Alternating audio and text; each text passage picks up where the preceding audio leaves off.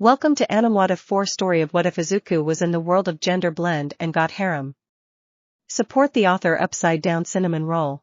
K4R45U. Let's begin part 1. Walking down the street, Izuku's feet kicked around as he mumbled furiously, thinking about the right way to phrase his question. A recent debacle in his class led to his teacher deciding it would be best for Izuku to go home for the weekend. He had been smart enough to call ahead, and while he was happy to have his father home, Izuku knew he did not want to walk in on them consummating their marriage or anything else along those lines. Taking a deep breath, Izuku opened the door to his family apartment before calling out, "Mom, Dad, I'm home." His mother ran to the door, her hair slightly disheveled but her clothing intact. "I'm so happy to have you home, darling." Pulling her into a hug, Izuku presses a kiss to the crown of her head before making sure to take off his shoes and follow her inside. Izuku looked as his father typed away on a laptop, speaking but not turning away. "Hello son, I apologize but I am finishing up some work for the day. I was allowed to return on the condition that I answered any and all issues as prompted." Finishing and clicking rapidly, Hisashi closed the laptop before turning and standing to pull his son into a hug. "It makes me so happy to see you, bunny." Izuku groaned at the sobriquet. He knew his father meant well but he hoped that now that they stood nearly at eye level, he would have outgrown the name Dad. "Come on. Is something wrong with me loving my son?" Pulling back, Hisashi ruffles his hair with a sad smile. "I spent so many years away. I'm always surprised to see the young man you've become." Izuku looks away, desperately trying to resist the tears threatening to break out. While he understood why his father left, the mournful way his father spoke of his decision always shook him to his core. It was a reminder of how much his father truly loved him, and regretted every moment lost. Feeling a hand hold his, Izuku turned to the gentle smile of his mother. She was obviously happy at the moment between father and son. "Are you hungry, sweetie?" Sniffling slightly, Izuku nodded. Yeah. I'd appreciate that, Mom." His father's smile brightens at that. "Your mother made your favorite to welcome you home." Izuku grins to match his parents before moving to clean up. As they ate, they discussed their day, Hisashi and Inko taking note of how their son kept his words vague but made sure not to press any further. Izuku was a gentle boy, and taking an aggressive approach was a surefire way to ensure he would clam up and never speak. Finishing their dinner, Izuku looked between his parents before Hisashi spoke. "Well son, if you would like to retire to your room, your mother and I would not mind it in the slightest." Inko quickly followed up as she moved to take their bowls to the sink. "You must be tired after your long week training to be a hero." Izuku swallowed deeply, clenching and opening his hands as the many ways he had practiced the phrasing swirled through his mind. Actually Dad, is it okay if I ask you about something?"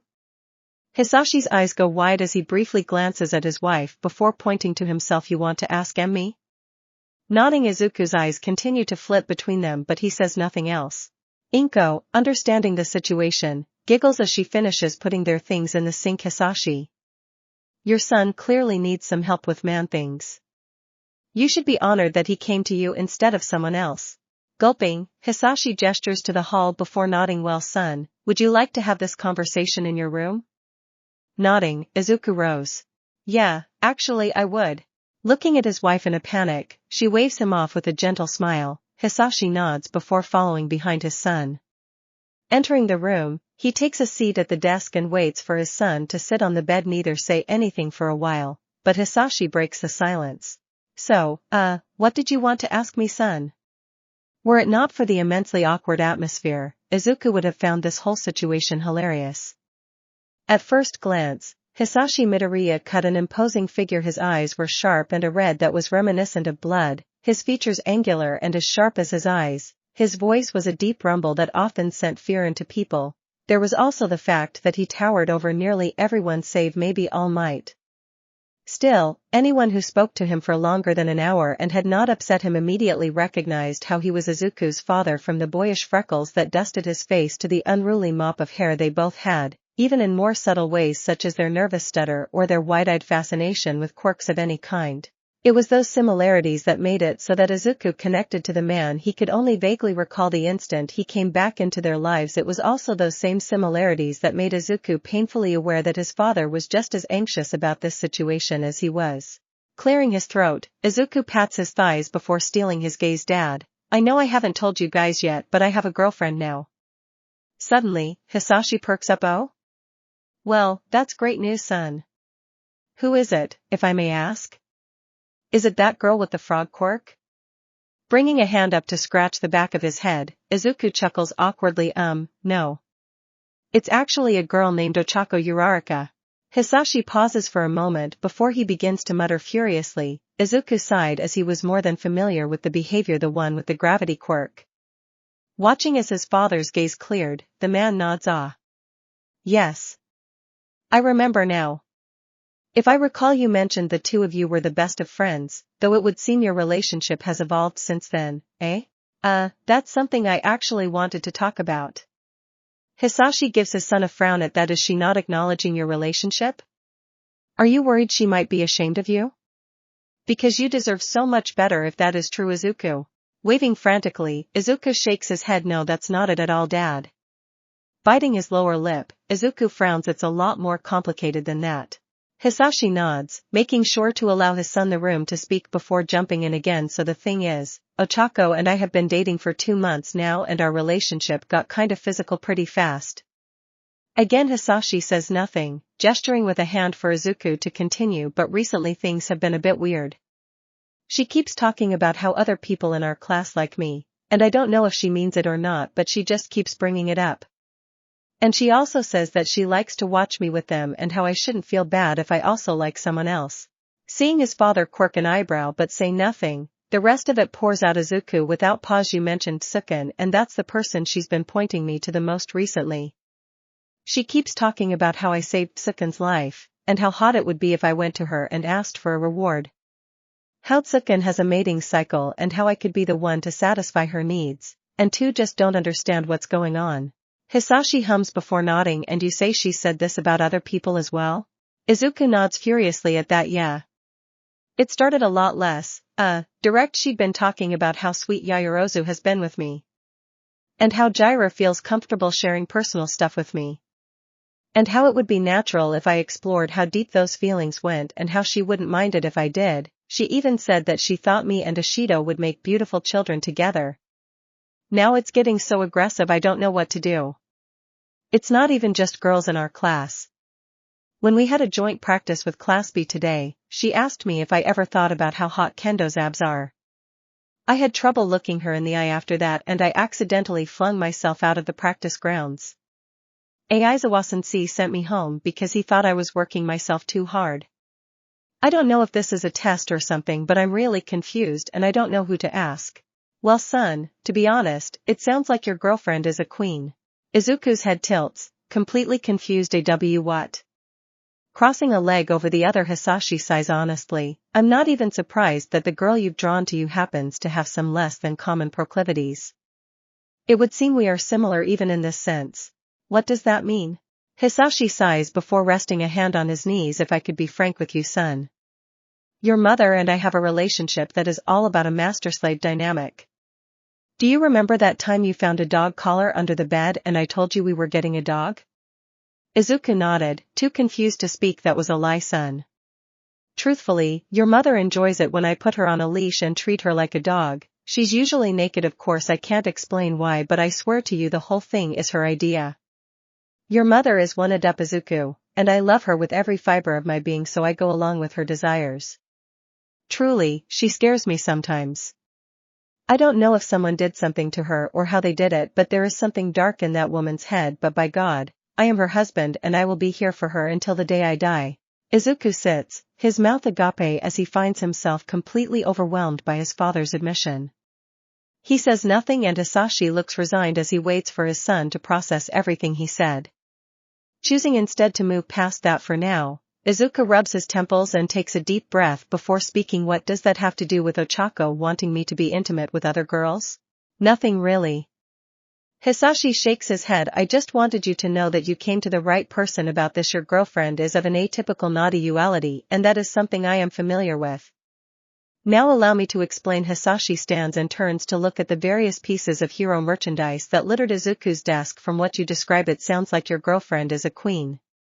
That is to say, she derives a kind of pleasure from the idea of you engaging in affairs. It is not about her wanting you to leave her, but there may be an element of humiliation involved. I cannot say that with certainty. What I can say is this, she is pointing you towards people she thinks have an attraction to you because the idea of you being intimate with someone outside of your relationship is naughty ing to her.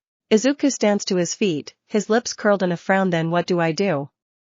Hisashi turns to look at his son before gesturing with his palm. You have two choices. The first, if you end your relationship with her. The hurt expression on his son's face makes it clear how Izuku feels about that idea. The second option is to indulge her fetish. Izuku's eyes shoot wide as he squeaks out, what? Hisashi turns on his heels, his eyes firm as he looked his son in the eye. Son, listen to me. I love your mother, there is nothing I would not do for that woman. For that very reason I am ready to do whatever dark, depraved thing she needs me to do to satisfy her. If she needs me to tie her up and drop hot wax on her, I immediately begin researching how to perfect rope bondage. She wants to drink my urine? I make sure to drink a gallon of water in preparation. She needs me to hit her and call her while I violate her mouth? Son, I do that without question. Do you love this girl, Izuku? Swallowing, Izuku nods. Then you have to ask yourself how far you are willing to go for her, because if you cannot satisfy her desires but cannot let her go, then you will be condemning her to an unhappy life with you. Izuku says nothing, but nods as his father makes his way to the door. I'm glad you came to me for this, son. Now if you will excuse me. I need to go buy alcohol to sterilize the needles I will be using to pierce your mother's sensitive areas later. Jesus ing Christ, Dad. Turning to his son, Hisashi's eyes narrow. Let it never be said that I don't love my wife, Izuku. Watching his father close the door behind him, Izuku throws himself onto his bed. For a moment, he hoped he would wake up at Heights Alliance again and the day would start over, that this was some kind of bizarre nightmare. As he laid staring at the ceiling, slowly the reality of it all sank in, pinching the bridge of his nose. Izuku sighs before reaching for his phone. Unlocking his screen, he sends a message to Momo. Hey Yamamoe, would you like hang out sometime? Alone? He finds himself groaning at her speedy response and the obvious enthusiasm. I would be absolutely delighted. Please give me a time and a place and I will ensure to free my schedule for you. He almost regrets answering her back, but an image of a gentle brown-haired girl goads him on. Let me set something up for us and I'll get back to you. He ignores the response, instead choosing to lock his screen again and toss his phone aside. Grabbing his pillow, he presses it into his face as he screams. The only thing in his mind is what he thinks Ochako's delighted expression will be when he tells her. He sighs, exhausted, before closing his eyes and trying to sleep. The things we do for love. Izuku Midoriya, better known as the pro-hero Deku, looked into the teary red eyes of the leader of the Paranormal Liberation Front, Tenko. Now's your only chance. Give him to me. The panicked voice of the older boy cracking as the lacrimal trails began to stain his flaked skin. But what if he kills you?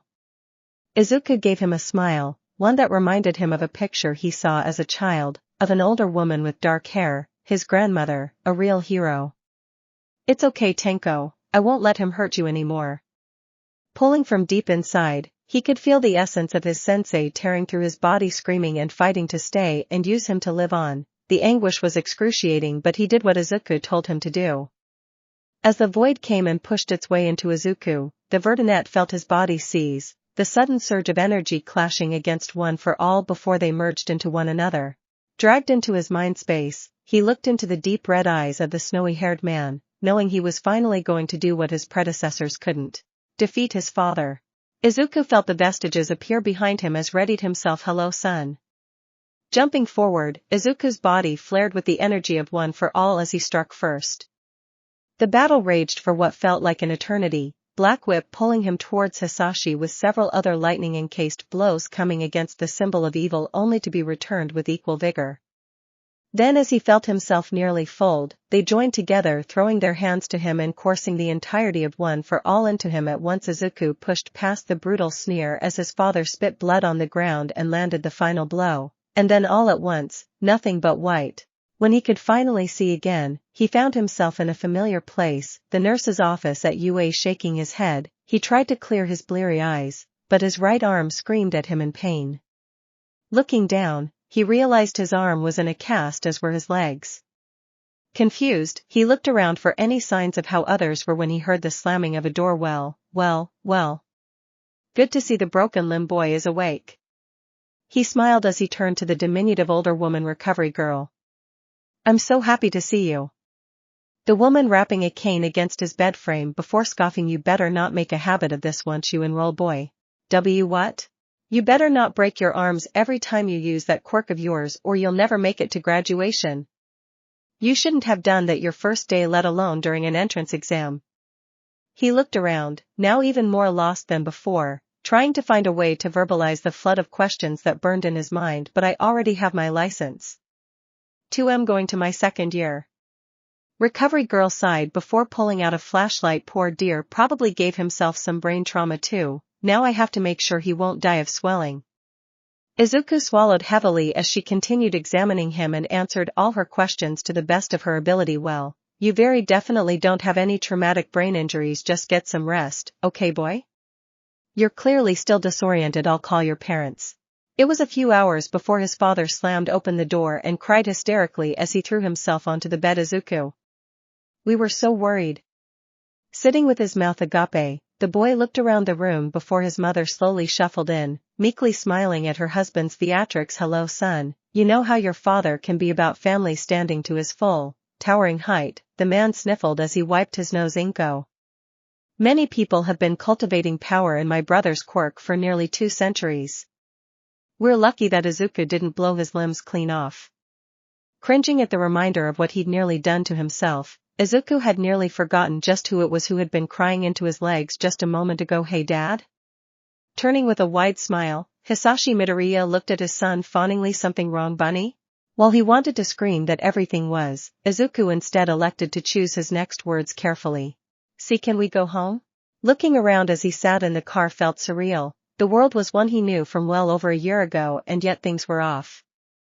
A news report that played on a large display read off about an older woman being caught trespassing onto an all-boys school. An ad for a beach resort featured a tall muscular man in an excessively small swimsuit, and then there was the brief glance of men meekly pulling away from an older woman who seemed insistent on making them spend time with her. Walking into his apartment, there were more pictures of his family together than he remembered, his father's voice bringing him back to the world as he spoke. Everything okay, bunny? I know that recovery girl said you were suffering some brain trauma, but if something's worrying you, please tell me and I will move heaven and earth to ensure you are well. Izuku's eyes water. Somehow this felt deeply wrong but rewarding all the same. And no dad, I'm just adjusting.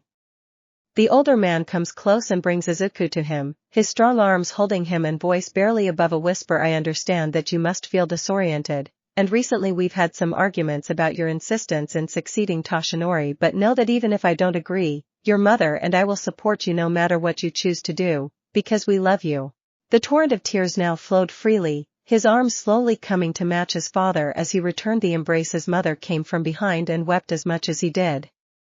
Izuku cried for today, for the years they'd spent away from one another, for the way he had only met his father as an adversary before, for the warmth and comfort they gave him now that they never had before, and deeper down for the fact that he now replaced their son, and he would never return to his home. After some time, the tears die down and Izuku goes to his room to get dressed, lying down in bed to wait for his mother to finish dinner. Looking around his room, it was surreal to be back here. It's just like it used to be, Dad said Toshinori, and he's home, so I guess he isn't a villain anymore, but he's still ancient, huh? As the possibilities begin to flood his mind, he moves to grab an empty notebook and does what he did best, analyze. Writing down everything he could think of, he put the notebook down before heeding the call. I can work more on this later. Come morning, his mind flew with all kinds of theories. Maybe men were the minority at the beginnings of the development of agrarian society? But where do modern conceptions of gender roles even originate? They're a social concept, so really, they're subjective. From culture ta culture about the general behavior seems remisa sentoftet which were cognizistic sick masculinity which I guess comes from. A knock at the door brought him from his thoughts. Bunny, are you doing all right? You've usually gone for your morning run by now? Closing his notebook, Izuku quickly threw on his workout clothes as he called out to his father. 2M okay dad? I'm getting dressed right now. Opening the door, he was met with a wide grin as Hisashi reached out ruffle his hair. Get to hopping bunny. Looking into the sanguine eyes he only vaguely remembered from his childhood and giving his brightest smile, Izuku nodded. I'll see you later dad. As he made it back to his apartment, he found a familiar face sitting at their dinner table. All might. The thin older man smiled as he stood. Good morning, Midoriya Shounen. It is good to see that you've continued your regimen regardless of your status with UA. Izuku flinched at the declaration but watched as Toshinori gestured with his coffee mug to Hisashi and Inko. I was merely conversing with your parents as to how we should proceed going forwards. Hisashi looked proud of himself as he smiled. While I never personally held my brother's power, I am more than familiar with how it works, and as such, I've helped Toshinori here with developing a new strategy for you to better your proficiency with your uncle's legacy. The conversation went on for some time, but in the end, it seemed that they had come to the same conclusion Izuku had under Gran Torino. While he appreciated the fact that his father so happily worked with his mentor, it was still surreal to watch the man who was regarded as the symbol of evil happily plan with the symbol of peace. Nonetheless, Izuku thanked them graciously and went along with Toshinori to begin refining his control of all for one, praying that not everything had changed and he was still to be admitted to UA. The week that it took for the results to arrive proved to be a fruitful one, Izuku now being able to channel 40%, a feat he could never have fathomed the first time he used full cowling, though it was still a far cry from the max he had been able to use along with the other quirks he knew to be hidden inside. Still, when his mother held the letter, his stomach roiled as he slowly opened it and waited for the hologram to play, tears flowing freely as the words that shook him to his core so long ago did again. Welcome to your Hero Academia. Only now he had both his parents squeezing him tightly as he made that one step closer to his dream. Readying himself for school, Izuku decided to forsake his tie. He'd never been particularly good at tying one, and his father had been no help whatsoever, Hisashi Midoriya also having never learned how to do so properly. His mother showed her concerns as he left the top 2 buttons open. Izuku, please be conscious of your presence around women, okay? They can be impolite at times, and I say this as one myself. While I don't want to tell you how to dress, you must know that women can come up with ideas about you just because of how you present yourself, okay? His father interjects there, but don't let your life be defined by a fear of him. Just be cautious. Izuku nods, wondering if this was what his female classmates were told when they'd reached a certain age. Izuku breathed a sigh of relief as he finally arrived at his stop. Riding the train was a more harrowing experience than he'd anticipated. He could feel eyes lingering on him in a way he never had before. Some were women who were closer to his mother's age, which somehow made the whole thing worse. Being as anxious and self-conscious as he was only exacerbating the entire ordeal, a ghoulish thought peeking its way: what if the train was packed?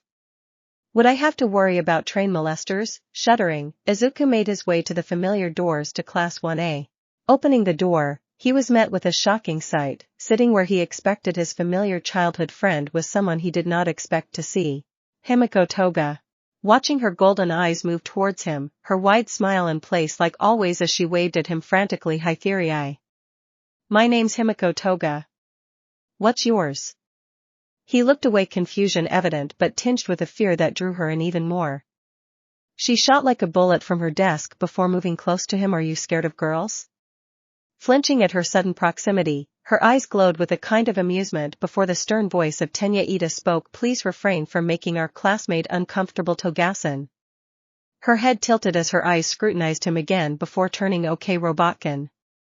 Tenya sputtered, but she followed his word as she sat back at her desk.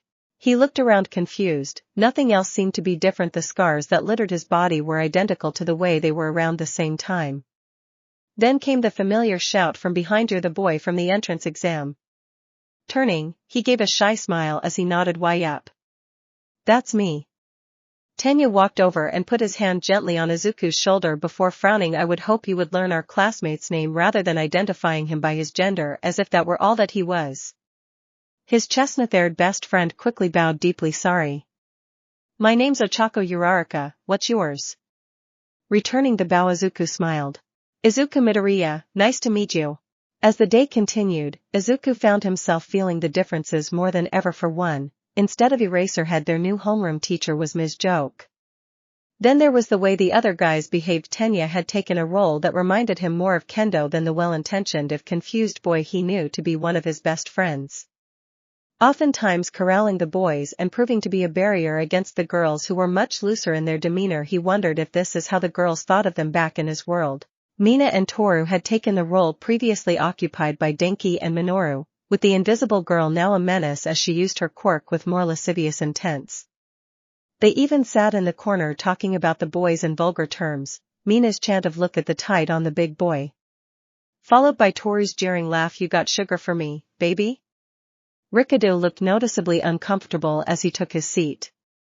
Similarly, Denki and Minoru had become the hopeless romantics of the class. Izuku felt like an imposter in his own skin as Minoru described his ideal date in the locker rooms. "You gotta admit a cafe is just the perfect place. You can have an intimate conversation, you can eat something light, and it's public, so if things get weird you have an out." The other boys nodded along in assent as Izuku sat wondering how things had become like this. Then there was the biggest change of all, the presence of one Himiko Toga. She seemed truly entranced by Izuku, her eyes never leaving him until they were no longer in the same room. He wondered if she could tell, if somehow she was the only one who knew the truth. He did not belong here, and there was no way he ever would. Whatever interest she had in him remained unvoiced, even as he felt her watch him head home with Tenya and Ochako. The rest of the day was nearly identical to the way it had gone before, with a few exceptions. First, there was the fact that the threat of expulsion was no longer hanging over their heads, and second, there was a noticeable lack of Katsuki Bakugo. Even asking around the room, no one had seen the explosive boy during their practical exams, nor had he become one of the recommended students. As he rounded the block his home was on, he nodded resolutely to himself. "I should ask Mom and Dad about this." As he fished to get his keys out, a familiar voice called out to him, "Hey Izuku." Turning, his mouth dropped to the ground as he met the crimson gaze of Katsuki Bakugo, visibly older and with an uncharacteristic grin in place. "How's it goin' at UA? KK Kaken?" Quirking an eyebrow at the younger boy, Katsuki's lips curled upwards. "Don't you think you're getting a little old for the nickname? Besides, I'm your uncle in all but name." Closing in the space between them, Katsuki ruffled Izuku's hair before pulling him into a one-armed hug. "Don't forget about us when you end up a big shot hero, alright?" His smile dimmed slightly as he paused and thought, "Hey, speaking of us, you know that Mitsuki didn't mean what she said, right? She was just worried about you. We all are, really." Izuku looked into the warm eyes of his childhood friend, now more like a family friend, as he felt tears push. "I'm not saying you have to forgive her, because that kinda stuff is your decision to make. I just wanted you to know that despite how rough she can be at times." Katsuki sighed before shaking his head. "Her heart's in the right place." Izuku returned the embrace tightly, ashamed that he was now soaking Katsuki's shirt but unable to stop the deluge as he sobbed. Katsuki said nothing as his hand gently rubbed up and down the boy's back. After some time, Izuku pulled away and wiped his face. "Thanks Kaken, I'll keep that in mind." Katsuki ruffled Izuku's hair one more time before stepping away. "Hey, that's all I can ask you to do. Now you head on home, I'm sure you're tired after your first day of hero school." Stepping away with new questions swirling in his mind, Izuku opened the door home before calling out, "Mom, Dad. I'm back." Ochako Uraraka was pacing around her studio apartment furiously, the combat trials they had done earlier today replaying over and over in her mind. The image of him, electricity flowing off him and lighting the hallway as nimbly pulled Himiko off her. She was saved by him, again. Sure, she had been the one to end the exercise when she made contact with the bomb, but he made that possible. Then there was the way he downplayed his part in their victory, following after her with his bright vibrant smile. "That was amazing, Uraraka-san. I'm so lucky that I had you as a partner." The delight that shone in the emeralds that were his eyes just made him even cuter. How can one boy be so sweet? He has to know what he's doing, right? The implications are just too much. She groaned in frustration as she threw herself onto her bed. The simplicity of her lodgings, while no big deal to her, was definitely not something she wanted to show to a boy. "Jiro's got looks. Yamamoto has money. Life's so unfair." It was a refrain she heard from all kinds of girls in her time. There were three things boys liked: girls with money, girls with tight petite frames, and girls who know how to make them laugh. The last one made her think of the blonde-haired vampiress who was clearly as interested in Izuku as she was. While Izuku had been wildly guarded against the girl when they first met, somehow Himiko Toga had been ingratiating herself to the boy after their trial. While Ochako knew she had locked in her place as his best friend right now, Izuku was nothing but smiles when they spoke. She'd also seen the feigned blonde make him nothing but giggles for the rest of the day.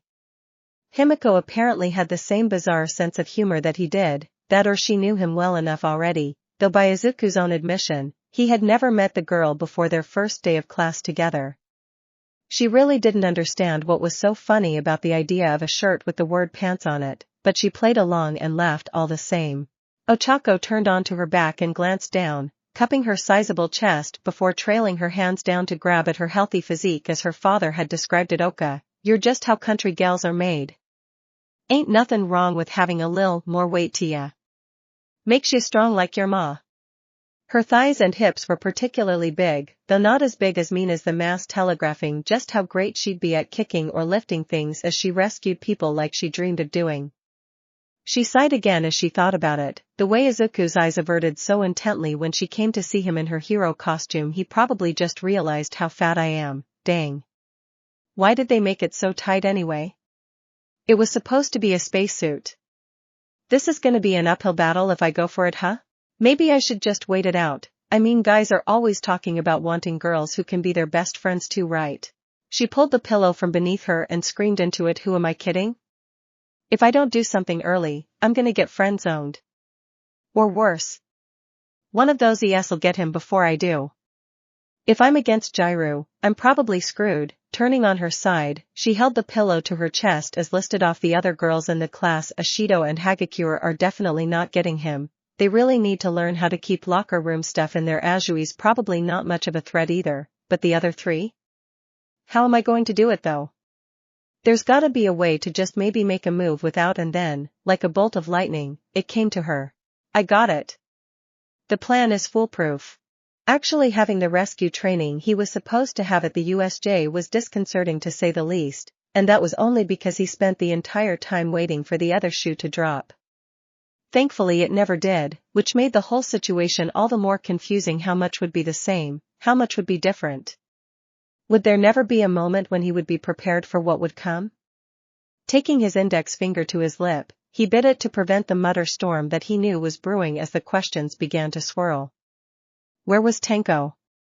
Was he okay?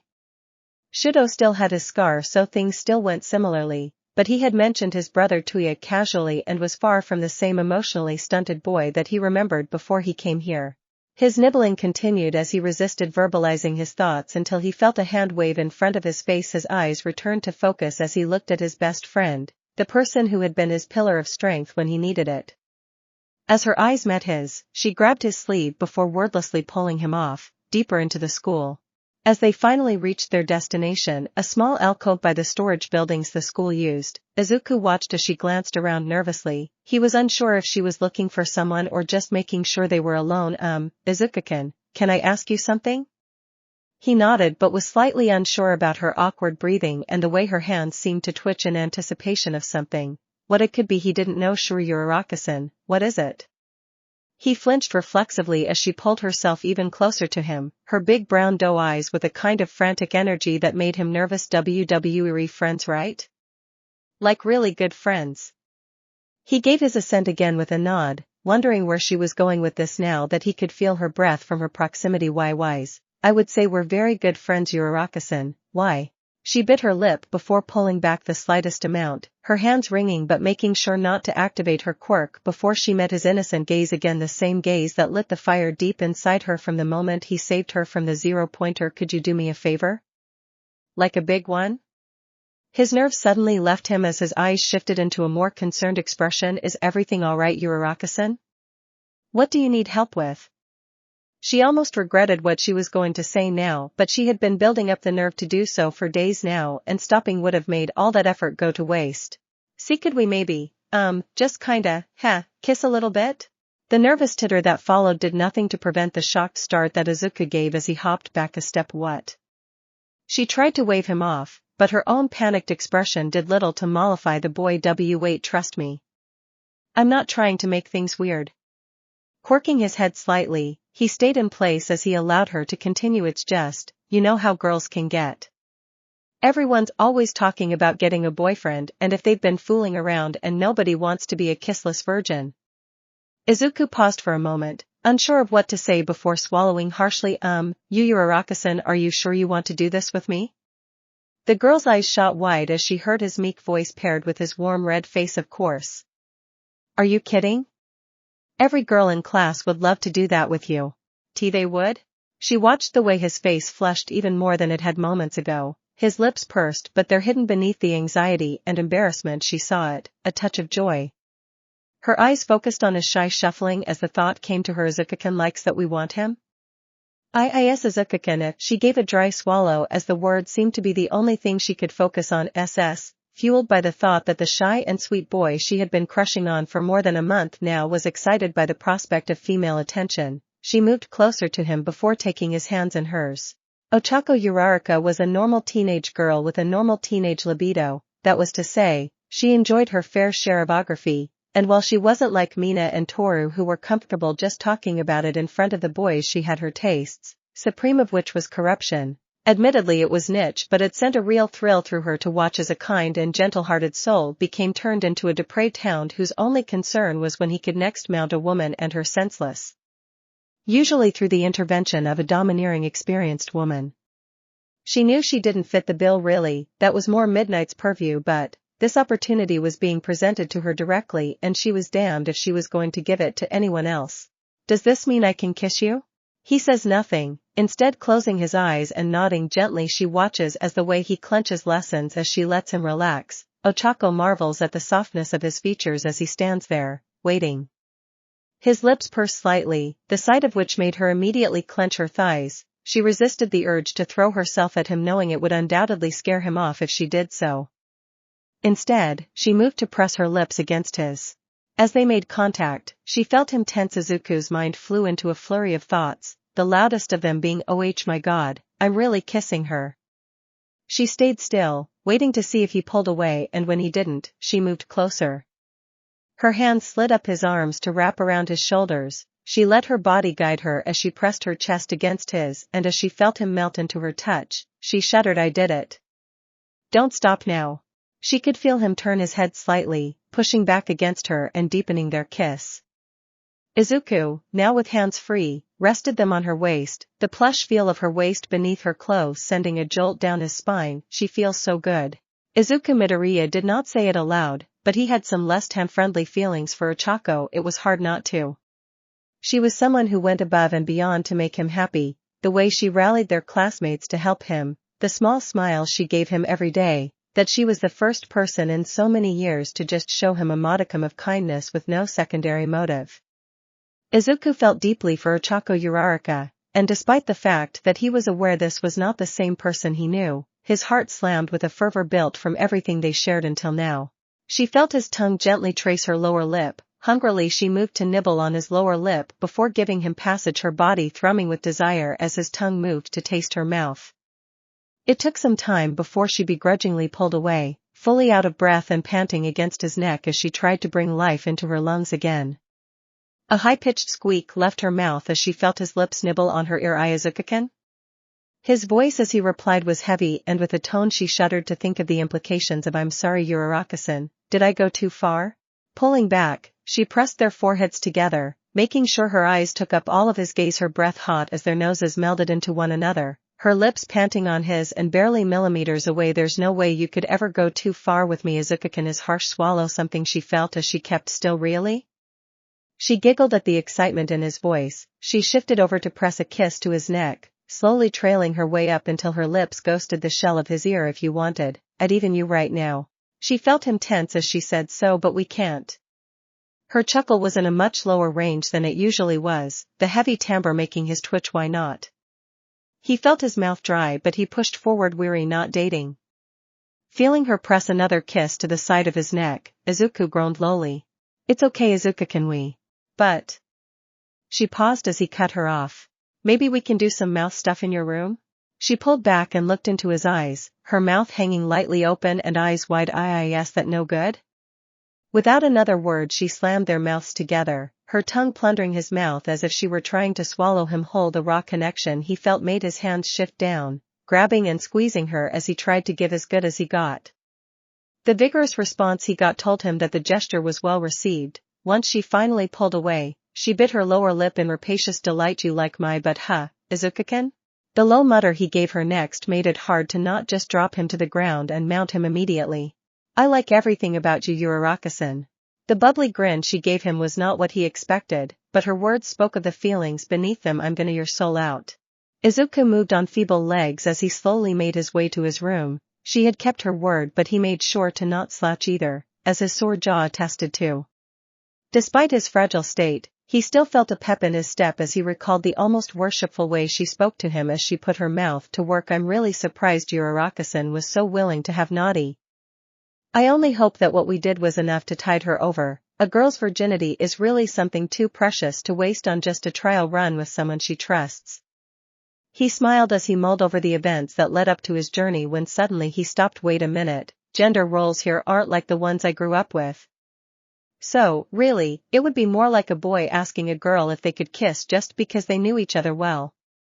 As it sunk in, his hands threaded themselves in his hair as he burst into the sudden dark of night. Oh my god! Am I easy? Momo Yaoyorozu watched, trying very hard not to lick her lips, as Izuku lifted massive weights in the gym. The boys often went to train, always in small groups, not only to motivate one another but also to serve as a defensive line against any women who might approach them. The girls knew well enough that they were allowed to watch from a distance, and Momo took advantage of the opportunity whenever she could. Izuku Midoriya intrigued her, as he did every girl in their class, though some were for more untoward reasons. This is not to say that Momo's interest in him was wholly pure. She was as much a woman as the others were. Still, Izuku was very unique. He was gentle, and very sweet. The whole class noted that he was so pure that he felt like an angel descended to earth. He was also powerful.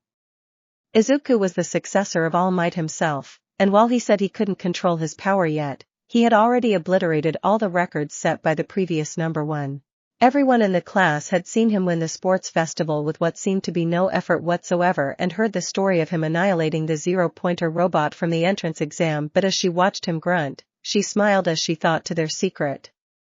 A moment only they shared, the light in the tunnel forming a halo around his bouncy curls. Her eyes focused on the way his biceps flexed, rivulets of sweat dripping down and disappearing into the space between his arm and his torso.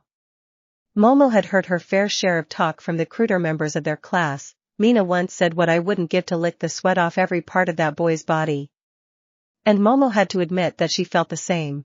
She knew she was at a disadvantage. Ochako had latched herself to him near instantly, using their familiarity from the entrance exam as leverage to become best friends.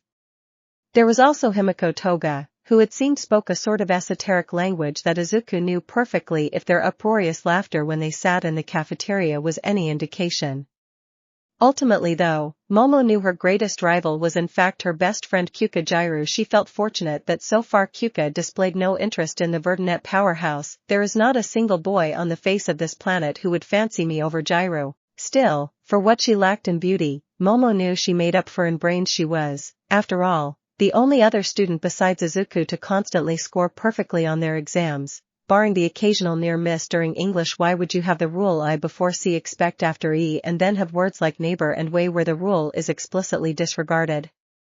It's so asinine. She shook off her annoyance with the accursed language before focusing back on her plan.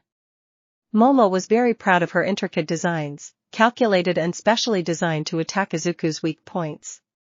There was no way she could fail. Why, were I not more interested in justice, I'd say I had the makings of a supervillain intellect. Izuku sighed as the warm water ran down his tired muscles. The boys had taken to showering by turn, something that rubbed him the wrong way, but he understood now that Toru was the one they had to worry about. Is it not weird that the person who wants to be a stealth expert is also really inappropriate? Would that have been allowed where I come from? I suppose that means there should be a case against Minatoken considering his ability traps people, but despite misgivings he had on him Henaverdi anything but the embarrassment the theoredy. Midoriyakan. The voice of Shuto Todoroki pulled him from his thoughts. The wet slap of tile used to draw his attention. The smile that sat on his face felt wrong, but Izuku knew better than to say anything about it. While I understand that you are prone to long chains of thoughts, I really think you should save it for when we're back in the dorm. Izuku nodded and quickly finished treating his wild nest of hair. While Izuku did want to spend time with his new and loving parents, he did appreciate the distance that the dormitory provided. I really don't want to catch them in the middle of a marital affair ever again. After drying off and getting back to the dorms, the boys started to chat again, but Izuku found himself waiting for the next message. Since they started fooling around, Izuku and Ochako had grown significantly closer. She had never pressed the issue about their dating, and as such, Izuku didn't either. He knew enough about toxic masculinity to know that if she had been interested in dating him, she would have mentioned it by now. It's definitely not gonna happen now that she thinks I'm easy. Well, at least we didn't go all the way, then it would have been worse. Feeling the vibration coming from his pocket, he quickly pulled out his phone, only slightly disappointed to see that the message came from Himiko instead. Having come up and asked for his clamor ID after their first battle trial against one another, they moved into a comfortable pattern of sending each other memes they found on other servers. Opening the chat, he saw a picture of a cake with a poorly drawn picture of hound dog and the words "Eat Pant" written next to it. Izuku snickered as he made his way into the dorm, responding with a series of skulls. He put his phone away before sitting down on one of the sofas in the common room, waiting for one of the other boys to put something on the television before the voice of Momo Yaoyorozu called out, "Midoriya-san, may I speak with you for a moment?" "Sure thing, Yaoyorozu-san." "What's up?" She gives him a gentle smile as she briefly scans the room around them. "You see, I've recently found a rare copy of a documentary on All Might, and there's no one I think would appreciate it as much as you." His eyes brightened at the mention of his idol. "Really? Oh man. That's so amazing. I've seen every All Might documentary at least 5 times. I use it to each theme all the time with Kakanand." And as his mouth shot off at Mach speed, as he was prone to doing, Minoru and Denki snickered from their places on the sofa. "Does that mean you would like to watch it with me?" Stopping dead in his tracks, Izuku gave her a brilliant smile before nodding. "Sure, Yaoyorozu-san. I'll set the TV up, and you go ahead and get the documentary." Momo's lips curled as she paused for a moment. "Well, you see, I thought that maybe we would watch it alone. I wouldn't want to take over the television for something that the others might not be so interested in." Izuku turned to the others on the sofa with a pout. "Do you guys not want to watch the documentary with us?" Before Tenya could speak, Denki slapped his hand over the boy's mouth. "Well, we were gonna play games, but hey, you can go watch that and just come down when it's over." Izuku's lips curled, his head bobbing back and forth as he considered it. Back to his sparkling smile, Izuku nodded. "Okie dokie. Well, I'll be back, guys." Thanks to having his back turned, he failed to notice the winks that Minoru and Denki gave to Momo. "Are you ready to go to your room, Yaoyorozu-san?" Giving a short bow to the boys in the room, she gestures for Izuku to start up the stairs. "Why yes, I am, Midoriya-san. Please, gentlemen first." As they disappeared up the stairs, Tenya pulled Denki off of him before turning to his classmate. "Why did you do that? Don't you think it's inappropriate for a boy and a girl to be in room totally unsupervised?" Denki gave his taller friend a nudge with a wry grin. "Oh come on, Ida. Yeah, we both know how some girls can be, but how can we get in the way of romance?" Minoru was quick to chime in right after. "Yeah. You gotta admit they're great for each other. They're both brainy and love to talk about all kinds of stuff. Besides, that was clearly an invitation for a home date. Yamamoto definitely went out of her way to find something he'd love to watch." Tenya shook his head at his classmate's antics with a heavy sigh. "While I agree that she was more than a bit transparent, my only worry is that she might do something to make him uncomfortable." Minoru and Denki paused as they turned to look at each other before cackling as they fell back into their respective seats. Wiping his eye, Denki sat up. "Come on man, it's not like we're talking about a Shido. No way would I trust our gentle little buddy with that perv. But Yamamo's a sheltered rich girl, she doesn't have it in her to any big moves on their first time hanging out." Minoru wiped his eyes as he titled his head up. "Yaida. I bet the closest they're gonna get is holding hands before he comes running downstairs." As Izuku made his way to her room, his mind swirled with just what he could learn about All Might. Are they going to talk about David Shield more? Or maybe why he stopped working with Sir Night Eye? There's no telling how different the All Might of this world might be from the one I know. After all, my dad still hersa thought me ins the previous vestiges died incomplete anyways. He hadn't even noticed when he gotten into her room, only freezing as, suddenly and without warning, Momo Yaoyorozu hugged him from behind. Izuku had always known that Momo was noticeably taller than him. She was the tallest of the girls and he was far from the tallest of the boys, but he'd never been as aware of that reality until right now, with the back of his head resting in the valley of her boba-s as she held him close, her arms encircling him.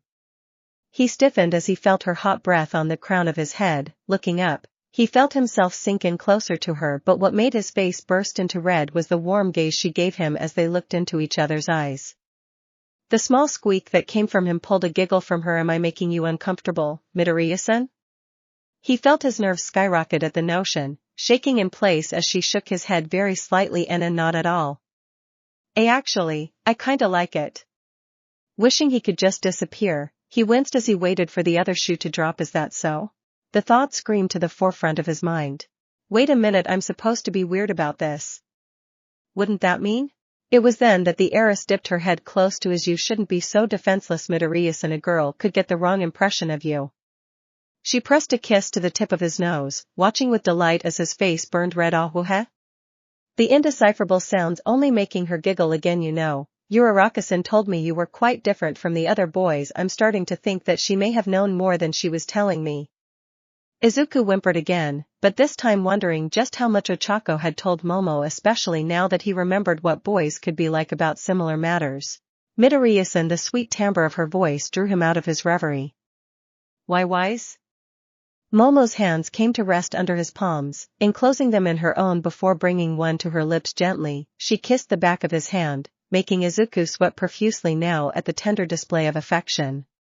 Momo Yaoyorozu was known among the girls as the one who consumed nadia voraciously, where Mina and Toru were more casual in their tastes, preferring the things that was plentiful on the web. Momo wanted long stories where powerful, confident women strode in and took charge of soft, gentle boys, and brought them on adventures where then they would fall in love, which was then obviously followed by an immensely gratuitous and detailed scene. He's just begging for it.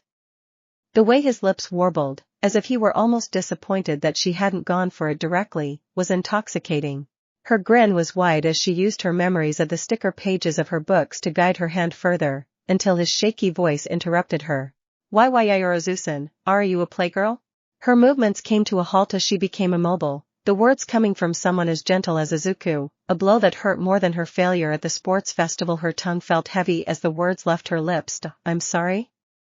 Izuku shifted slightly under her scrutinizing expression, unsure if what he said was wrong. He quickly stuttered out his explanation. To just mean, it seems like you're doing something you've done a lot. She gave him a dissenting hum as she raised an eyebrow. Is that how you view me, Midoriya-san? As someone with dishonest intentions? Now it was his turn to raise an eyebrow. Were you not going to kiss me, Yaoyorozu-san? Her grin returns at that, the opening he left something she needed to capitalize on. Do you want me to? Izuku pouted before trying to shuffle out of her grasp, but her arms remained locked on him tightly. Have I made you uncomfortable now? Trying to turn everything on me is something a playgirl would say. The indignant huff he gave to punctuate his statement seemed so much more adorable now than it did a moment before. While Izuku had never been in a situation like this before, he managed to keep his wits about him by remembering the male equivalent of her actions. Would it make you feel better if I admitted that I find you attractive? He pouted and turned his face away, preferring to stare at the shelf where she displayed all manner of knickknacks instead of being made fun of any longer. Despite the kiss she planted atop his head making him blush, he remained unmoved. Midoriya-san, are you going to start ignoring me now? Deep down, Momo knew that if he wanted to, it would be simple for him to break her hold. Izuku, despite being the strongest in their class, or maybe as a direct result of that, was often the gentlest with other people. Midoriya-san, please. I admit that my teasing may have gone too far, but please know that this is not practiced in any way. I've never even held a boy's hand before. That admission drew his attention. Izuku turned back to look at her again. Are you serious? Her gentle smile returned again at the bashful expression he gave her. I mean that wholeheartedly, Midoriya-san. Do you trust me? He nodded, the small smile he gave in return sending her heart into flux. She watched him bite his lower lip as he seemed to mull something over before speaking softly. Ddo, you want to kiss me, Yaoyorozu-san? Having him as close as she did and feeling his every move had been pushing her closer and closer to the edge, but she respected him too much to overstep his boundaries. If I told you that I did, would you allow me to do so? She watched him gulp before he nodded slowly. I'd really like that, Yaoyorozu-san. Dipping her head down, she pressed her lips to his, delighted in the way he seemed to lean into her touch, his lips moving against hers with purpose. Her hands moved to the hem of his shirt, slowly lifting it as she slid her hands to touch his hard-muscled body, the heat that radiates off him exciting her even more. After a while, she broke their kiss and warmed at his gaze, inviting and loving. Did you enjoy that, Midoriya-san? He nodded shyly but quickly turned around in her embrace, his chin resting on her bountiful chest. She twinged slightly at his new position. Momo had been self-conscious about her physique since puberty had hit her like a Texas smash. Not only had she shot up to 173 centimeters, but her boba and hips grew at a rate that she almost thought was exponential. She prayed that this was as big as they would get. Not only were they unseemly, but she heard that when they got even bigger, they started to weigh her down and cause back pain. Her mother had tried to help her, explaining that it was not a bad thing to have a different kind of body. You must understand that your quirk requires you to store body fat, and boba are nothing if not massive repositories of body fat. They are an asset if nothing else. Her mother also elected to ignore the fact that Momo's body had a denser structure in general, meaning while she did not appear particularly hefty, her body already contained massive reservoirs of fat, making the need for pendulous boba like hers completely unnecessary. There was the possibility that her unique physiology came with differences in her hormones as well, which only made her fear no longer fitting a single article of clothing in the coming years at UA. Please God, don't let my chest fat kill my chance. She paused, waiting for him to pull away, disgusted she had moved him in the hopes of distracting him from her boba. Instead, she found herself shocked as he stepped up on his toes and pressed kisses to her neck. She gasped, her legs feeling off balance as he moved them over to her bed. Izuku slowly crawled up as he got her to lie down, his eyes boring into her as he held himself above her. Pressing his lips to hers, she moved her hands to push up his shirt again. Panting as she managed to palm his firm chest, his tongue traced her lower lip. Opening her mouth wide, she gave him entrance and shuddered as he gently ate on her tongue. His hands came to mirror her image. She gasped as she felt them slip under her bra and gently trace circles on her boba points. Their firm grip needing the soft bouncy flesh of her boba. Suddenly she pushed him back, breaking enough for her to speak. Do my boba not bother you? He looked at her confused, his eyes slightly losing their hot gaze as he muttered, no. Are they supposed to? She huffed at him. You don't need to be insincere with me, you know. I'm a big girl, and I know that my boba are unsightly. Izuku paused, his mask of confusion definitely convincing, but she was too smart to be deceived. Izuku watched her pout as he stayed totally still, and while he had seen that the typical desired male physique had not changed, he was surprised that he hadn't considered if the female one had also remained the same. This new revelation gave him one thought: I should show her I mean it. Pushing up her top totally, he heard her gasp in shock as her boba were now free. Kissing down her neck, he used one hand to gently massage her boba and play with her boba point, while his other held her other boba as he ran his tongue in circles around the sensitive bud. What are you doing? Looking at Momo, he smiled. I'm showing you that I like your boba. He chuckled as her face turned bright red, his mouth returning to playing with her boba point, guiding himself through a combination of her squeaks as well as the way her boba points twitched as he lavished them with affection. Izuku was not alone in thinking that Momo Yaoyorozu was beautiful, but it seemed that in this world she was considered unattractive. I guess that means I have a shot, huh? Wait a second. Pulling himself off her, he looked into her eyes, the onyx of her irises nearly swallowed by her pupils. Yaoyorozu-san, I'm not comfortable going all the way. Is it okay if I do something else? She nodded furiously but said nothing, too busy panting heavily. Taking the hand that had been caressing her boba, he pressed it to her abdomen before slowly sliding down past the waistband. As his hand felt neatly trimmed hair, his mouth moved from ing to nibbling.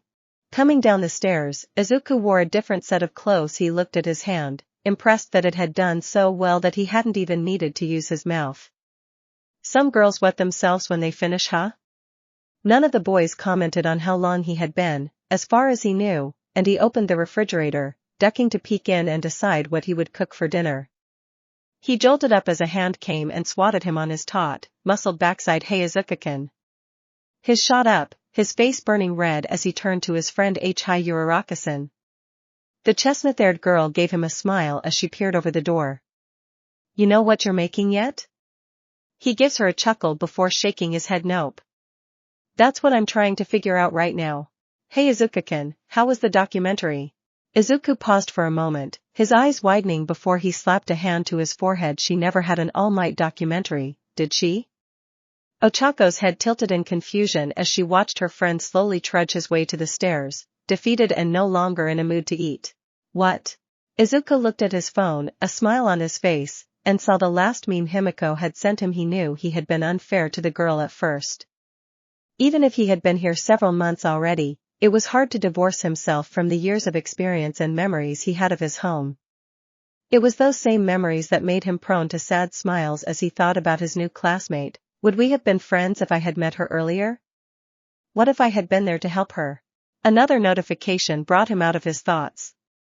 Izuku opened the chat without a thought, only to be confronted with a picture of a shirtless Ochako Uraraka. The message beneath the picture read, "Hey, you up?"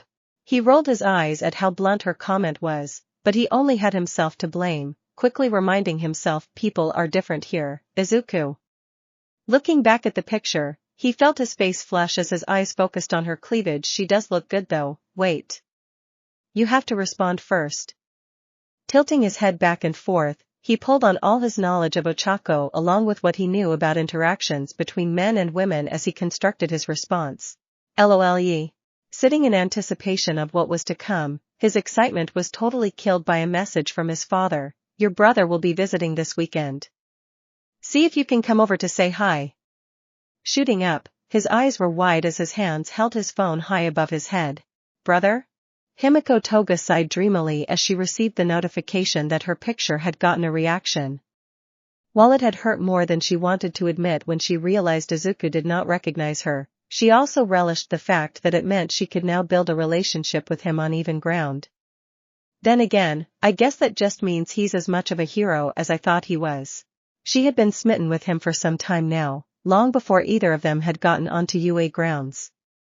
After a rough childhood of trying to accept her body's need for blood due to her quirk, her parents would often have to move her from school to school when bullying became a factor, something that was distressingly common among people with quirks that were not heroic material like the others in her class. She often spent lunch in the nurse's office, sipping from blood packs along with whatever lunch her father packed her. Her mother left them once she was in middle school, telling her father that she couldn't deal with the burden Himiko presented to their lives anymore. Her father loved her unconditionally, and so he stayed with her through it all, but the words never left her mind. Burden. Freak. Disturbed. It only worsened when she heard the same words from kids at school, so she stayed quiet and out of the way, hoping that as long as she drew little attention, no one would notice her. That didn't work too well, but she refused to tell her father, instead choosing to take the brunt of it all by herself. Himiko couldn't bear to be even more of a burden to her father than she already was. The day she had Izuku was that kind of day. She had a blood pack snatched from her hands, girls holding it above her head, passing it around, and taunting her as they did so. What's that, freak? Need your blood? What the is even wrong with you? Then, she saw the figure cut through the circle, taking the blood pack with it. You seem like awful people. She looked at the freckled, verdunette boy. She was surprised to see a boy antagonize girls at all. Usually the nicer boys looked at her with pity but did little else to help, while the meaner ones jeered and piled on. The leader of the pack sneered at him, her arms crossed across her chest as she raised an eyebrow. And what's a midget boy like you gonna do anyway? The boy scoffed as he pulled out his cell phone, dialing a number before holding it to his ear. Call my uncle All Might. Duh. No way you know All Might, exclaimed one of the other girls. Rolling his eyes, Izuku put his phone on speaker before the voice of the number one hero came on. Midoriya Shounen. Is something wrong? You very rarely call me on a school day. He gave a smirk as he watched the girls scatter, turning to Himiko before he answered. Nope, everything's okay, Uncle Toshi.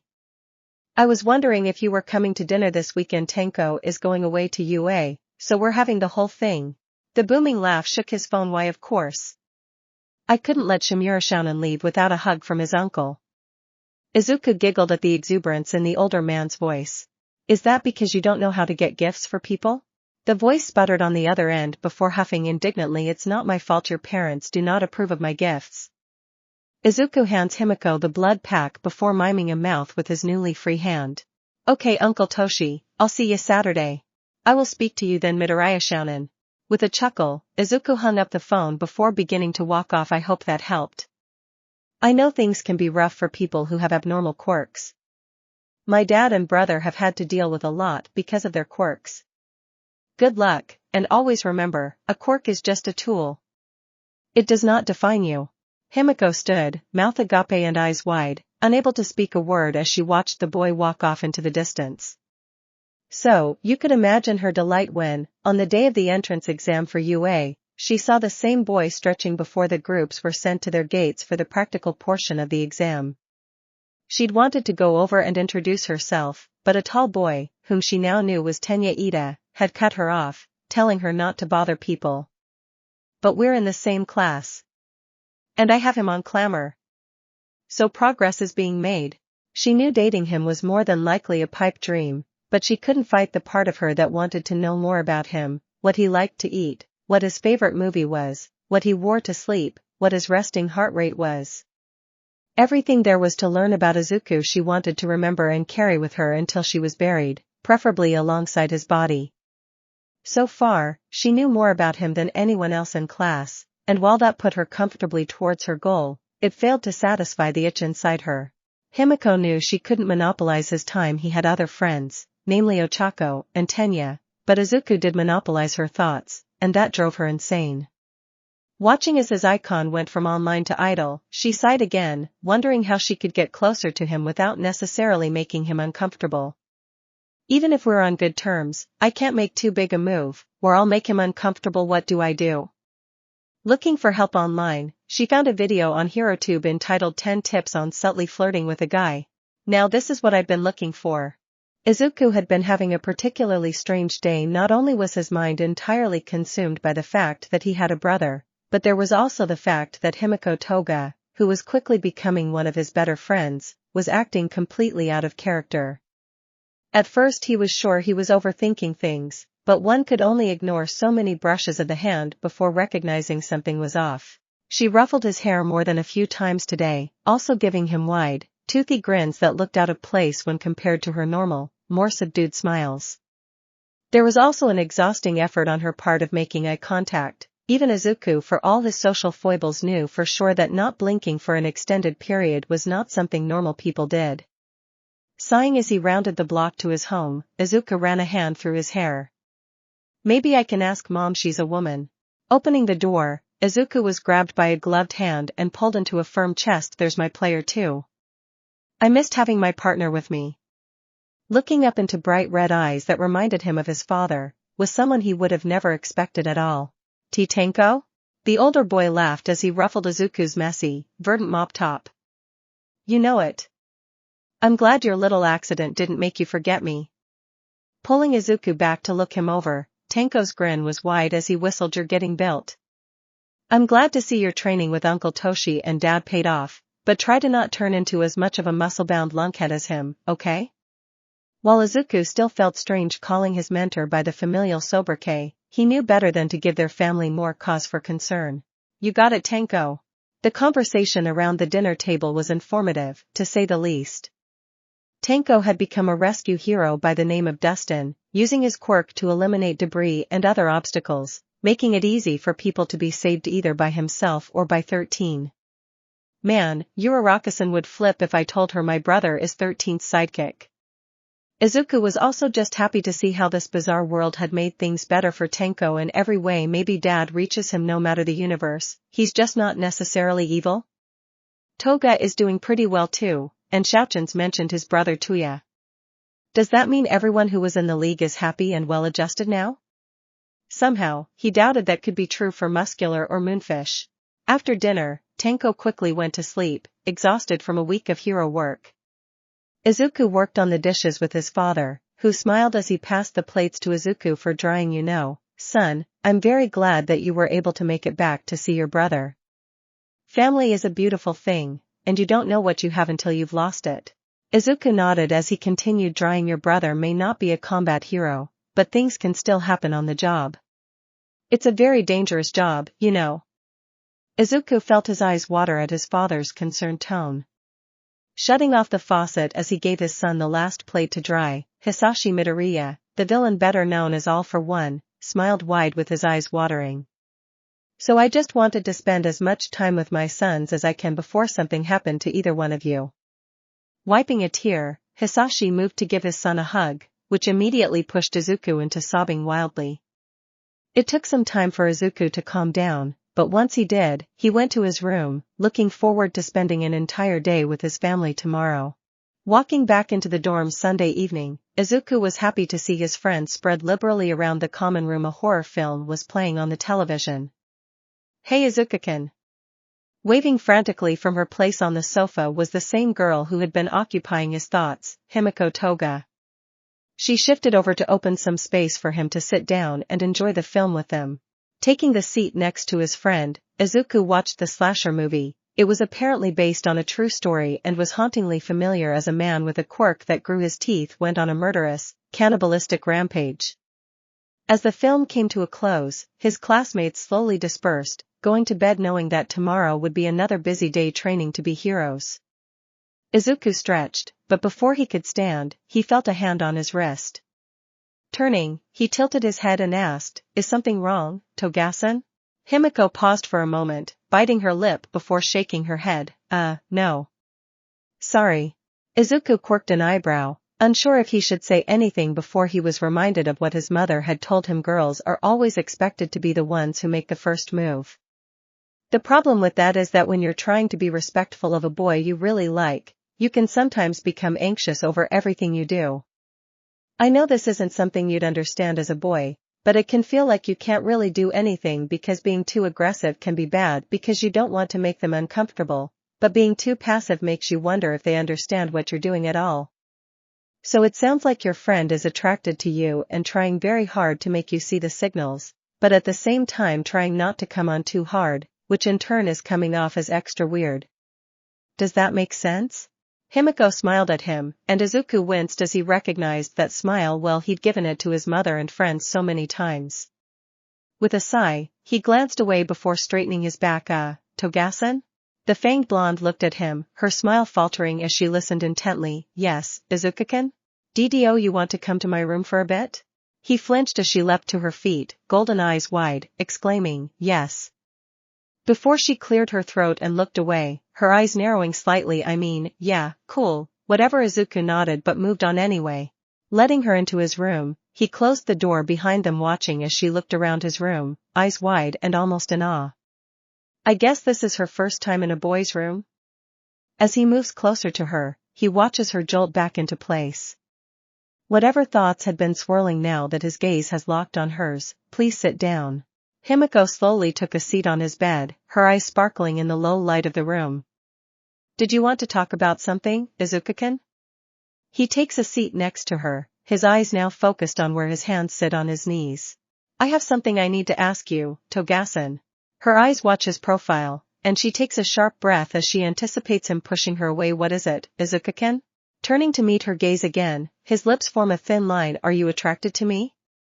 She freezes, her eyes wide and afraid. He feels guilty. He knows it was probably from his tone, but steels himself as he knows they need to discuss this.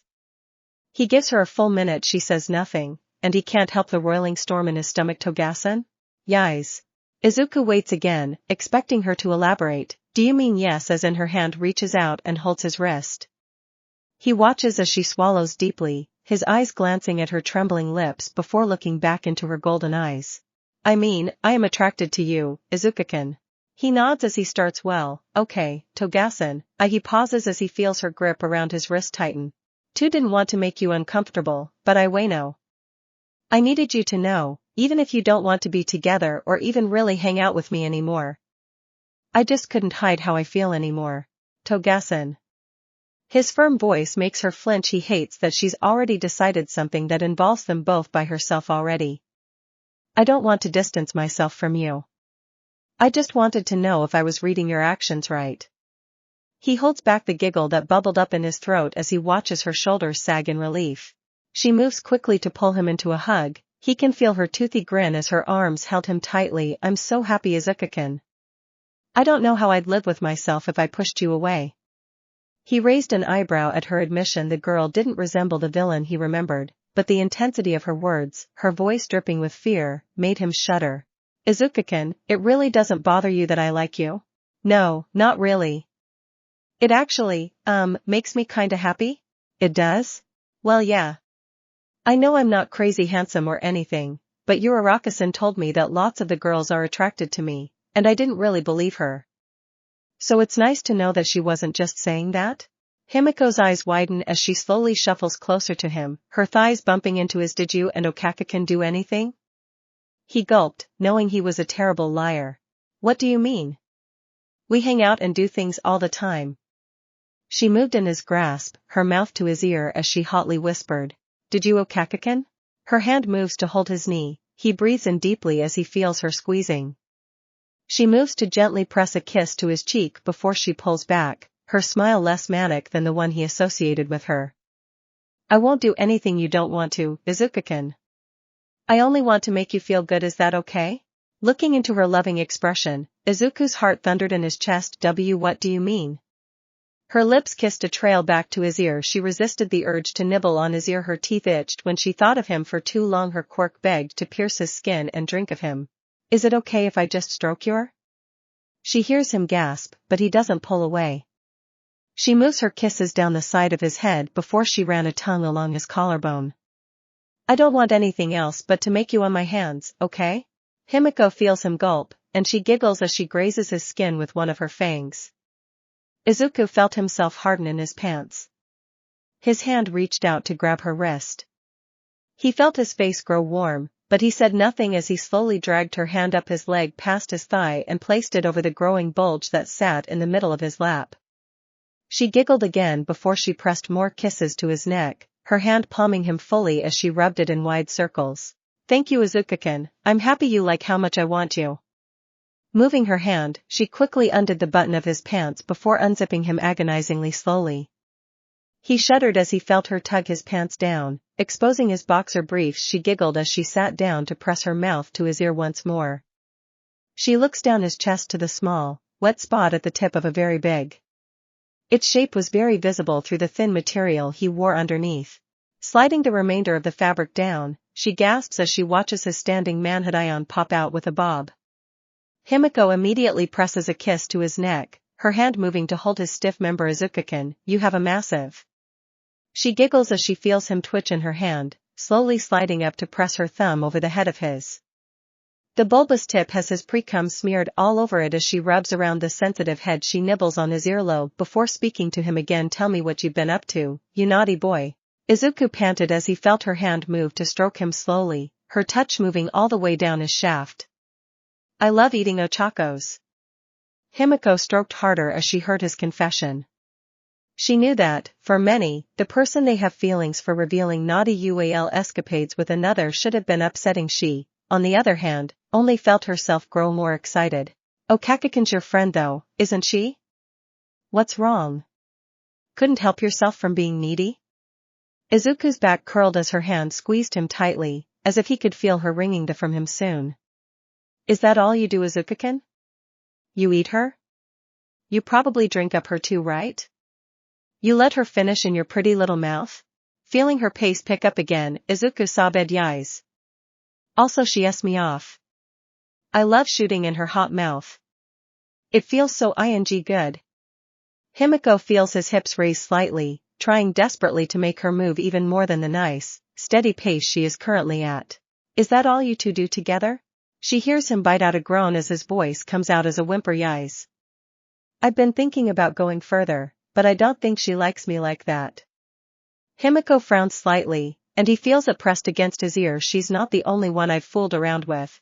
Izuku felt a shudder as her hand started to move at a fever pitch. You have to tell me, Izuku-can. Please. He nods as best he can, occasionally feeling her sharp fangs glide off of his tender skin. Momo. I made her S on my fingers.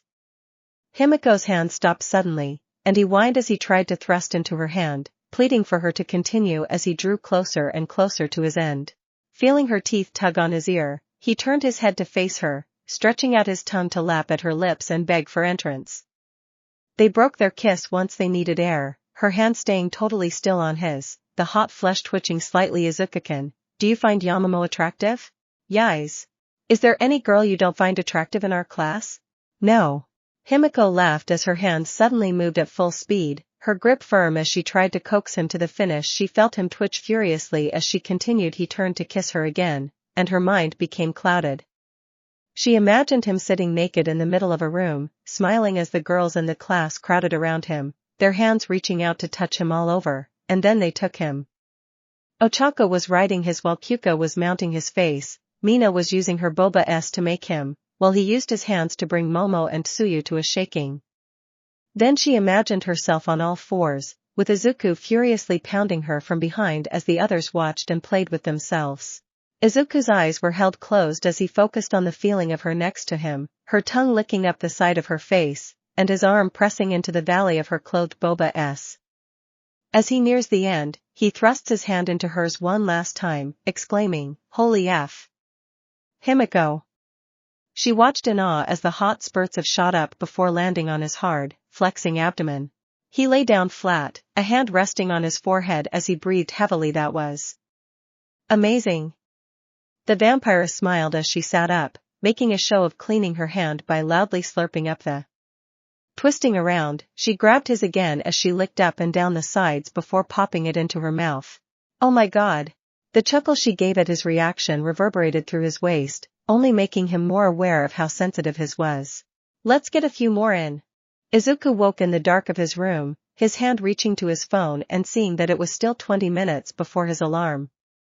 He ran a hand through his hair before standing up, stretching, and listening to the gentle popping of his shoulders as he let loose the pressure. I feel great. I've never had someone do something for me. Is this what it's like for girls? He changed quickly before shutting his alarm off, making sure it wouldn't go off as he started his run slightly earlier than normal. Throwing his sweaty clothes in the hamper, he glances towards his trash can before tilting his head. Did I throw my trash out last night?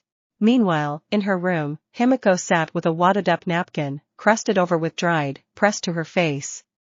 She inhaled the scent, writhing in her bed as she remembered how she got it, leaving her obsession on his bed and boneless as he came the hardest he'd ever had in his life. I love you so much, Izuku-kun. Kyukujiro watched with a horrid grimace as Izuku was being held from behind by Himiko. There had been an increase in physical contact between them over the last week. She didn't know what had changed, but something had tipped the scales in the fang-adorned blonde's favor.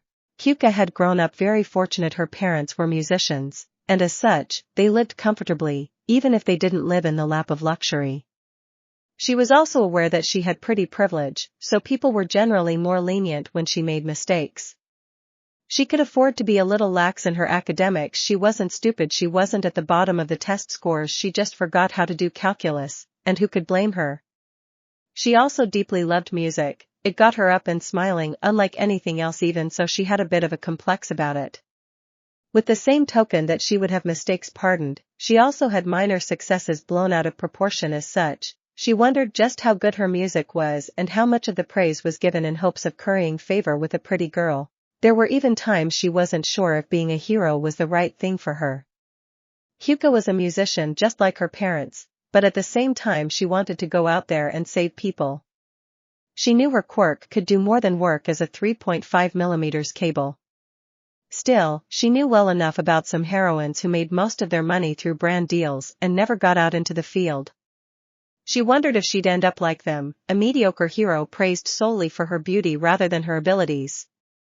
Then he appeared, his usual smile paired with those bright green eyes, emeralds that glinted as he told her she was incredible and she didn't have to choose between the two. That she had more potential than she was giving herself credit for. There's more than one way to save people, Jirouzan, and I know you could do both if you wanted to. Hyuka had then decided that she liked him and wanted him around, but somehow, he hadn't shown any sign of interest. Although if it were as easy as stretching during their exercises, she never would have been interested in Izuku to begin with. No, he saw more than her looks. His eyes looked into the brilliant artistic soul hidden deep down behind her anxieties and fears. So she wanted to reach out to the meek and gentle boy who had captured her interest. Instead, she had to watch as the feigned blonde clung to his body like she knew him intimately, which only made Kyuka's teeth clench harder. She felt bad for Momo. She knew her friend was also in love with Izuku, but as Kyuka watched Ochako and Himiko fawn over him so blatantly, she knew she was pressed for time. Better put these ES on notice. Izuku was getting ready to clean the classroom as his turn had come up again before hearing a rapping noise from the doorway. Turning, he met the cool, dark eyes of his classmate, Hyuka. Hey, Jirouzan. What's up? She leaned against the doorframe, her back arching as she pressed her modest chest against it. Her svelte figure was framed in the late afternoon sun in a way that made him feel a twitch in his pants. Hey Green, I got something I want to show you. Do you mind coming to my room later? Down boy. Shaking his head, Izuku gave a chuckle that sounded forced even to his ears. Sure. No problem. After dinner? She slid her hips forward and pressed her entire body into the dorm frame before huskily chuckling, yup. See you then. Wow, Jirouzan. That was incredible. She leaned forward, resting her head along the side of her base, her eyes focused on his as she gave him a small smile. I'm glad you enjoyed it. I dunno how good it is yet, but I wanted to share it with someone, you know? Izuku gave a shy chuckle as he rubbed the back of his head. I understand, and really, I'm honored. I know how special your music is to you, Jirouzan. Well, you're really special too, Green. Izuku looked away but didn't move. His bashful smile now had a hint of teeth, and she chuckled as she watched his face turn red at the simple compliment. Hyuka knew she had the advantage here. She was the cool, popular girl who made music, something he had already told her he admired about her. So she knew that if she was to stake her claim on him, then she would need to take advantage of her strengths. Planning her next move carefully, Hyuka took her bass off before putting it on the stand, bending over in the small shorts she had decided to wear in preparation for his visit. While Hyuka knew she was pretty, she also knew what her best feature was, her thighs. Where the rest of her was servine, her thighs had on them a layer of fat that made them softer than the rest of her. The girls had complimented her time and time again, with many openly mentioning how jealous they were of Hyuka's legs, especially since they were obligated to wear skirts for the school uniform. Izuku sighed wearily as he tried, and failed, to not stare at Hyuka's tight and nice thighs during his time with Momo. He learned that their punk classmate was their culture's idea of the ideal woman. He himself had no ideal. Beautiful people were beautiful people, and that meant all kinds of things. He found Ochako as beautiful as Himiko, the same as he did Mirko or Momo. Still, Izuku could appreciate her form as he watched her turn back to face him and smile. She was wearing a pair of bike shorts that looked painted on, though he hadn't noticed any panty lines when she bent over, and a yellow tank top with her favorite band's logo on it, which he was surprised to notice remained static along the worlds. I didn't know guys stared like that. You what? Hyuka leaned forward as she drew closer, a smug smile in place as she watched his eyes briefly flit over to her boba s. She had elected not to wear a bra and knew her favorite piece of merch was meant to hang loose off her petite shoulders. His face was tinged red as her husky voice hummed gently. I could feel your eyes looking up and down my legs when I bent over there. Did you like what you saw? He squeaked as he suddenly became a strawberry, his eyes glancing at her boba s again, and he swallowed harshly as the soft pink color of her boba points registered. My eyes are up here, you know? Izuku groaned, mortified that he had been unable to curb his baser desires. Hearing her bassy chuckle, his eyes met hers, and he whimpered. Hyuka brought a hand to cradle his face as she tilted his head slightly upwards. I didn't say I hated it. Sorry. She pouted at his frantic tone. Are you apologizing because you didn't mean to? Izuku found himself sputtering again, his words failing him for the second time tonight. Hyuka giggled before she rested her other hand on his knee. Don't be afraid to tell me what you're thinking, okay? I shared something with you. I think it's only fair that you share with me. Izuku gulped as he slowly nodded his head, her grip on his chin staying firm as he did so. Well. I was staring because I find you attractive, Jirouzan. I didn't mean to, but I couldn't help it. Hyuka giggled as she stood up, tilting his head to focus on her as she did so. See? Doesn't it feel better to just say what you're feeling? He nodded absent-mindedly at her touch, his mind becoming hazier as she continued to tease. Now tell me. What were you thinking when you were checking me out? His eyes broke contact, but he spoke all the same. Well, the first thing I thought was that your thighs looked really soft. She says nothing, tilting her head with a smile as she waited for him to continue. Then, I thought that you have a really cute. She quirked an eyebrow, her smug smile in place as she ran a thumb up and down the side of his face. And well, I noticed I didn't see any panty lines that seemed to catch her attention. and as she pulled back, he let out a small whimper as he missed the feel of her hands on him. Hyuka's hands went to the bottom of her top before she winked at him. You wanna know why? Without waiting for an answer, she lifted her tank top to just below her boba and asked, "What do you think?" Taking his silence and wide-open eyes as her answer, she chuckled, "I take it you like it then?" His eyes trailed to the thin strips of fabric that went down her waist and past her hips before being hidden beneath the black tights. He bites his lower lip as he now sees the lines. Jarousen, no. No words, just actions. He looked up at her grin, her eyes twinkling with a mirth that made his heart pound in his chest. Slowly, he reached out with his hands trembling, palms outstretched, as he felt the soft skin of her abdomen under his fingers. Izuku let out a breath he didn't know he was holding as his hands slowly rubbed up and down Hyuka's sides. Hyuka watched as his firm grip tenderly kneaded the taut muscles beneath her skin. She giggled as she moved closer to him, feeling his fingers ghost just by the strings that implied so much about what she wore beneath. Having the class's golden boy wrapped around her finger gave her a special sense of pride. Izuku was here with her and craved her, judging by his worshipful expression and tender actions. As her thighs touched his, she felt his hand slide down and then move to grab her. She sobbed as she felt him squeeze, his strong grip making her shudder as his strength became evident. She smiles as she climbs up on the bed, finally choosing to take her top off in full before sitting down squarely on his lap. Hyuka's hands came down to pull on the hem of his shirt, letting her take it off. Izuku's hands returned to their previous place, now moving more aggressively as she began to slowly grind her hips down. His eyes bore into hers as he opened his mouth to speak. Jarousen, Hyuka hushed him as she pressed a gentle kiss to his forehead. I understand, don't worry. I won't make you do anything you don't want to. I just want us to focus on feeling good right now, okay? We can stop whenever you want. She smiled as he nodded slowly. If you want to stop, just say red for me, okay, Izuku? Is it okay if I call you Izuku? Her heart fluttered as she watched him bite his lower lip. Can I call you Hyuka? Taking his face in her hands, she peppered his face with gentle pecks. I would love it if you did. He leaned forward with no hesitation, his teeth nipping at her lower lip before pushing his tongue inside. She did little to fight back, quickly taken in by the confidence that came from the way he tasted her mouth. She shuddered as his hands pulled her down. She could feel the massive bulge underneath his pants as he pushed his hips against her. He broke their kiss, quickly moving to latch onto one of her boba's, his tongue lavishing attention on her boba point. She closed her arms around his head, moving down to kiss the crown of his head as he continued to grind himself against her. Hyuka. She pushed back slightly and met his gaze, panting, yeah? She gulps as she feels his heart beating furiously. Izuku's face was flushed red as he nudged her. I want to take off my pants. Without missing a beat, she stood and quickly unbuttoned his pants, tugging them off before he could do anything else.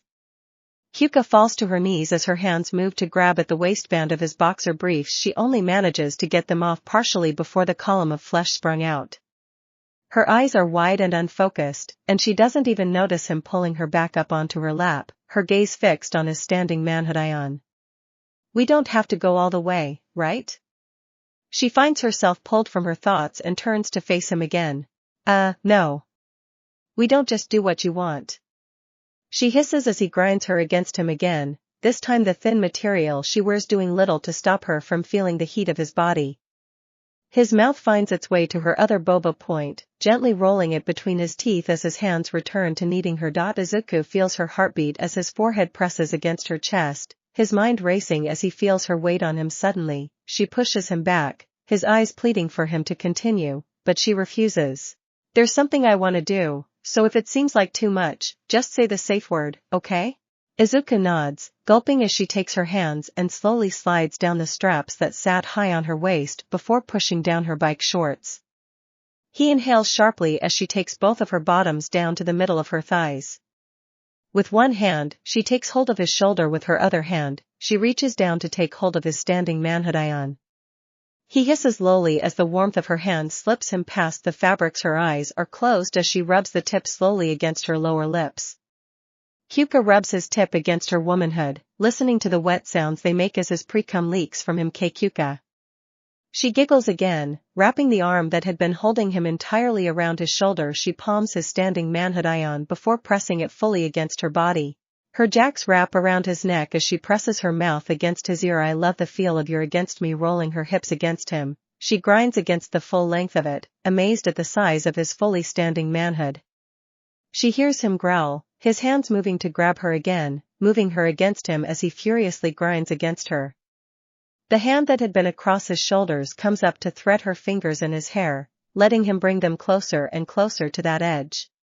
She sobs her name over and over in his ear, her chanting making him pull her faster and harsher. The slap of her skin against his making him grunt as he feels her open palm working to keep him against her no matter how far she moves to throw herself against him.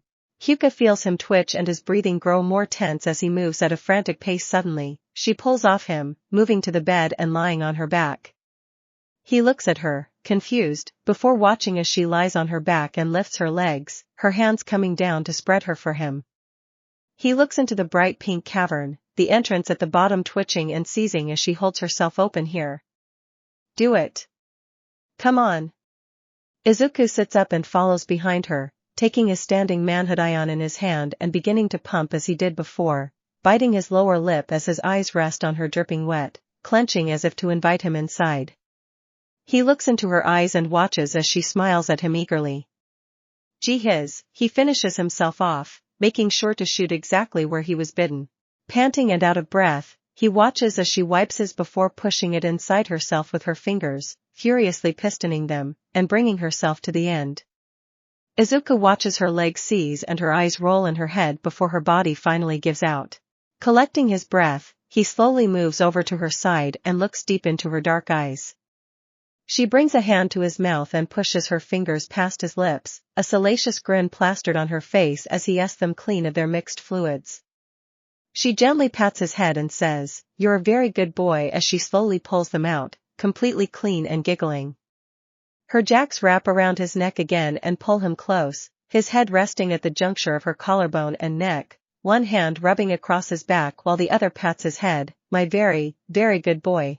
Hisashi woke up with a start, his phone blaring the ringtone he assigned to his younger son, and quickly ran to answer it. "Is everything okay, Bunny?" Dad?" came the meek voice of Izuku. Hisashi took a breath, wanting to make sure to not worry his son any further. "Yes, son? What do I do if a lot of girls keep coming on to me?" Izuku sighed as he walked into the office. He was more than certain this had to do with last night.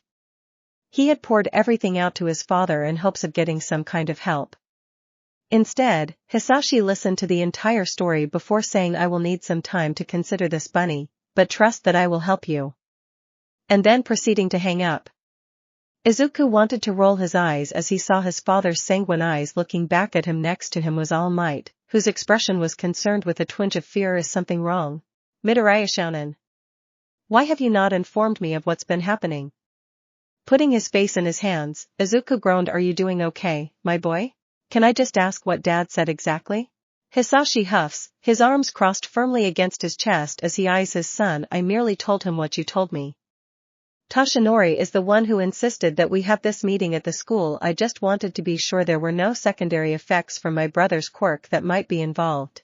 Midoriya-san, I believe you are underestimating the severity of this situation. How can we ever expect him to be the best hero he can be if he spends all his time fending off the advances of Naughty Full?" Izuku quickly felt his face flush with embarrassment and shouted out, "All Might," quickly clearing his throat. Toshinori nodded. "Yes, well, I apologize for the crude language, Midoriya Shounen, but my concerns are not unfounded." Hisashi rested a hand on the thin man's shoulder before looking back into his son's eyes. "Son, while I might not agree with Toshinori's boorish words, I agree with his concerns. I don't want you to feel tethered to the whims of women who may not be looking out for your best interests." Hisashi's expression melted into a warm smile. "Though I suppose your mother and I always knew you'd make for quite the young man. It must be that he's inherited the charm of the Shigaraki men." Izuku looked on, confused, as his father gave a coquettish giggle before waving off the younger man. "Oh, Toshinori, you flatter me." His mentor chuckled in turn before resting his hand on Hisashi's. "No more than you deserve, Hisashi. May I be excused?" Izuku's hand slammed onto the desk beside him as he rose to his feet. Moving up to embrace his son, Hisashi hums over his son. I understand your reticence on the issue, but I am very proud of you for telling me. Bringing the boy at arm's length, he pats down the mess of curls that was Izuku's hair. I hope that you know that I only do this because I love you. Izuku's face flushed red as he nodded slightly, muttering under his breath, I know, Dad, and I love you too. Hisashi gave his son a grin before he turned Izuku around and gently nudged him forward. Go ahead and enjoy your day. Oh, and I know that you should follow your feelings when it comes to matters of the heart, but I must say that the toga girl sounds like a really good person. She actually explained how she felt for you before anything happened. Were Izuku not in such a desperate need to leave, he would have considered how apt it was for all for one to think Himiko Toga was the right choice. Instead, he was much more invested in avoiding even the thought that his mentor was maybe, probably, potentially, flirting with his father. Tsuyu Azui was having a dilemma. On one hand, she was very much enjoying her time at school. She made all kinds of new friends and learned more about her quirk than she ever would have expected thanks to amateur quirk analyst Izuku Midoriya. On the other hand, the same person she was happy to know evoked another feeling in her. A deep unceasing thirst for his. Tsuyu was born with an animal quirk, meaning she had the misfortune of learning about her naughty duality at a very early age. Where many girls her age were still figuring out if they liked boys or other girls, Tsuyu was hit with a massive wave of naughty owl towards the end of every month. Her mother had explained that differing species of frog had different breeding periods, and because they took traits from various kinds of frogs, they had just skipped the breeding season for a particularly aggressive period lasting for 1 week every month. She had lived her whole life since the beginning of puberty with this knowledge, and armed with an interesting assortment of toys, she handled things on her own with no real issue. Sure, there were times when she would need to stay in her room lest the pheromones of the boys around her make her do or say something she would regret, but Tsuyu had it totally under control. That was until she met Izuku Midoriya. She didn't know what it was about him, but the moment they met she felt something drawing her to him. Her chest felt warm whenever she spent a long time around him, the feeling then spreading to the rest of her torso and pooling much lower as it went on. She could remember watching him throw the on the first day of classes, the small sphere creating a sonic boom as it flew far beyond the boundaries of what anyone else could achieve. Tsuyu had already felt a twinge when he went around the room beforehand, letting everyone know that they would be needing ear protection. When she watched him proudly stare off into space with lightning crackling off his body, she felt her face flush instantly, the same excitement only picking up more when they were paired for sit-ups and she watched him breeze through 3 digits of reps. Tsuyu did like him, it was impossible not to. Izuku was pathologically nice, he would give the shirt off his back if it meant making someone more comfortable. Were it anyone else, she would easily disregard it as some sort of strange fluke, a quirk of being a frog, but because it was him, every multi-hour-long bad ion session ended with a crushing guilt. How could anyone have such vile thoughts about such a gentle person? Knowing she could no longer continue like this, Tsuyu made a choice. Maybe if she could confront the source of these feelings, she could mitigate them. That required her to tell Izuku how she felt, but if there was anything she knew she was good at, it was expressing herself without worries. On the plus side, if things worked out, then she had locked down the boy the other girls were busy fighting over by just letting him know. Izuku was considering what his father told him as he made his way to his room. Love? It's a lot more complicated than I already thought it was going to be. But then again, beyond the complications of being so involved in. Midoriya-kun? He paused, looking up from the ground, and met the flat expression of his classmate Tsuyu. Oh hello, Susan. Is something the matter? Looking around the room, his froggy friend took stock before pressing a finger to the tip of her chin. Well, I think this should just stay between us, Karo. Do you mind coming with me to my room? She felt the heat rush through her chest as his expression turned to one of concern. All right, Susan. Please lead the way. She turns quickly and, without a word, guides him, the prolonged silence forcing her to sit with her thoughts. Opening the door, she ushers him in and moves in right behind him. Sitting on her bed, she takes a deep breath before turning to face him. Look, Midoriya-kun, I want to do this fast, so just listen. He nods and stays silent, his lips warbling slightly as he worries about what she has to say. You know how people with animal quirks can have heat cycles, Karo, right? His eyes alight as she finishes. Of course. Having a heteromorphic quirk that displays the traits of animals oftentimes becomes paired with a host of physiological. His words were silenced when she pressed a palm to his mouth, her long digits making the palm shoot over the side of his face. She shakes her head and sighs, wishing she had framed this better. Right. Well. The point is, Caro, I have a heat cycle that happens for 1 week every month. I've been having a problem because I can feel it happening outside of the period, Caro. And I brought you here because it only happens around you, Caro. She pulls away her hand and watches as his eyes widen and his face grows redder and redder as the sentence percolates in his mind. She bites the inside of her cheek as the expression makes her heart thud in her chest. Look, I didn't want to bother you or anything. I just wanted to let you know because if I act weird around you, it's only because of this, Caro. Is there anything I can do to help? That single sentence makes her entire body shoot into overdrive. She finds her thighs squeezing together as the warmth in her chest went right down to settle between her legs. She could do little to stop the images that came to mind when he spoke so innocently. She flinches as he moves closer, holding her knees in his hands. Please, Susan. Being the cause of this, I want to know if there's any way I can help you. His closeness takes away any semblance of cogent thought, her nose filling with his warming scent, her skin lighting up where she can feel the firmness of his grip, her eyes swallowed entirely by the sparkling emeralds that were his. Before he could even take another breath, she pounced on him, more like a big cat than a frog, really. He felt his mind cloud over as her massive tongue pushed its way into his mouth, the long organ swirling around in his mouth before trying to make its way down his throat. Izuku's eyes shot wide as the wildly unfamiliar feeling sent a frisson through him. While it was over in seconds, he was still in a daze as he felt her hands reach down and furiously unbutton his pants. The long organ that had been in his mouth was pressing down on his abdomen and pushing past the waistband of his boxer briefs. A guttural sob was the only sound he could make as the wet muscle wrapped around him in long, looping circles. He tried to look into her dark eyes, watching as her pupils were fully dilated as if she were riding a high he did not understand. He reached to touch her shoulder but was unable to do anything but sob as her tongue began to writhe all over his standing manhood ion, slowly figuring out how to pump it from the awkward position. Instead, he clenched his hands as he closed his eyes, the feel of her tongue unlike anything he'd ever felt. Having had more than a few naughty UAL experiences at this point, Izuku had assumed he would have some semblance of self-control. As it turned out, nothing could be less true than that. Tsuyu, on the other hand, also seemed to lack control, quickly pushing him onto his back while her hands lifted his shirt and pressed against his chest. Izuku gasped as her long fingers rubbed his collarbone and made small circles on his pecs. He hadn't realized how much muscle was there until he felt her move to press her thumb over his hard boba point. If he were more aware, he probably would have had some reservations about the way she played with his chest, but all he could focus on was how good it all felt. Izuku gasped as he felt her tongue shift, the tip of the long muscle slipping to the top of his standing manhood, and began to run slow, methodical circles on the head, matching the same rhythm of her hands on his chest.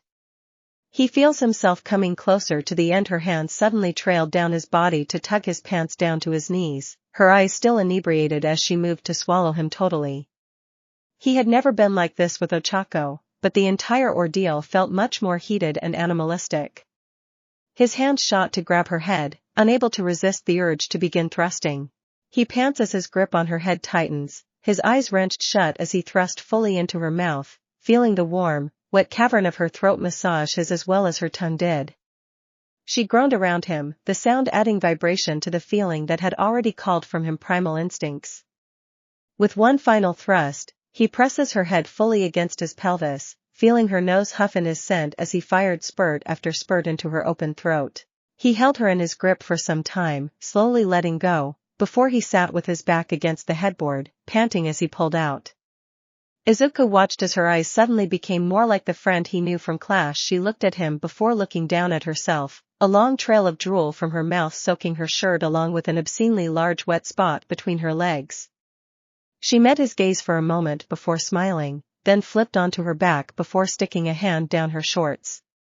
Tsuyu held her mouth open, allowing her tongue to loll out to the side, her words jumbled as she tried to speak. Ishuka-chan. More. Quickly, he sat on his knees before grabbing her neck with one hand and his fully standing manhood with the other. Izuku lay down in his bed, his hips a bit sore from all the thrusting he'd been doing. He was glad that Tsuyu was more than comfortable leaving it at that for the evening. He really wasn't ready to explain his whole complicated situation to her. Though now he had someone else to consider. Can I even begin to make sense of all this when I so quickly gave in to that pleasure? He might have started wondering how he could help her, but by the end of it, helping her had been the last thing on his mind. Instead, he found himself completely lost in the animal drive that whispered in the back of his mind. His mind briefly considered that her pheromones had some sort of effect on him, but he quickly brushed it off. I'm probably just trying to make excuses for myself. With a sigh, he put his phone on silent, not having even responded to the messages he'd gotten while he was busy with Tsuyu. I guess I am easy, huh? Mina Ishido sat in her room as she did every night, lacking any male company and hating it. While she had been friends with Ijiru Kurashima during middle school, she would be the first to admit that it hadn't paid the dividends that she had been hoping it would. For one, the redhead seemed completely uninterested in her as a woman, which, ouch, but okay. Second, despite the boy's amicable attitude and multitude of friends, she had never once managed to meet a boy through him, and not for lack of trying. It was easy for her to start talking. She was fun, and she took full advantage of that, but for all her smooth talking, she had never managed to actually seal the deal. For a while she had taken to the idea that it had to do with her having an atypical appearance. There was only so much her personality could make up for, so she tried to use it as fodder for humor. Take me to your leader. Being a joke she made more than once. It wasn't until one particularly cute boy she struck out with started dating a girl with a literal snakehead that she realized that it probably wasn't as easy as that. So, she asked Ijiru. He was, after all, the only guy who stuck around her despite it all, even if it wasn't the way she wanted him to. The response had been less than kind. Well, the thing is, you're kinda pervy? Mina scoffed before she rolled her eyes. Well, what the hell? Am I not allowed to be a woman? Ijiru brought up his hands defensively, frowning slightly. Hey, you asked me. She sighed before she waved him on, throwing herself onto the ground as she looked to the sky. Well, okay. So, I think every guy knows that on some level, girls are, excitable. But it's one thing to have your girlfriend make a move because she's in the mood. It's a whole nother thing to have a girl you met that day try to stick her hand down your pants. But what if we have a vibe going? Mina sat up, her brow scrunching up as she met his gaze. Ijiru's expression went flat before he raised a single eyebrow, and Mina sighed before dropping back onto the ground. Fine, point taken. Look, I get I'm going too fast, but is it so bad to just want to be honest with what I want? Mina, you're my friend, so I'm going to be honest with you right now. Good guys don't do stuff like that. You are never going to meet a guy who actually cares about you and is okay with ing on the first date. That's just not how we roll. Resigned to the reality she lived in, Mina instead chose to just enjoy eye candy wherever she could get it. Her current place in UA provided more than a fair amount of it, and the boys seemed to not really say anything as she watched them work out. Tenya's strong legs flexed as he did the leg press, and Ijiru's shredded abs glistened with sweat and peeked from beneath his loose tank top as he did more sit-ups, but the real prize was one Izuku Midoriya. She watched as the boys crowded around the buff Ferdinand, who was currently benching so much weight. Were it not for the fact that his quirk was visible when active, no one would have believed he wasn't using it. He took a deep breath before bringing down the weights, Ijiru shouting, "Get more bros." Before two quickly grabbed more plates and threw them on the bar, they waited in anticipation as Izuku grabbed the bar and brought it to his chest, then rested it back on the rack. Mina smiled as she watched him stand, the boys encircling him and cheering him as they hit him on the back with palms, an over-exuberant display she found amusing. It was a common refrain from girls, boys are illogical. Despite being the more sensitive of the naughty they were also oxymoronically brusquer. They wanted romance and gentle words, but at the same time, they loved to shove each other around and make big displays of strength. Mina's favorite example was beachwear. Boys always hated being shirtless, covering their pecs, and making sure they were among their own kind if they were to do it even temporarily, but at the beach? Boys went shirtless without another thought. But God forbid she catch a glimpse of an open shirt in the summer, then she became an enemy of men and stuck with their sour moods until they felt deigned to forgive her. She licked her lips as Izuku laughed, taking off his shirt and wiping his body down with it, the boys quickly circling up on him and blocking her view. Izuku was certainly different. He acted like boys she knew, but with this added airheadness that was adorable. He really did need the other boys to keep watch over him, lest he fall into the clutches of a less than reputable woman. Watching him look around confused while the other boys guarded him pulled a giggle from Mina. Then she was struck with an idea.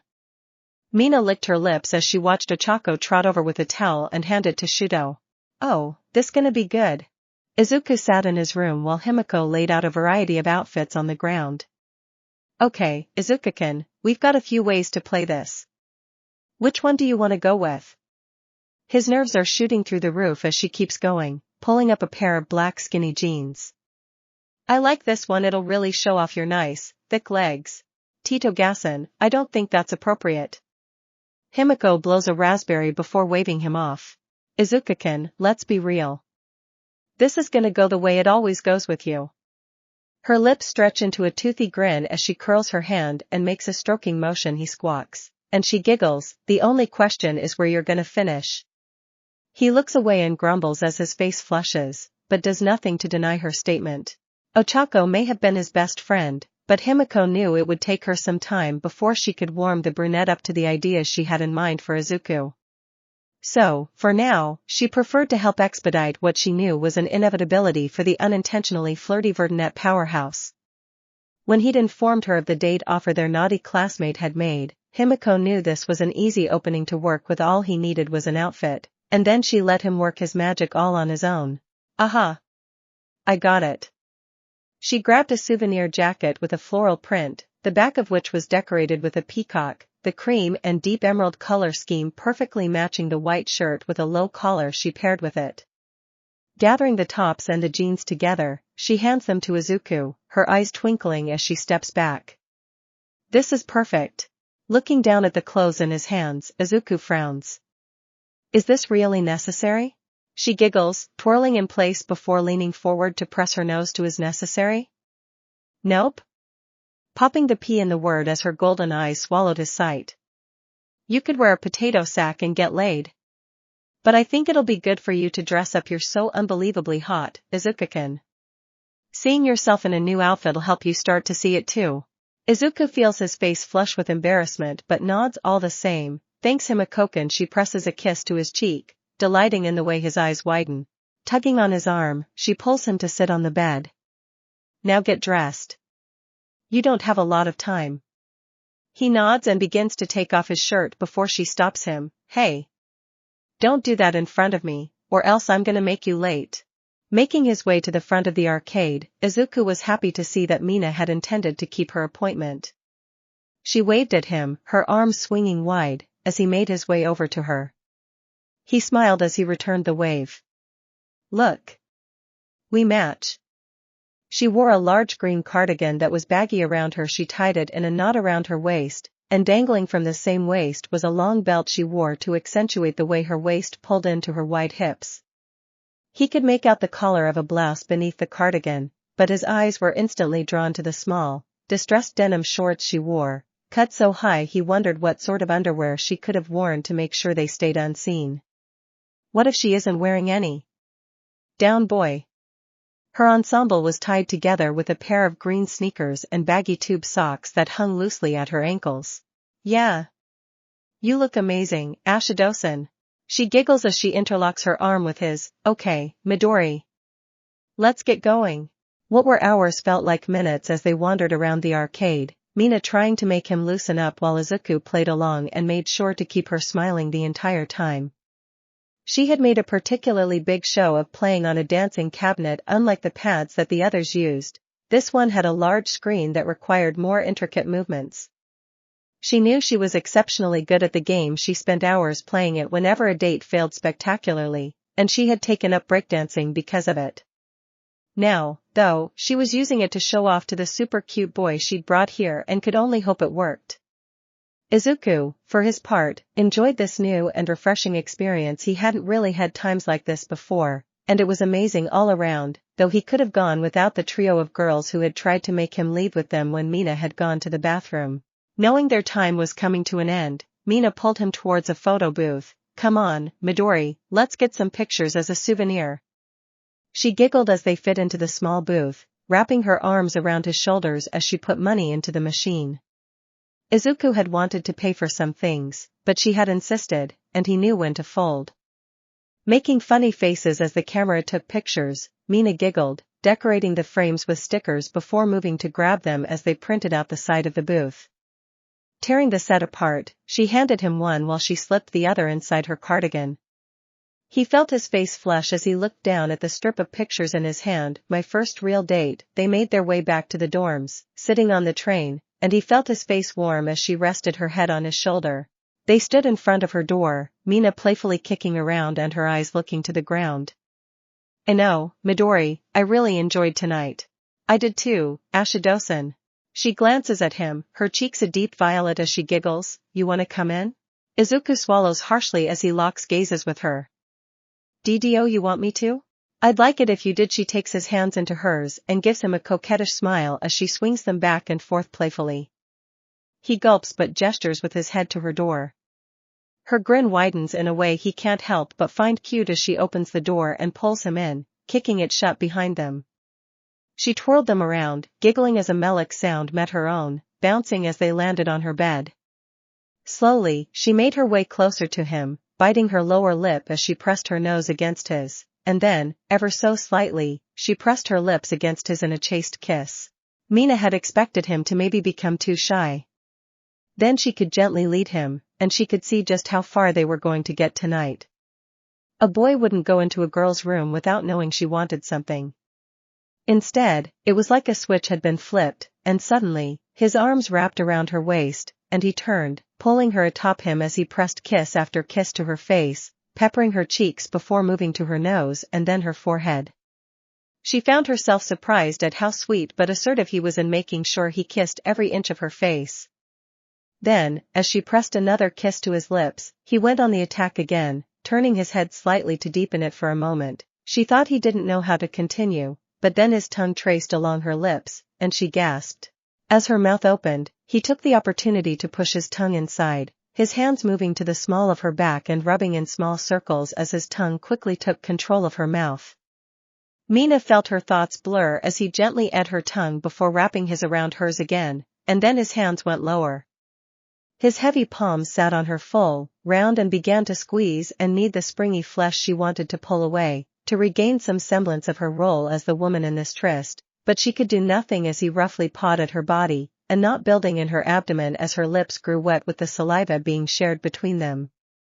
She broke their kiss, desperate to catch her breath, and his mouth moved to attack her neck, and biting before he licked a long trail up to her ear. She bit her lower lip and groaned as she felt him nibble on her helix before licking the inside, and when he thrust his hips up, she finally gave in. Izuku felt as her entire body went rigid, her hands g his shirt as she loudly sobbed in his ear. He smiled until he felt her push off of him and roll onto the bed. "Mina?" His voice was worried, but she said nothing, instead panting, "Are you okay?" "Mina?" He watched as she covered her face with her palms. She murmured, but in the silence of the room it was easy to hear, "Can you please go?" I'm really embarrassed, and I need some time." He frowns as he hears a low sniffling, and taking one of her hands, he presses a kiss to her cheek before pulling her to his side. "We don't have to do anything." He wonders if he said the wrong thing as she begins to cry harder against him, so he says nothing else and lets her continue for some time. It took her a while to come down from it, but once she did, she clung to him tightly. "Hey. Yeah?" Looking down, his eyes were transfixed by the amber color floating in the black of her scara. "I'm sorry I made this all weird, but I'm also happy you stayed. I didn't want to leave such a wonderful night on such an awful note." She presses a kiss to his lips that he returns, moving much more gently than he did before. Her palms rest on his firm, muscular chest, and she gives a dreamy sigh as she pulls away. He chuckles lightly before she quickly presses her tongue to his lips, his tongue meeting hers and letting her shyly lead. A hand comes down to rub the bulge that had begun to grow in his pants. "Again, we really don't have to do anything." "I know we don't, but I want to."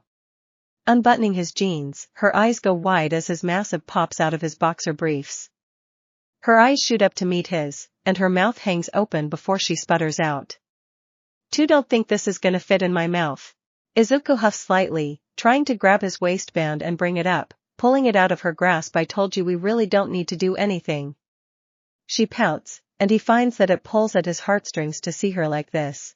But I want to do something for you. Are you sure there isn't anything I could do? His eyes glance at her sizable chest, swallowing harshly before he nods. Okay, but only if you're sure. She watches as he sits up, shuffling over to the end of the bed, before reaching over and grabbing a pillow and sitting it down on the ground. He grabs his pants and pulls them all the way down to his ankles. He hears her gasp as he does so. I'm going to ask you a few questions, is that okay?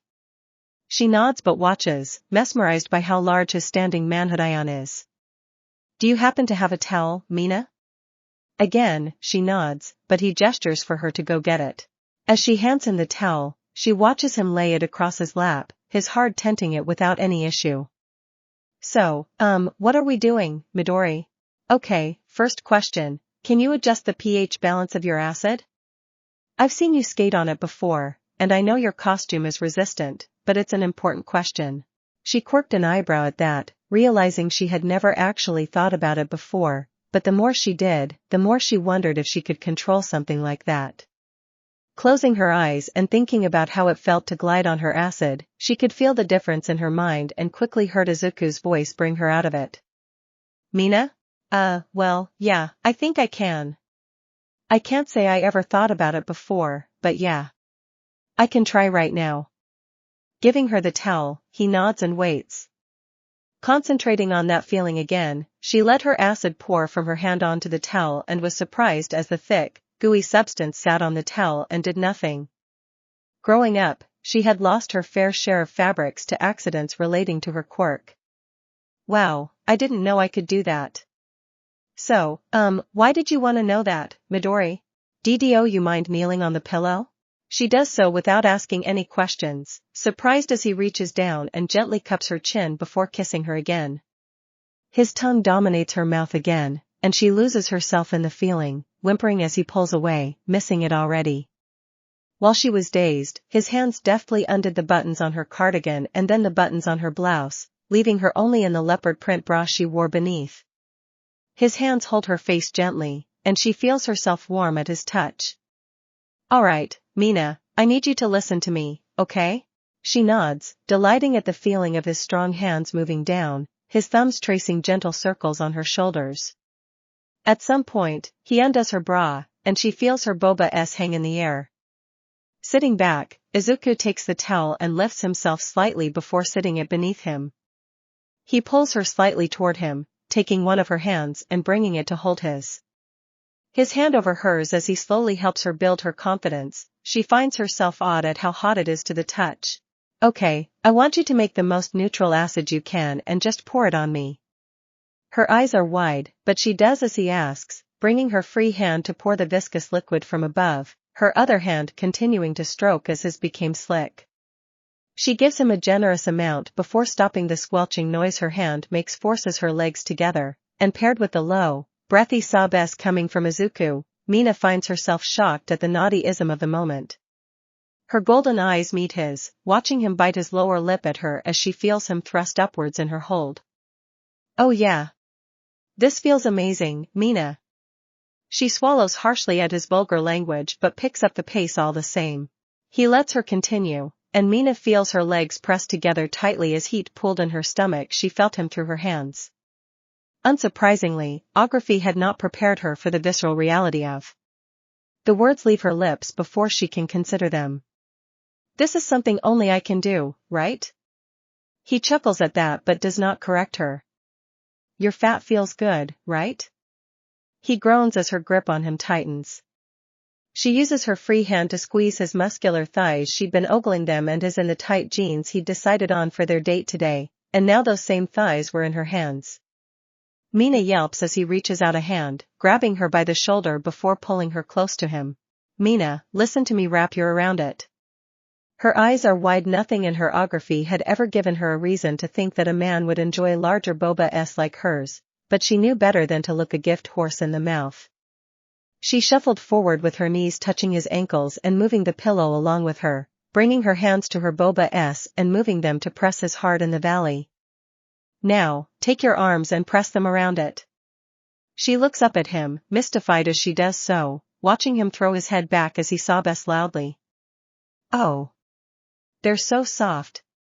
He meets her gaze again, his scarred hand moving to thread his fingers through her hair, a wolfish smile on his face as he licks his lips.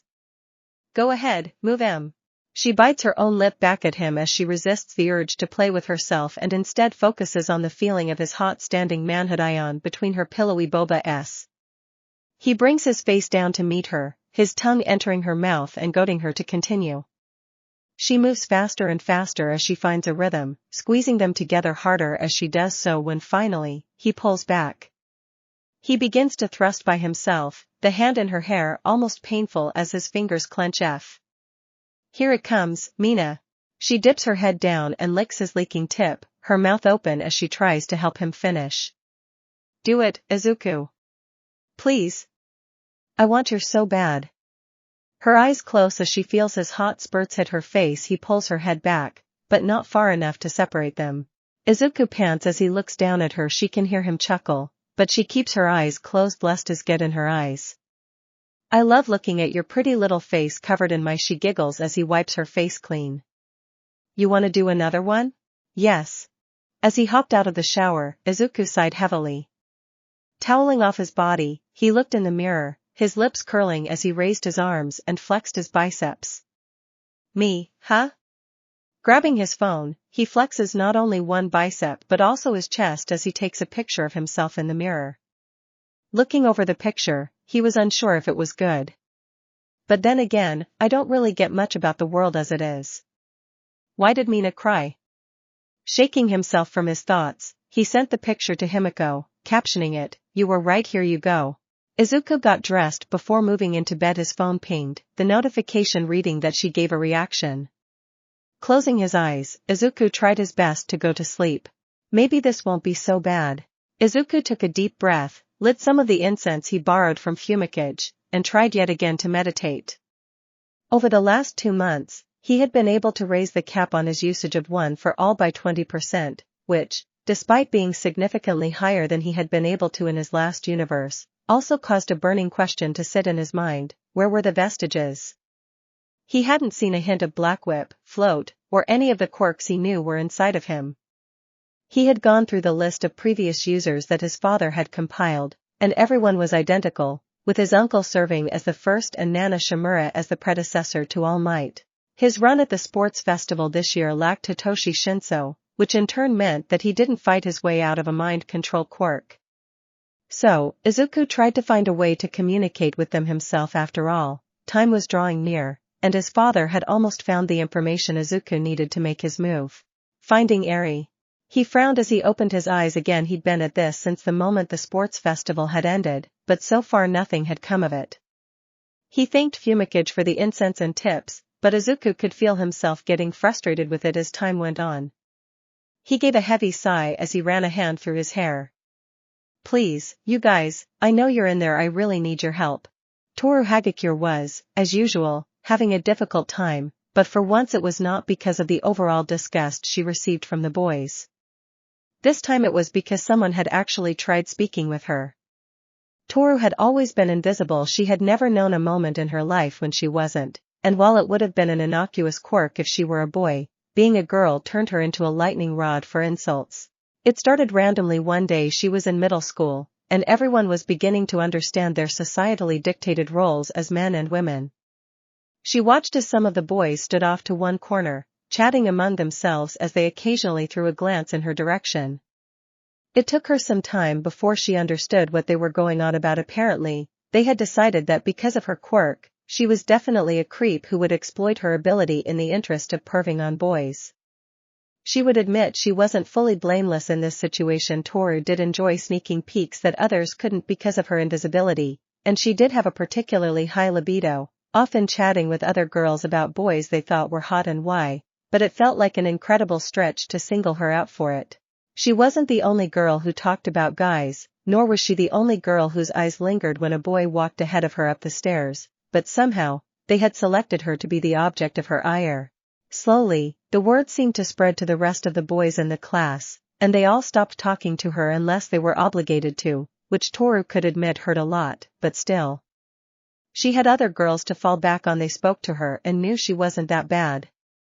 Eventually, that turned too, and all of the girls that she didn't hang out with started to keep their distance from her, mostly in the interest of getting the boys on their side. Internally, Toru could understand the logic. She was a social poison, and the people who weren't good friends of hers really didn't have much to lose by no longer spending time with her and more to gain if they disavowed her. But then it happened. A boys' gym clothes had disappeared during their lunch break, and, as the person with the lowest image and a quirk that made stealth incredibly easy, they pinned it on her immediately. Toru could take being berated, being mocked, and hearing boys say Hagakure if her friends were with her, but this was the final straw, and even they abandoned her. Being friends with someone who could be pervy was one thing, being seen as friends with a deviant was another. From then on, Toru was totally alone, and the fact that the clothes were never found again certainly did not help her case. After a few months of the treatment, she decided to lean into it. If nothing she did was ever going to convince people she wasn't a creepy pervert, then what reason did she have to not be that person? At least if she leaned into it, she could enjoy whatever sights she managed to get, and she could indulge in all kinds of naughty UAL delights and be gross openly with no fear of any repercussions. After all, what did she have to lose?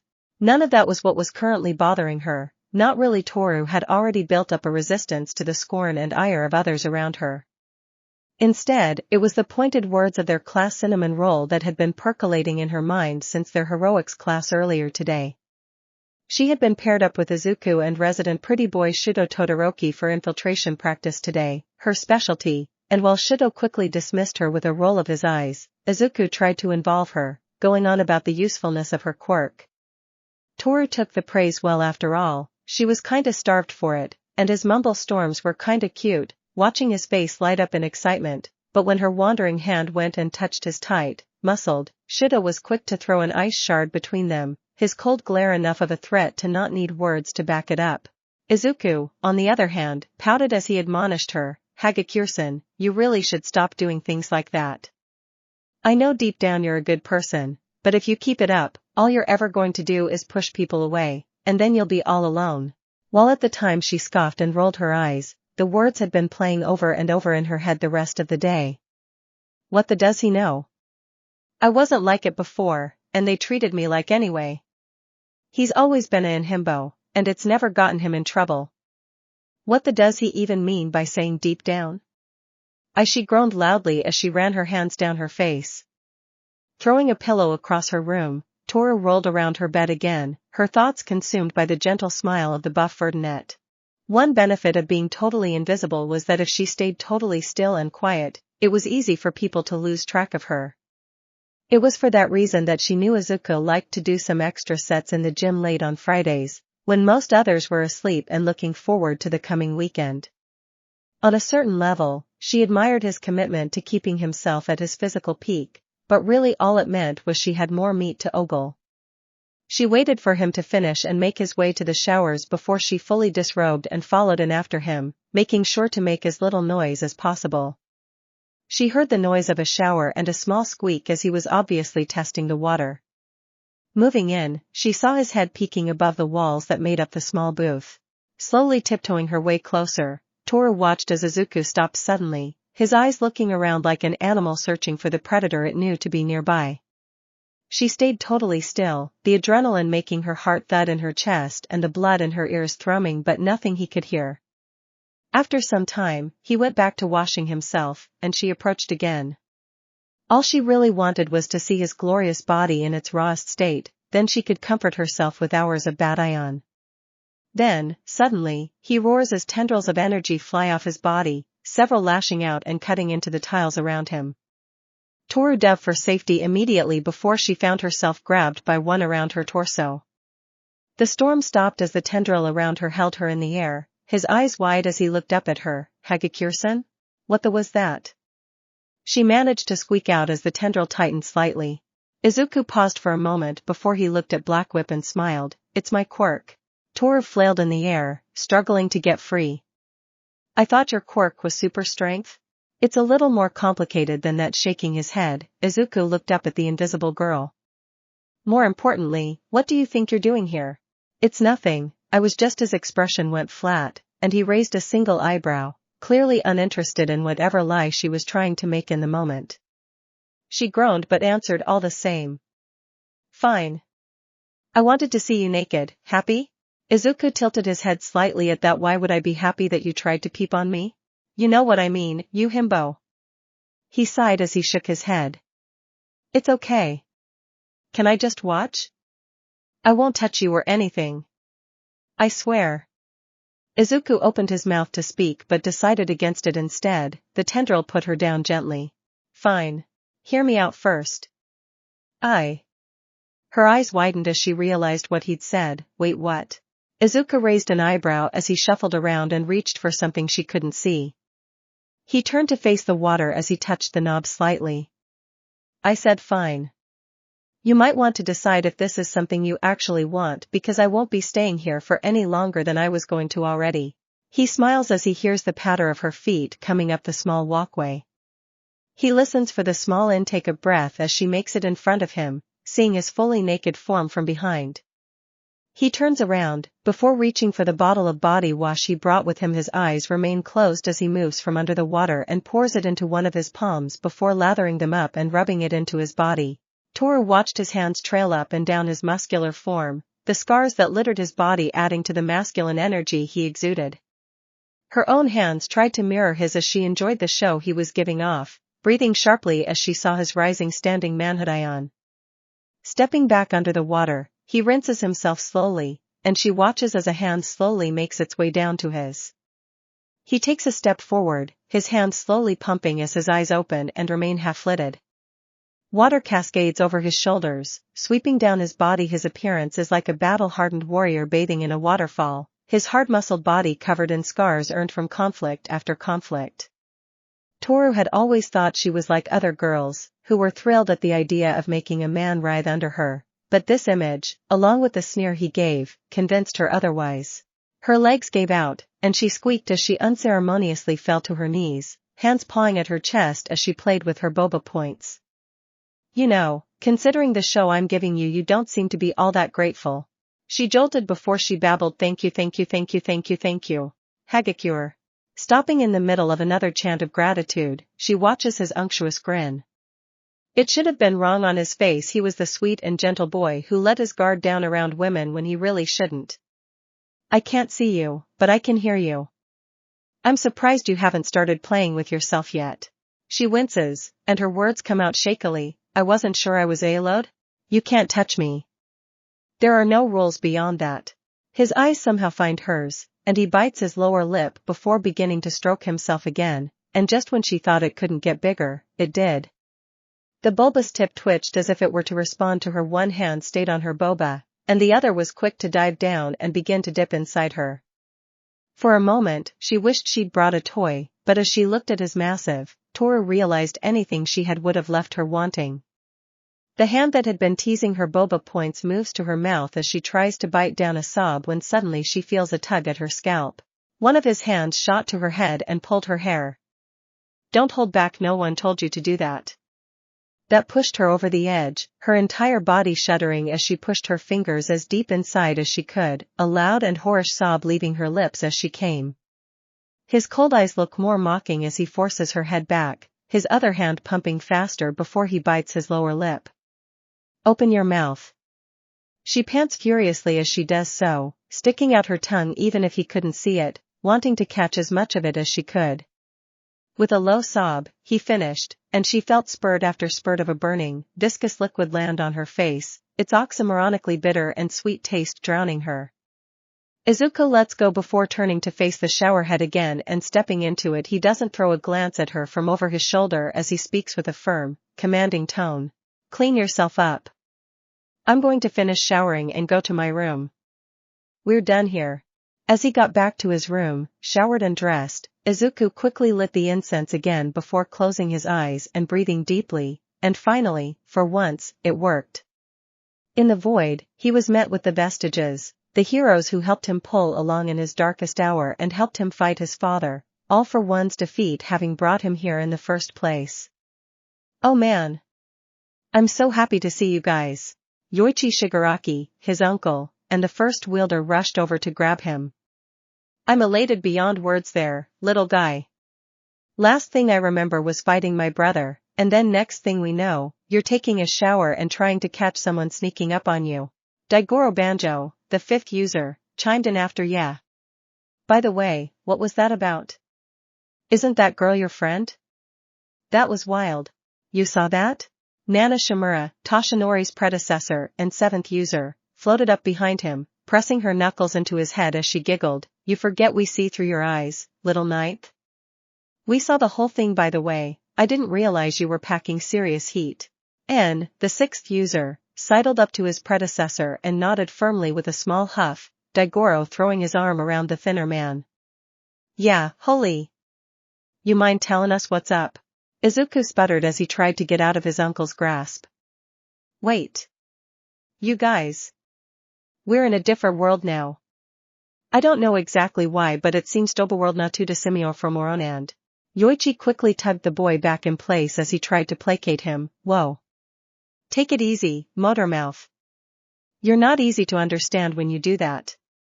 Taking a deep breath, Izuku sighed before he patiently explained his current situation to the literal ghosts of the past. While most of them were delighted with the news, the second and third users' faces remained placid, neither choosing to say anything while Daigoro pulled Izuku out of Yoichi's grip with a tendril of Black Whip. Holy kid. This might be the best of all realities. Raising a finger with each of his points, the fifth user's smile was wide. 1. Your pops ain't evil, so all that got avoided. 2. You got a big brother who would have been your mortal enemy because of that. 3. You got crazy good control of this quirk way faster than you did last time. And 4. You got tons of girls who. He paused before he tapped his chin. Are you bi? Izuku raised an eyebrow and tilted his head at that. No. I mean, I've thought about experimenting before, but not really no. Daigoro nods before returning to what he was doing. And 4. You got tons of girls who want your. Way I see it, this is the best of all realities. What about Eri? The older man grinned as he poked the smaller boy in the chest. Think about it this way, if she's fine, then boom, nothing needs to be done. Can't save someone who doesn't need savon. On the other hand, say yes bad. You already got us. You're gonna kick the walls down and beat the out of that guy in there. Problem solved. Anne, again, nodded with a small hum. See? He gets it. Izuku felt a smile break out on his face. He had never thought about how much he enjoyed having their antics until they were gone, but his thoughts were interrupted as a sharp voice spoke. You haven't changed, have you? Izuku turned to the second user, his eye fierce as he nodded. I am going to be a hero and save people so that no one has to suffer. The older man nods before walking off. Good. Izuku watches with a small smile as he knows that is likely the best reaction he was going to get from the more stoic of the group. Feeling a hand on his shoulder, he turned to face Nana, who gave him a right grin. All right, now you gotta head to bed. You need to have a lot of stamina ready if you plan to make any big moves. Fading away and into sleep, Izuku was more content now than he had been until now, happy that he had found a grounding influence for once. The last few days had seen a massive change in Izuku's current situation. Eri was now in the custody of his parents. As it turned out, Kaichisaki had not changed in the slightest between worlds, but fortunately for Izuku, he was well above and beyond the strength he had when they fought the first time. Now with the full repertoire of One for All at his disposal, along with 60% of the total strength of his quirk, getting in and taking down the Yakuza was absurdly easy. Hojo, who could turn his skin to crystals, ended up functioning as a flail when grabbed by Black Chain, which in turn took out the majority of their forces. The sword and shield combo was not so easily defeated, but with Fa Gene serving to give him the pseudo 100% smashes he used during the war, Izuku blew through Tingai's shields with less effort than he would have expected. Smokescreen when combined with Gear Shift made Izuku's flurry of blows unreadable, Kendo doing his best to fight when obstructed, but the Manchester smash to his head took him down.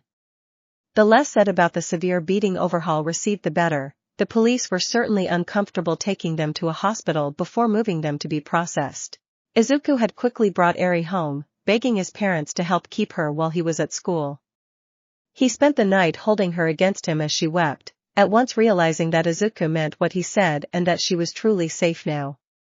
The next morning had brought some difficulties. As while Izuku was sitting down with Eri in his arms and trying to eat breakfast, Mirai Sasaki, the pro-hero better known as Sir Night-Eye and former sidekick to All Might, kicked down the door to their apartment before lashing out in a rampage of threats and insults directed at Izuku for ruining their investigation. Said former colleague happened to be there, but before he could speak, the patriarch of the Midoriya family bit back. Maybe you've forgotten, but allow me to remind you, before the laws, before the police, and before procedure, your job is to protect and save the innocent. Something my son did where you could not, so spare me your pointless diatribe about him not doing things by the book. Toshinori understood that very clearly, and I would have assumed with your obsession over him that you knew that by now. Now do me and everyone here a favor and get thee out of my house. With a sneer, Mirai turned on his heel and stomped out of their apartment. Hisashi, not to be outdone, shouted at the retreating figure. And if you choose to get the police involved, then my lawyer wife and I will see you in court. Fixing his clothes and straightening himself up, Hisashi turned to his son and the young girl in his arms. I apologize for my vulgarity as well as my harsh tone. I hope that you can forgive me. I still get quite incensed when it comes to matters that your uncle took very seriously. Hisashi sighed as he sat down. Things were much simpler in those days. Izuku slowly rose and made his way over to his father's side, pulling him into a one-armed hug, with Eri pressing her face into Hisashi's chest and sniffling. Thank you. Hisashi pressed a kiss to his son's head before doing the same to the snowy-haired girl between them. No problem at all, darling, you deserve nothing less. While the noise had scared her, it went a long way in helping Eri warm up to the idea of staying with his parents when he would be too busy with school to be with her.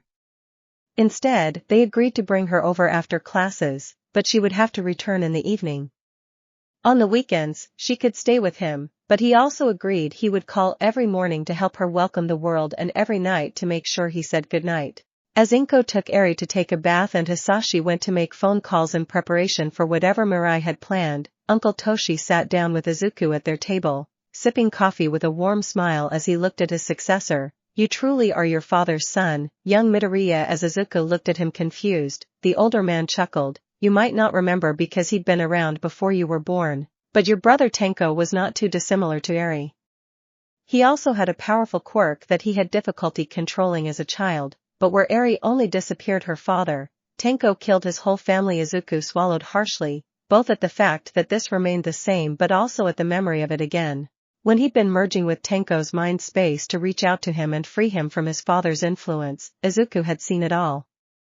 The beatings he took at home, the horror-filled gasp as his sister turned to ash in his hands, the tears that filled his eyes as he scrambled into the streets, the times he dug through a dumpster while starving, strangers trying to chase him off, the desperation of trying to reach out for help only to be rebuked as a street urchin, the Hisashi Midoriya of that world, despite being a manipulative sociopathic monster, really did seem to be a savior to the young, vulnerable boy. Yeah. I know. Then you would also know that your father was the one who found him on the streets, and with the help of your mother, he gave that boy his smile back. All Might looked into his mug with a wistful smile on his face as he went on. He was scared and confused for a long time, but now he's a hero and a very popular one at that. His blue eyes met Izuku's emeralds as his grin widened. Though to be fair, that seems to be a trait shared by all the Shigaraki men. Izuku took a sip of his own coffee as he considered the man's words. Hey Uncle Toshi? Yes, my boy? You like my dad, right? Blue eyes crinkled as he gave an exuberant smile. Well, of course. Hisashi is a wonderful man, and, I mean, you like him the way my mom does. Toshinori froze for a moment, and Izuku continued, I get it. I really do, I just meant. He was silenced by the large hand of his mentor reaching out and covering his own. I have no desire to get between your parents, Izuku, and I apologize if I gave you the impression that I did. Izuku gulped but nodded all the same. I really did not mean for this to be an issue. You don't have to apologize for your feelings, Uncle Toshi. The older man paused again, his piercing gaze somehow looking beyond Izuku. Whatever it was he saw, the Vertinet didn't know. Taking another sip from his mug, Toshinori nodded. Yes, you truly are your father's son. Sitting together in Himiko's room, Ochako looked unsure as her new friend took her hands and held them gently. Ochako had been more than a bit skeptical of Himiko's intentions when she was first asked to come to the blonde's room. Their relationship was nascent when compared to the mountain between them, their affections for one Izuku Midoriya. Ochako had been wondering if her new friend had managed to pull from his embarrassed jaws the things that they'd done together, but certainly not this. Nothing she knew about him made her believe that this would work. Toga-kan, are you sure this is gonna work? Okaka-kan, all my forums have been very clear about this. When a boy is around a child for an extended period of time, his breeding instincts are activated, and then he begins to want a child of his own. Ochako wanted to retort that all those forums were filled with incels who knew nothing about men in the slightest, but at the same time, Himiko seemed to understand him more than anyone else. The last week had brought a change to things in the dorm. Izuku had apparently adopted a child. Since then, Izuku had been completely lost in taking care of his new charge, Eri. While the boys were completely enamored with seeing the way their cinnamon roll had so easily shifted into dad, the girls had a different read on the situation. Who gets to be mom? Became the question on all their lips, with the exception of Toru and Mina, who instead preferred to gush about Daddy Deku and what that meant for his commanding performance in the boudoir with both of them. Which had incidentally led to the girls spoiling Eri in hopes of earning a spot in her father's heart. Momo was quick to use her endless amount of money to buy Eri all manner of fancy art supplies when she noticed the girl enjoyed drawing with her father, but the boutique pencils went to the side when compared to the simple 8-color set Izuku bought her. Himiko and Ochako had tried buying her affection with sweets, which would have gone well if her response to candied apples was anything to go by, were it not for her father, who insisted on limiting her intake of sugar. Mina and Toru tried to fit her in all manner of cute outfits, which was for naught when she wore everything under the oversized All Might hoodie that belonged to Izuku. Not that she was any less adorable in their eyes as a result of it. Despite not having sprung from his loins, Eri was just as endearing as her father.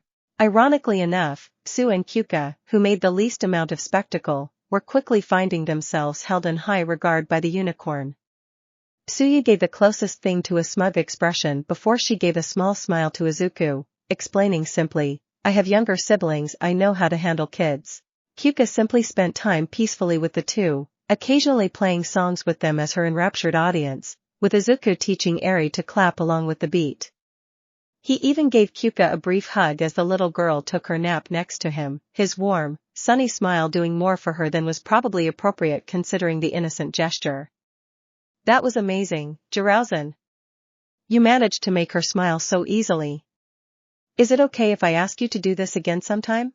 She gave the other girls an unctuous smile as she returned the embrace. I would love to green. Please let me know. I'll always be there for you too whenever you want me. The less than subtle use of the word want seemed to slip by his sincere little heart but did not go unnoticed by her competition. All this had led to their current plan. Okaka-kan, you said it yourself. Izuku-kan is nothing like other guys. The blonde frantically waved her arms, her manic smile gone, as she tried desperately to be heard to bring her fantasy closer to reality. I know, but doesn't this seem too aggressive? Ochako looked down at her attire. She wore a sky blue bikini, the top pulled tight over her boba S with a big ribbon in the center. The bottom hung low on her legs, well below her waist and resting on her hips. A sarong that barely made it to the first quarter of her thigh, knowing that with one sudden move, she would quickly expose herself. Himiko, checking her phone constantly for his messages, rolled her eyes. She had set up this golden situation with one goal in mind, to make Izuku uncontrollably naughty and then pounce. Okaka-kan. Listen to me. You know I have no reason to lie about this, right? We have our deal in place, so it's as much in my interest for you to succeed as it is in yours. Hearing a ding, she checked her phone before moving to hide in the closet. Okay. Showtime. Just show him you want him, and we'll be all right. Izuku had received a message earlier that day asking him to meet Himiko and Ochako for a talk. which for him brought serious concerns to mind. They were his best friends, and he really enjoyed every conversation he shared with them in a way that was distinct from the male friends he'd made here. The Tenya and Shido of this world were different from the ones he'd left in his home universe, and while he appreciated them as he did all the others, it hurt to be without the people he'd grown so close to since the start of the year. Ochako was, confusingly, nearly identical with the exception of her attraction to him, but the biggest surprise had been Himiko. Far from the deranged murderer he remembered from his few battles with the vampiress, this Himiko Toga was kind, considerate, and funny in a way he never would have expected. It was like meeting someone who he had been friends with for a long time already and just instantly connecting again. They, like all the other girls, had shown delight in meeting Eri, so now that something was so pressing it needed to be said, he felt tense, but he opened the door anyway. He froze as he took in Ochako's appearance. She stood in the center of the room with a playful grin on her face before she giggled, "Come in, Izuku-kun." He entered the room with a measured stride after closing the door, the coquettish smile Ochako gave him as he made her lie down only emboldening him as he held himself over her. "Do you actually want to do this?" Izuku was almost ashamed to admit that he had been totally read. The unspoken promise of taking things to the next level with her was just too enticing to renege. He shuddered as he felt her scratch his head. The motion was a lot more tender than he expected from her. "There is no one I would rather do this with, Izuku-kun." She watched his eyes glaze over, the same gaze she saw when he buried his face between her thighs. Shifting over, he presses a palm against her abdomen before slipping it under her sarong. His eyes widen slightly as he immediately feels her soft downy pubic hair. She giggles as she meets his gaze, watching in rapturous delight as he bit his lower lip and began to press a finger against her wet entrance. This appearance was what Ochako imagined when she touched herself. Gone was the meek, shy boy she knew to be her best friend. Here, with his finger digging into her, was a hungry who wanted nothing more than to her until she couldn't go on. Feeling him push a second finger inside, she sobbed into his mouth as he kissed her, his tongue wrapping around hers and gently ing as his fingers scissored around the mouth of her. Himiko stood in the closet, her mouth open in a wide toothy smile, watching Izuku give in to his desires, the camera as she had asked Momo to make her for this specific purpose, perfectly recording the entire affair. Through the lens, she could see with crystal clarity the way Izuku's hand moved under Ochako's sarong. Himiko bit her lower lip, her thighs rubbing together as she watched his movements pick up the pace, listening as Ochako let out a restrained cry, her mouth obviously covered by his. Were it not for the feel of her wet walls on his hand or the taste of her mouth in his own, Izuku would never have believed that he would be doing this. Not because he didn't want to, but because they had only gotten as far as their first day since they began months ago. Knowing now that she had really been holding back on his behalf sent a fire spiraling through his chest. Feeling her spasm, he pulled his hand out, swallowing her whines as he brought his hand up. Izuku fought to break their kiss, her mouth chasing him as he pulled back. He huffed as he showed her his hand, glistening in her fluids, before making a show of licking it clean.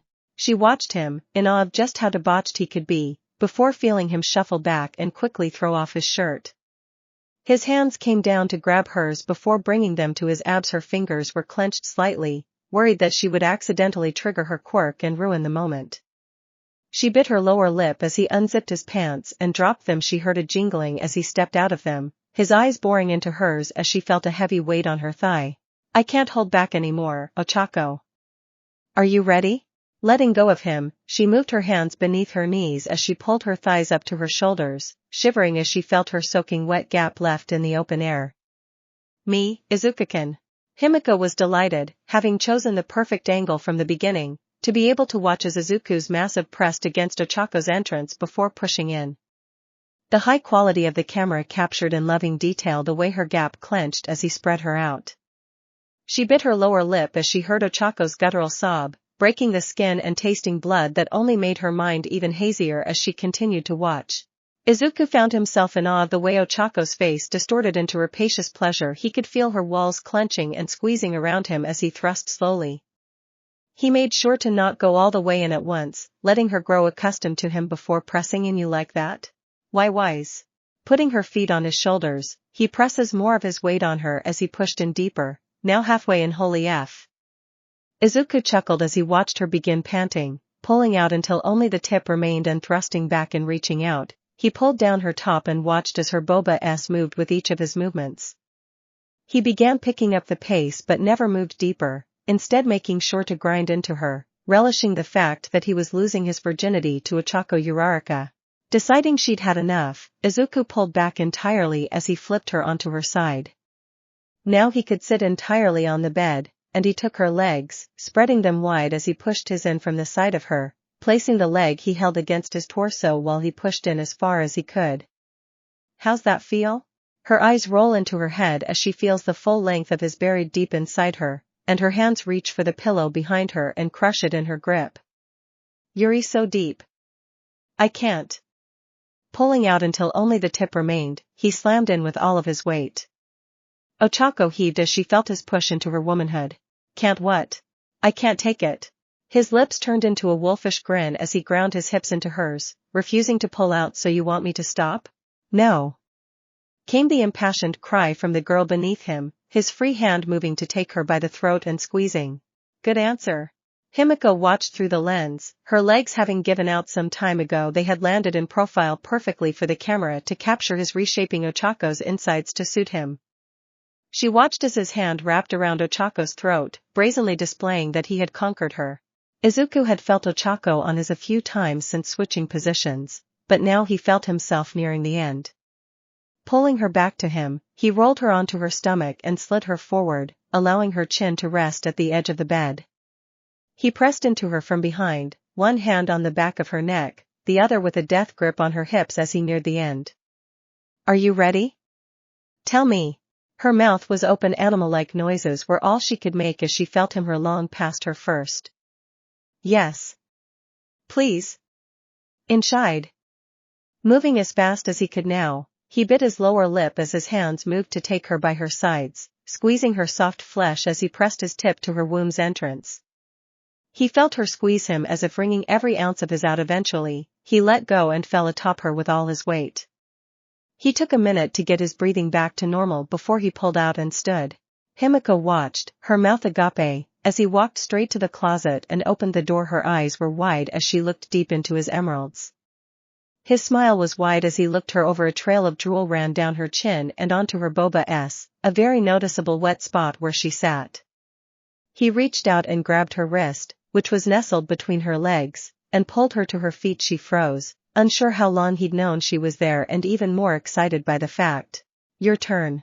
Since that day, Izuku had learned two things. First, contraceptives for women were abundant and came in many forms, and second, he was incredibly voracious when it came to.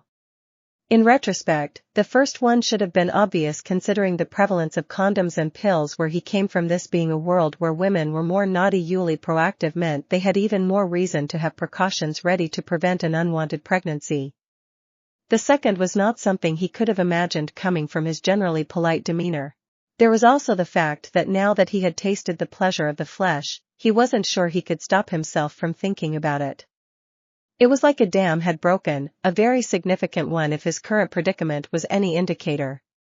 Even something that would have been innocuous if not a touch embarrassing now filled his mind with naughty thoughts. Himiko hanging off his shoulders and pressing her boba into his back led to a quickie in the bathroom where he quickly pulled off her panties before sitting her right on his stiff and making her ride him until he finished. Not that Himiko had any complaints, especially since Izuku had made her bite him and taste his blood while he held her in place and abused her, one of his hands on her and trying to help her movement while the other threaded itself in her hair.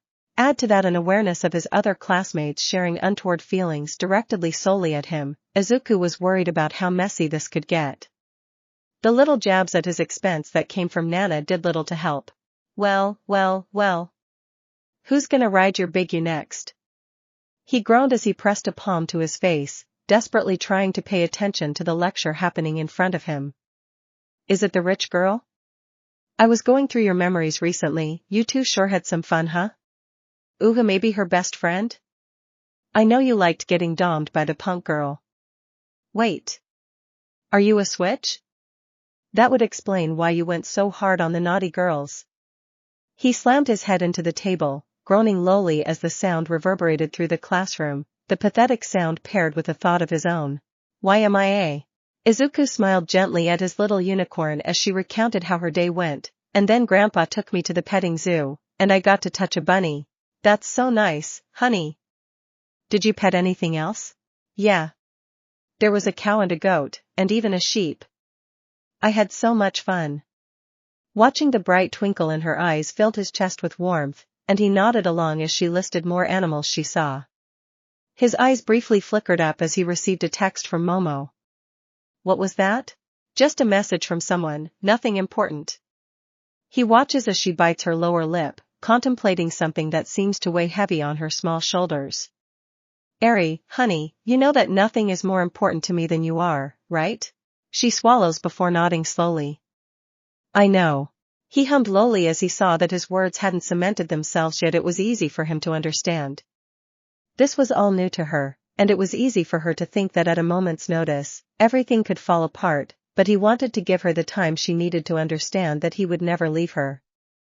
You know, it's only been a few hours since you went to stay with Grandma and Grandpa, but I'm counting the seconds until I see you tomorrow. Her lips curled into a gentle smile at that, meek but comforted all the same. I want to stay too. There's that smile I love so much. Okay, baby, you have to go to bed soon. It's getting late, but don't worry, I'll call in the morning just like I always do, okay? Her smile brightened more, but it lacked the full force she wore when she clapped along with Kyuka's music. Waiting for her to hang up first, he rolls onto his back before looking at the message. Is it alright if I speak with you? He sighs but replies, sure, what's up? Only to be met with a speedy response. I meant in person, if that isn't too much trouble. I really don't want to be a nuisance. Okay, do you want me to meet you downstairs? The next words make his heart flutter slightly. May I come to your room instead? Or if you would prefer, you can come to mine. I know I have an exceptionally large bed. It's very comfortable. He heard body laughter paired with a giggle as the voices of his predecessors, Banjo and Nana, cut through his thoughts. Ooh. Rich girls looking for him now, huh? Called it. I bet the punk girl's gonna manhandle him next. Not that it'd be all that hard considering how easy he folds. Nana's jeering made Izuku pinch the bridge of his nose as he took a deep breath. Yo, ninth. You better watch out before you end up knocking up a villain, 'cause you don't know how to keep it in your pants. Rubbing his temples, Izuku mumbled lowly, please stop, and the laughter slowly died out. Izuku looked back at his phone, letting his shoulders sag before he responded, sure, I can swing by your room in a bit, just let me finish something first. Standing, he went to his bathroom and splashed water in his face before staring into his eyes. Okay, you can do this. You will make it back to your room. Stepping out with confidence, he makes his way to Momo's door and knocks, his lips held in a firm line. He puffs his chest out as he confidently starts, good evening, Yayorozu-san, I just want you to know that words fail him the moment he looks at her, wearing a long, ribbed sweater that ends just barely near the middle of her thighs. Her hair remains in its usual ponytail, but her face looks slightly flushed as he looks over the gentle slope of her bare shoulders, contrasting against the warm-looking turtleneck. I apologize for bothering you. There was just something I wanted to speak to you about in private. A giggle plays in his mind, followed by the words, ribbed for your pleasure. Shaking himself, he swallows before nodding, well okay. Momo gives him a meek smile before turning around and walking in. Izuku felt his heart thud in his chest as he was met with the smooth, flawless expanse of her back, the cut trailing all the way to the small of it, and a gentle sway of her hips as she made her way deeper in. Following behind her, he closes the door and watches mesmerized as she turns to meet his gaze again before sitting on the bed. Her eyes give him a brief but docile glance before she pats her bed, wordlessly imploring him to sit. Izuku does so, trying his hardest not to focus on the fact that the sweater also lacked fabric on the sides, giving him a good profile of her generous boba-s. You know, Midoriya-san, I feel that you and I have grown closer since we first met, but there is something that has been on my mind recently. His eyes focused on the way she held her hands in her lap, thumbs rubbing together as her eyes held onto them. Right. What's going on? He watches as she reaches for a phone, unlocking it before he hears sounds he knows all too well. Turning the phone to face him, he comes face-to-face with high-definition footage of himself. Ochako. If you were actually attracted to me, why did you sleep with Uraraka-san and not me? I'm sorry? When you told me that you did not want to go further, I was very understanding. That was not an issue in and of itself because I believed it was simply due to the fact that you wished to remain chaste. I believed you when you said you were attracted to me. He watched her expression turn, her hands clenching as she let the swirling thoughts in her mind leave her lips. Now that I've seen this, it seems more like you aren't attracted to me, and you were just trying to make me feel better by saying you were. Izuku's eyes went wide as he heard her sharp words, wait. Yaoyorozu-san.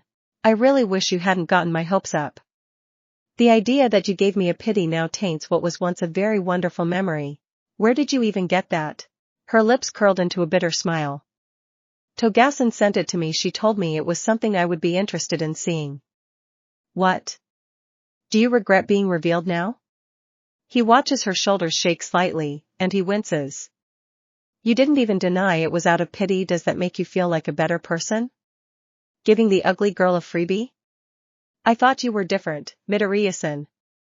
He can hear her sniffle, her words shaking like her shoulders as she gestures to her sweater.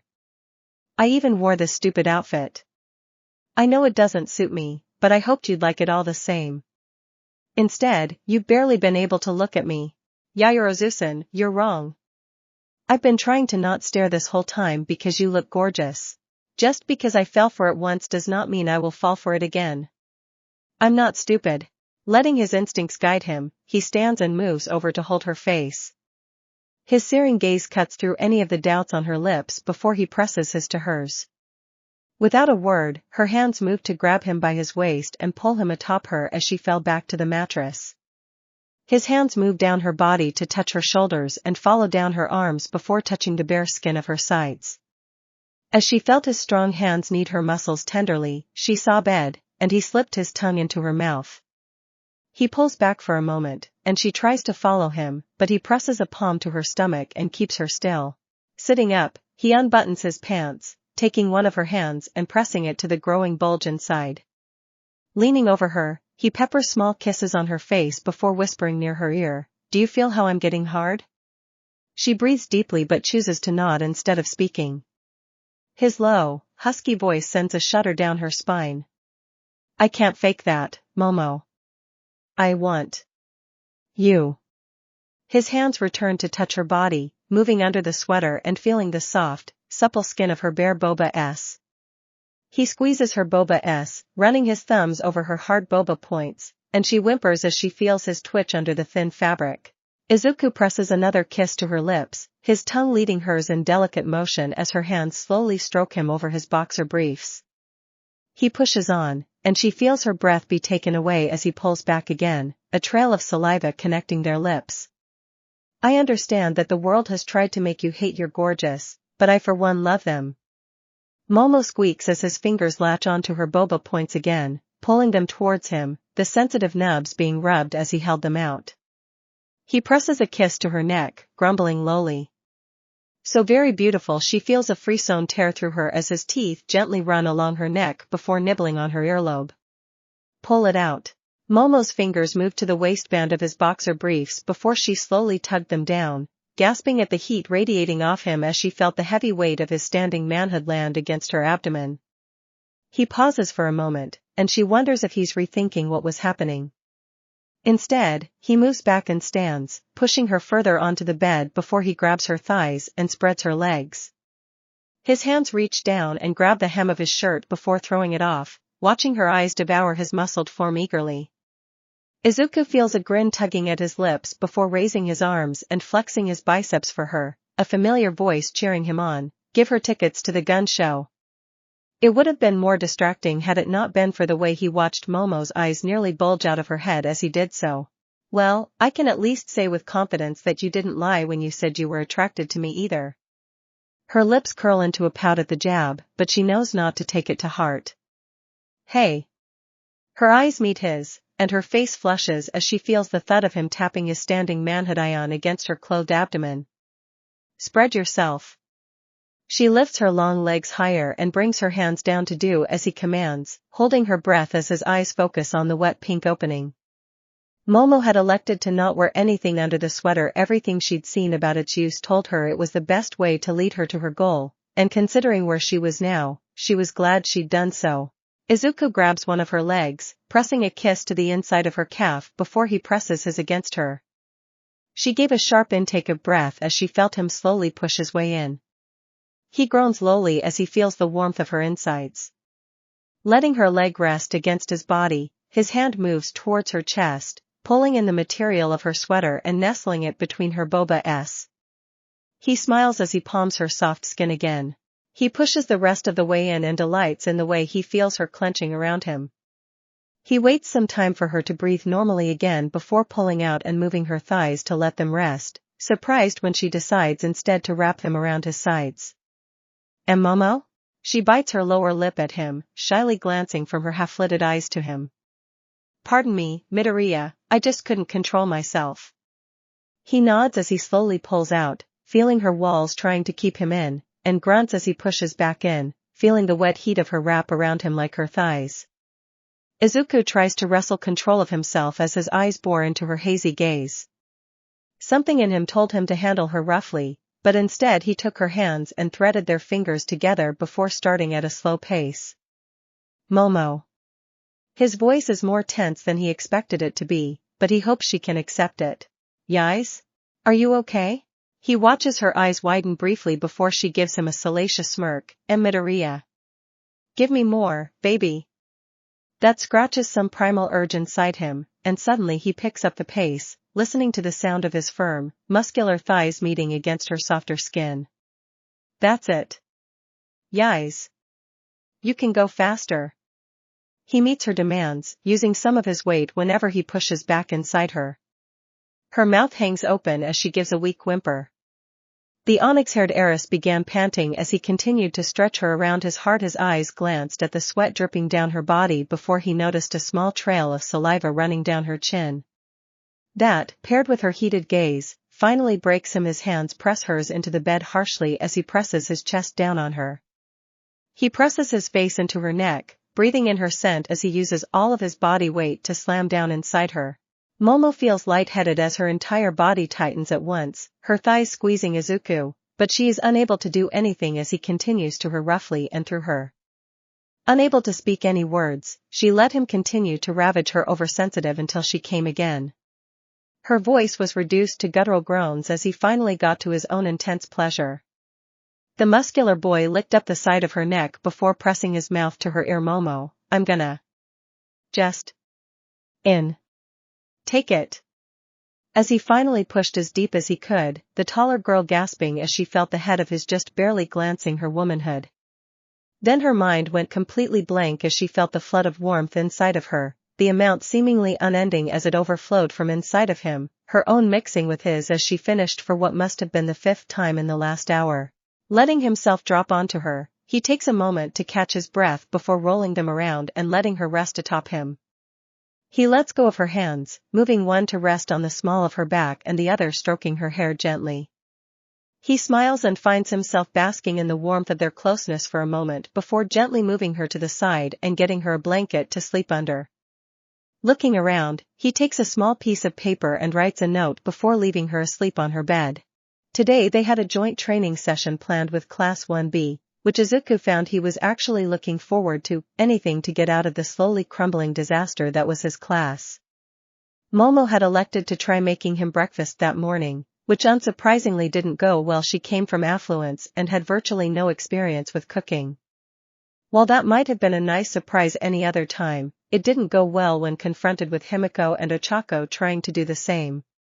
They had arrived at the idea from two different perspectives, Momo hoping to show some appreciation for and Himiko having read somewhere that men could often be partial towards people who show domestic competency, reciting from a blog post to Ochako, while men are genetically predisposed to be homemakers, showing that you have some skills for the home makes you a more valuable prospective mate. As per usual, Ochako let Himiko lead the charge. After all, she got viciously ed down the last time, so despite the upsetting phrasing, the creepy inkels hadn't failed her yet. So Izuku found himself in a difficult situation, which made him even more grateful when Mina had a quirk accident and turned the already inedible meals into formless puddles. The boys remained as delightful as ever, apart from two. Denki and Minoru had read into the situation clearly and found themselves excited to watch the romantic developments in their class, which for Izuku was now incredibly annoying. Especially when their attempts at making circuitous questions were about as subtle as a Detroit smash. Do you like it more when a girl is taller than you? Followed by would you rather date someone you were good friends with first or someone you got to know through dating? Which was then succeeded by what do you think about girls who aren't conventionally attractive? That one had gotten an enthusiastic thumbs up from Denki, proud of his diminutive friend for the phrasing. As such, getting to know the 1B class would be a breath of fresh air. Or so he thought. The classes were split into groups of 3 and tasked with stealthily incapacitating one of their teachers, who played a villain with hostages, played by sensor-riddled robots. Their grades were going to be made based on the effectiveness of their takedown and how unscathed the hostages were by the end of it. On its own, Izuku did not mind the task at all. His approach tended to be more direct, so he enjoyed the opportunity to practice more subterfuge, and some distance from the girls was equally welcomed. Unfortunately, he found himself paired with Setsuna Tokage and Itsuka Kendo. On its face, it would have seemed like an alright pairing. While Setsuna was a person who enjoyed teasing and messing around, she was a recommended student, meaning she came into the school with not only high academic acumen but also exceptional control of her quirk. Itsuka Kendo was no slouch either. She was a well-trained martial artist and bright in her own right. If anything, with the analytical genius Izuku had paired with his monstrous strength as well as the versatility of his quirk, they were a force to be reckoned with no matter who they were up against. What Izuku wasn't ready for was that this was not the Itsuka Kendo he knew from his world. This Itsuka Kendo was naughty. Hey there! You got green hair just like me. Izuku felt his face flush as an arm wrapped around his shoulders, peeking at the toothy grin Setsuna gave him. A frisson tore through him as he felt a strong hand scratch his scalp. Another, much huskier, voice ghosted over his ear. I dunno Set. His hair is so soft. Feeling his body coil like a spring, he heard the same voice chuckle. What's wrong, cutie? We're not making you uncomfortable, are we? You will. A loud cracking noise brought their attention back to their teachers. Namiri Kayama, the pro-hero known as Midnight and homeroom teacher for Class 1B, gave a salacious grin of her own as she looked up and down Izuku's body. Well, girls, as much as I understand that you want to play around with that scrumptious treat you got there, her eyes narrowed as she looked at the two girls. I think you shouldn't forget why you're here. Unless you think you might need some correction? Quickly, they removed themselves from Izuku's body, and he couldn't have been happier, both raising their hands defensively. No need at all, Kayama-sensei. Yup. What press said. In terms of the actual assignment, it went fairly well. They had managed to take down Ms. Joke with no harm coming to the hostages, but they were penalized a few points for how long it took to take her down. The only real hitch was the way his teammates took advantage of any opportunity to tease him. Setsuna landed a few lingering touches to his or his arm. Itsuka was much more forward but tried to obscure it more, pushing him to the wall and pressing her boba s against him as she looked away, saying she heard something, which might have been a valid action on its own were it not for the fact that she also stuck her knee between his legs and rubbed his with it. Truthfully, he was just happy it was over. It was one thing to have girls he knew come on to him, it was another to have girls he had little interaction with do the same. As classes finished for the day, Izuku decided to avoid the dorm for a bit, making it back for dinner but not giving the girls enough time to try cornering him. Strolling around the campus, he found a small garden. Leaning over, he took a deep breath, delighting in the fresh scent of the abundance of flowers, as he heard a familiar voice call out to him. Hey Midoriya! Strolling over with a coquettish twinkle in her eyes and Setsuna by her side, Itsuka waved over. You mind if I ask you something real quick? Okay Kenda-san, what is it? Well, we noticed you were really smart back during our heroics class today, and we went to talk to your class about it. Being matching heights with the ginger-haired girl made his eyes line up with hers perfectly. A fleeting thought about how beautiful her teal eyes were forced him to shake his head. We heard that you're like a genius at quirk analysis. So, we were just wondering, you think you could use that big brain of yours and give us some tips? Setsuna giggled as she watched his eyes light up. Really? You want me to help you with your quirks? The mossy-haired girl leaned forward, giving him a generous view of her cleavage as she did so. Why wouldn't we want the best? I'm not the best. It's just something I did a lot as a kid. Itsuka rested a hand on her hip as she gave him a light huff. And something you've been doing for years. Come on, Midoriya. Learn to take a compliment. Setsuna snaked her way around him, her hands taking hold of his shoulders. Yeah. Come on. You forget we were there at the sports fest too? You're buff and smart. You're allowed to feel a little pride. Izuku swallowed harshly but nodded meekly all the same. Thank you, Tokatsu-san, Kenda-san. While his eyes fell to the ground, he was unable to see the grin Itsuka gave Setsuna. So, come with us. We booked training field Delta. After a few hours spent training, Izuku found himself feeling much looser and more relaxed around the flirty girls, having settled into the notion that it was clearly just a game and had no deeper meaning to it at all. He was happy to help Setsuna improve the speed of her splitting as well as how many sections she could split into, and Itsuka had learned how to modify the shifting of her hand, now being able to stop it midway through. The ginger girl had even taught him some of her more basic moves. Izuku had never actually taken the time to learn martial arts. His desire to emulate his hero was much too high for him to even really think about it, but now that he knew how to throw a solid body blow, he wondered if maybe there would be even more he could do if he spent time learning one. As he hopped into the shower, he felt something in the air, a brief sting in his head, and the warning that danger sense provided. Closing his eyes, he focused on everything around him, just as he had when Toru tried to sneak up on him. He was shocked to hear the door to the men's changing room open. Turning around, he was met with the wolfish grins of Itsuka and Setsuna as they walked into the shower room, towels wrapped tightly around their bodies, as they strolled in leisurely. Hey there, cutie. How's the water?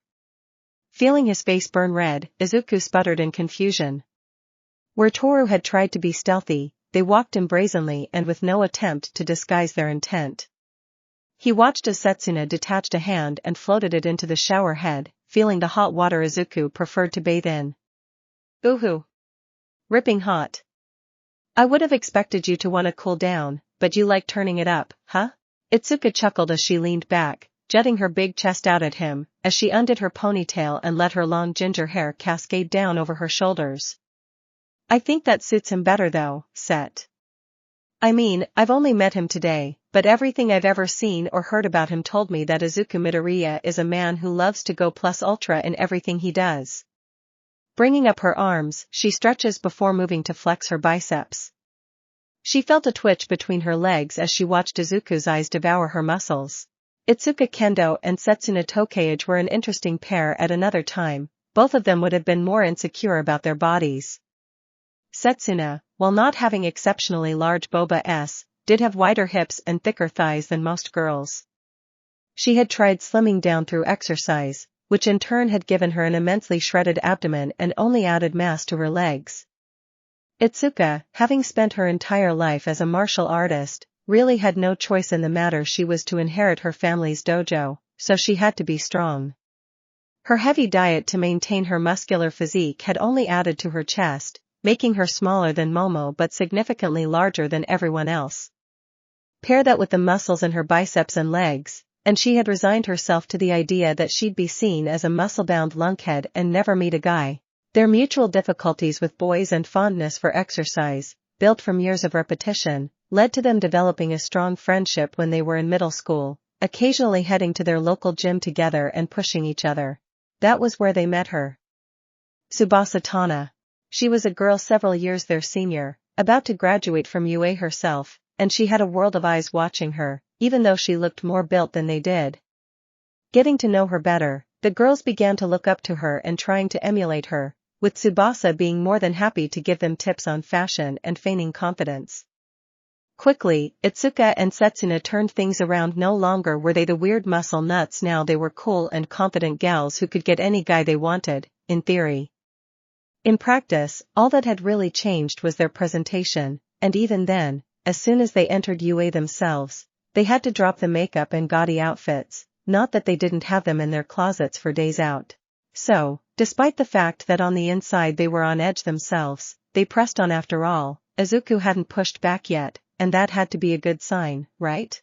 The Vertinet powerhouse's face was as red as it could get as he watched Itsuka and Setsuna drop their towels, displaying their muscular bodies to him as they walked into the small shower stall with him.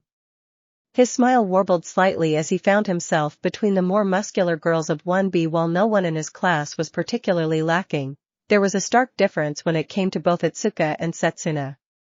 Setsuna had been flaunting her rock-hard abs that would make Ijuru's seem to lack definition, often paired with a teasing smile as she lifted her shirt under the guise of wiping down sweat. Itsuka's arms and legs were so very sculpted, and while they lacked the sheer mass Izuku's had, the firm, taut muscles that were there had their own beauty to them after all. Izuku's main heroine crush was the muscular and confident Mirko. Their hands quickly ran over his shoulders before running down his chest and abs. He whimpered as he felt Itsuka's lips ghost over his ear again. Man, Midoriya, you're shredded. I knew you were strong, but holy, it's like you were carved out of marble. Setsuna giggled as she rested her chin on his shoulder. Yeah. You know, we work out a lot, but I think you got us beat.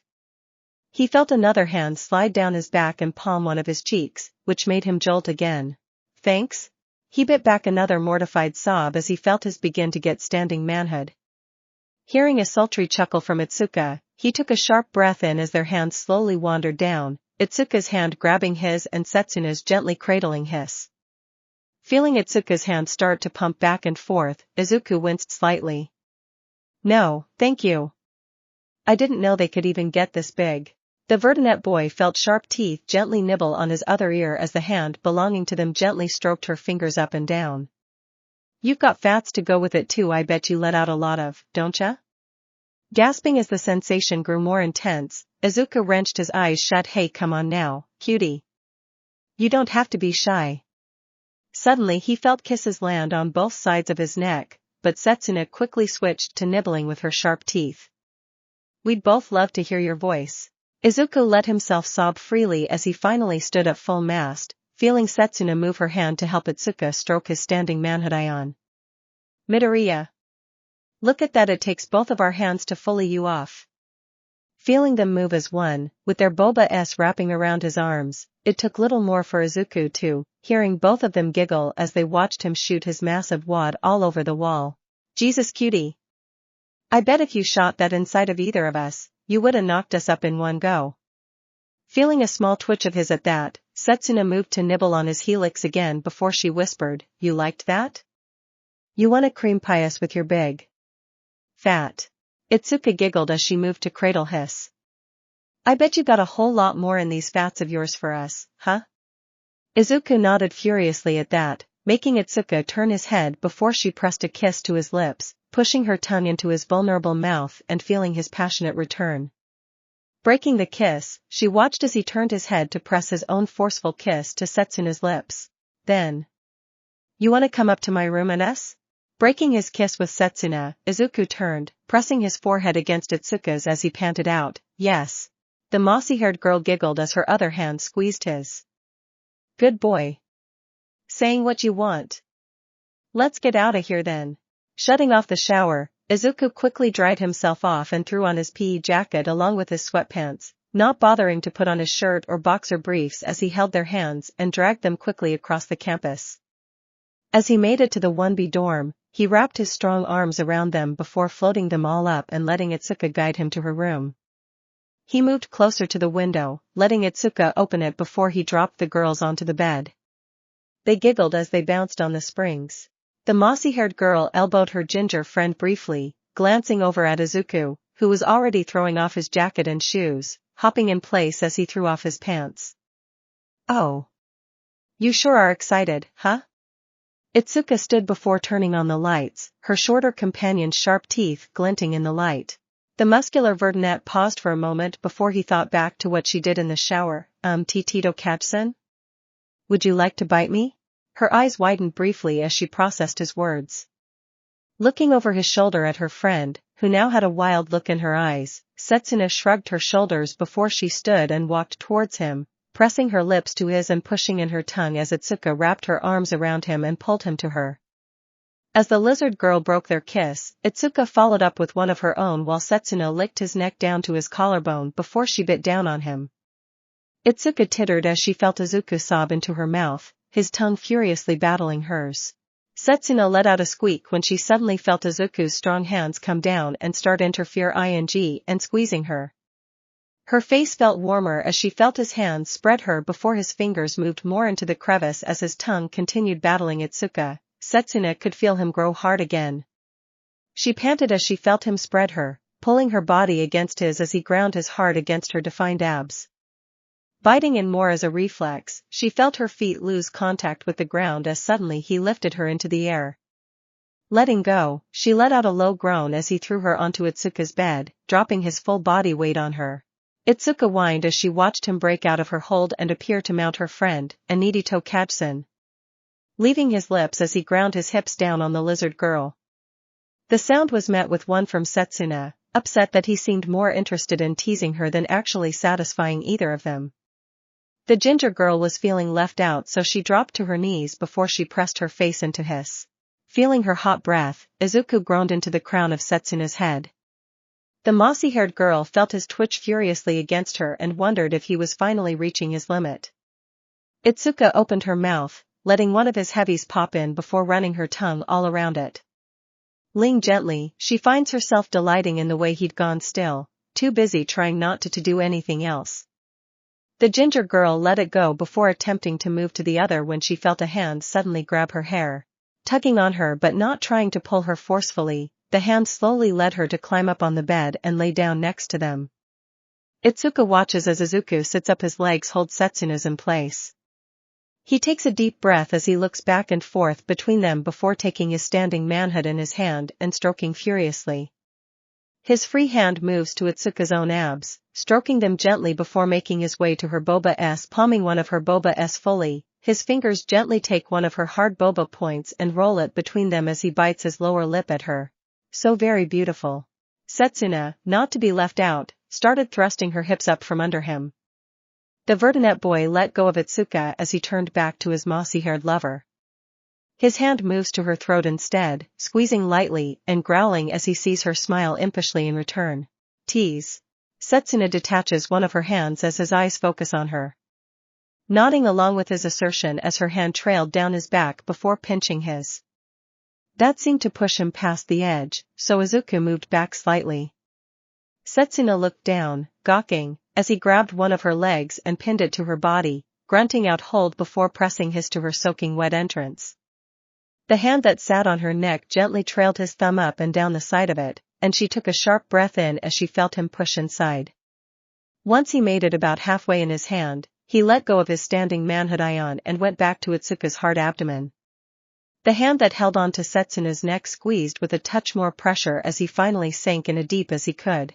Looking down, he felt his breathing pick up as he looked at her expression, face flushed red and eyes half-lidded as she bit her lower lip, her sharp teeth drawing a hint of blood. Izuku clenched his teeth as he looked over at Itsuka, her lips curled into a needy expression. He nodded at her before his hand went down her body until it passed the soft ginger curls she had beneath her pastel blue panties. He watched her back curl slightly as he dipped his fingers into the same kind of wet heat he felt wrapping around his. Turning back to Setsuna, he growled out, "I'm moving," before pulling out and pushing back in, the hand he used to pleasure the girl next to them doing the same. His strokes remained steady, trying to make sure he didn't finish too quickly and delighting in the noises that came from the hard body beneath him. His eyes narrowed as he looked into her forest green eyes. She smiled at him as he pushed inside her, and she opened her mouth, sticking out her tongue. He felt a firm grip on his arm, and as he turned, he was met with a more reserved expression from Itsuka, her hand squeezing his forearm as his fingers searched for the slightest difference inside. More? He looked at her, watching her meekly nod, her grip on his forearm tightening as she did so. Slipping his fingers from inside the ginger girl, Izuku looked at the fluids that had made a mess of his hand before licking them clean. Hearing a gasp from beneath him, Izuku looked over at Setsuna before giving her a grin. "You can wait." Slipping out of her, he shuffled over to put himself between Itsuka's legs instead, the hand that had previously been holding the lizard girl by the neck now replacing his. His eyes locked with the teal gaze of his other partner before he said, "Move them to the side."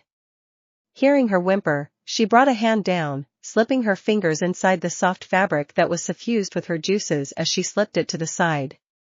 He smiled again as he looked at the pink flesh, twitching and inviting him inside. Izuku groaned as he pushed himself inside, shocked that she somehow felt even tighter than Setsuna, until he looked down and saw her abs flexing as he tried to push inside. His voice regained some of its characteristic warmth as he spoke to her lowly. Relax, Itsuka. I don't want to hurt you. His free hand went to her face, his thumb gently stroking the top of her cheekbone. Nodding slightly, he watched her flush as red as her hair before she took a shuddering breath. He felt her relax, no longer clenching. As he made his way in deeper, his thrusts were more assertive, subconsciously aware that her body could take more of him. As he finally found his comfortable pace, he brought his hand away from her face, instead choosing to place his thumb right over her womanhood and rub firmly. He bit on his lip as he investigated every bit of her expression, fully enraptured by the feeling of his. So focused on her was he, that when a pleading voice whispered, Midoriya, he found himself completely confused. He hadn't seen Itsuka's lips move at all. Feeling lips by his ear, he jolted before he turned and was met with a more submissive expression than he knew Setsuna could make. Can it be my turn again? Please? It took Izuku a moment to register what was happening before he muttered, Quirk. The lizard girl glanced away for a moment before she felt his hand leave her and instead grab her floating head, bringing her to close the distance between them and pressing his tongue into her mouth. At another time, she probably would have been upset with the fact that his fingers, completely soaked in her fluids, were now in her hair, but the intoxicating taste of him paired with how quickly he seemed to accept her was too much for her to want anything else. Itsuka felt him stop thrusting, but before she could answer, she quickly felt her friend's weight drop on her as the headless body of Setsuna was put atop her. Ending his kiss with his fellow vertinet, Izuku pressed her lips to his shoulders before commanding bite. And turning to face the ginger girl as he did so. Can you support her weight? Itsuka blinked furiously before squeaking out why-whys. And watching him grin wolfishly before pulling his out of her and slamming inside of her friend. The ginger girl heard the suffocated sob coming from Setsuna as Izuku turned his head and breathed in her scent. Itsuka felt her friend's body seize as she had what must have been an earth-shattering, as her entire body fell to pieces suddenly. Before the other girl could say anything, Itsuka felt the muscular boy slip out of her friend and start with her again. His eyes bore down on her as his other hand held Setsuna's head on his shoulder. I'm going to inside you. While it was worded as a warning, it was said with the tone of a command, and Itsuka found herself nodding furiously as she screamed out, yes. Izuku. Do it. Please. Feeling him pick up speed, she felt her stomach clench as he slammed into her, grunting with each resounding slap of his hips against hers. He moved with purpose, as if he were doing what he was meant to do, and all Itsuka could focus on was the way her felt delightfully stretched around him and how deep the feeling ran. I'm gonna. Izuku. He moved down, pressing his lips to hers as he pushed in one last time, and she felt warmth fill her entire abdomen. He broke their kiss and chuckled before he sat back up and grabbed the hip section of Setsuna's body as he pushed himself inside her again. They went on for a few hours, and Izuku's endless stamina afforded to him thanks to his training went a long way in letting the muscular teases from 1B experience the heights of pleasure he could offer. By the time they had finished, Izuku lay on his back, panting, with Setsuna and Itsuka hanging onto him and nuzzling into his chest, unaware that someone had been listening the entire time. Gritting her teeth, Hyuka crossed her arms, her back against the 1B dorm, her jacks lifting from the building, and moving around itching to stab someone. You gotta be kidding me. Hyuka had been seething since yesterday for some reason. Her best friend as well as several other friends had taken it upon themselves to fawn over the boy she thought she'd staked her claim on already. After all, she was the one best liked by his daughter. Their froggy friend was nice to have around, sure, but Hyuka made her laugh and clap. There was also the fact that she had basically ridden his raw. Now those NES we've known one day come out of nowhere and him. She had planned to take her time with him, and now she'd lost his first time. She could feel her jacks rise, agitated as she was, looking for someone to stab. Watching him meekly murmur as Himiko and Ochako held his hands, Himiko swinging them back and forth while the brunette girl cooed gently at him. Hyuka resisted the urge she had to walk over and pull him away. After all, Her claim was obviously less present than she thought it was if he so quickly gave in when tempted by those two girls. She felt her teeth clench as she watched them, wondering if they were next. Clearly, his standards were skewed, and it was likely that his genial nature made it so he had no particular preferences. After all, there was no other explanation for why he would have happily hopped into bed with the more homely duo from 1B, what with Kendo's massive chest or Setsuna's muscular thighs. The violet-haired musician sighed as she kept her eyes on him. It has to be today, no more waiting. Then, as they broke to go to classes, she made her move. She wrapped her hand around his wrist as she led him off to an empty classroom. His face was filled with worry as he called out to her repeatedly, "Jirouzan? Is everything all right? Did you need something? Is it something you can't tell our friends about? Jirouzan?" She wanted to ease his worries and tell him he wasn't at fault, but she had to make sure they were alone first. Once they made it, Hyuka closed the door silently before pulling him in deeper and forcing him to sit on a desk. There had been a significant height difference between them, and having him sit like this did little to change that, but she needed to keep him in her sights, and this was the best way to keep control. "Izuku. Wise?" His eyes were wide and nervous, but as she reached out a hand to gently stroke his face, she watched him move into her touch, his lips no longer quivering. Hyuka felt a smug smile make its way onto her face, huffing slightly as she shook her head. "You know, I really want to do things the right way with you." What? Patting his cheek, she moves in slightly, her dark eyes swallowing him whole as they trail up and down his body. "I don't want to sound like I'm making assumptions, but boys tend to be pretty sensitive. Sure, they can appreciate confidence, but they don't like it when girls are pushy. It's a real delicate dance." Her hand moves, a single thin finger slowly trailing down his cheek and touching his neck. Hyuka felt as he swallowed heavily, unsure but not upset, exactly as she wanted him. "You know, I thought the way you stared was a good sign. The way you saw bed when I ground my against your fat, hard but now, I gotta ask." Izuku felt her finger continue down his body before poking him in the chest, right above his heart. "Were you leading me on, pretty boy?" Izuku's eyes widened at the sobriquet, and he could barely make a sound as he opened his mouth to answer, and what noise he did make wasn't cogent in the least. As his mind raced and his lips fumbled any semblance of an explanation, he watched her eyes narrow before her jacks wrapped around his wrist, bringing one of his hands up to her face.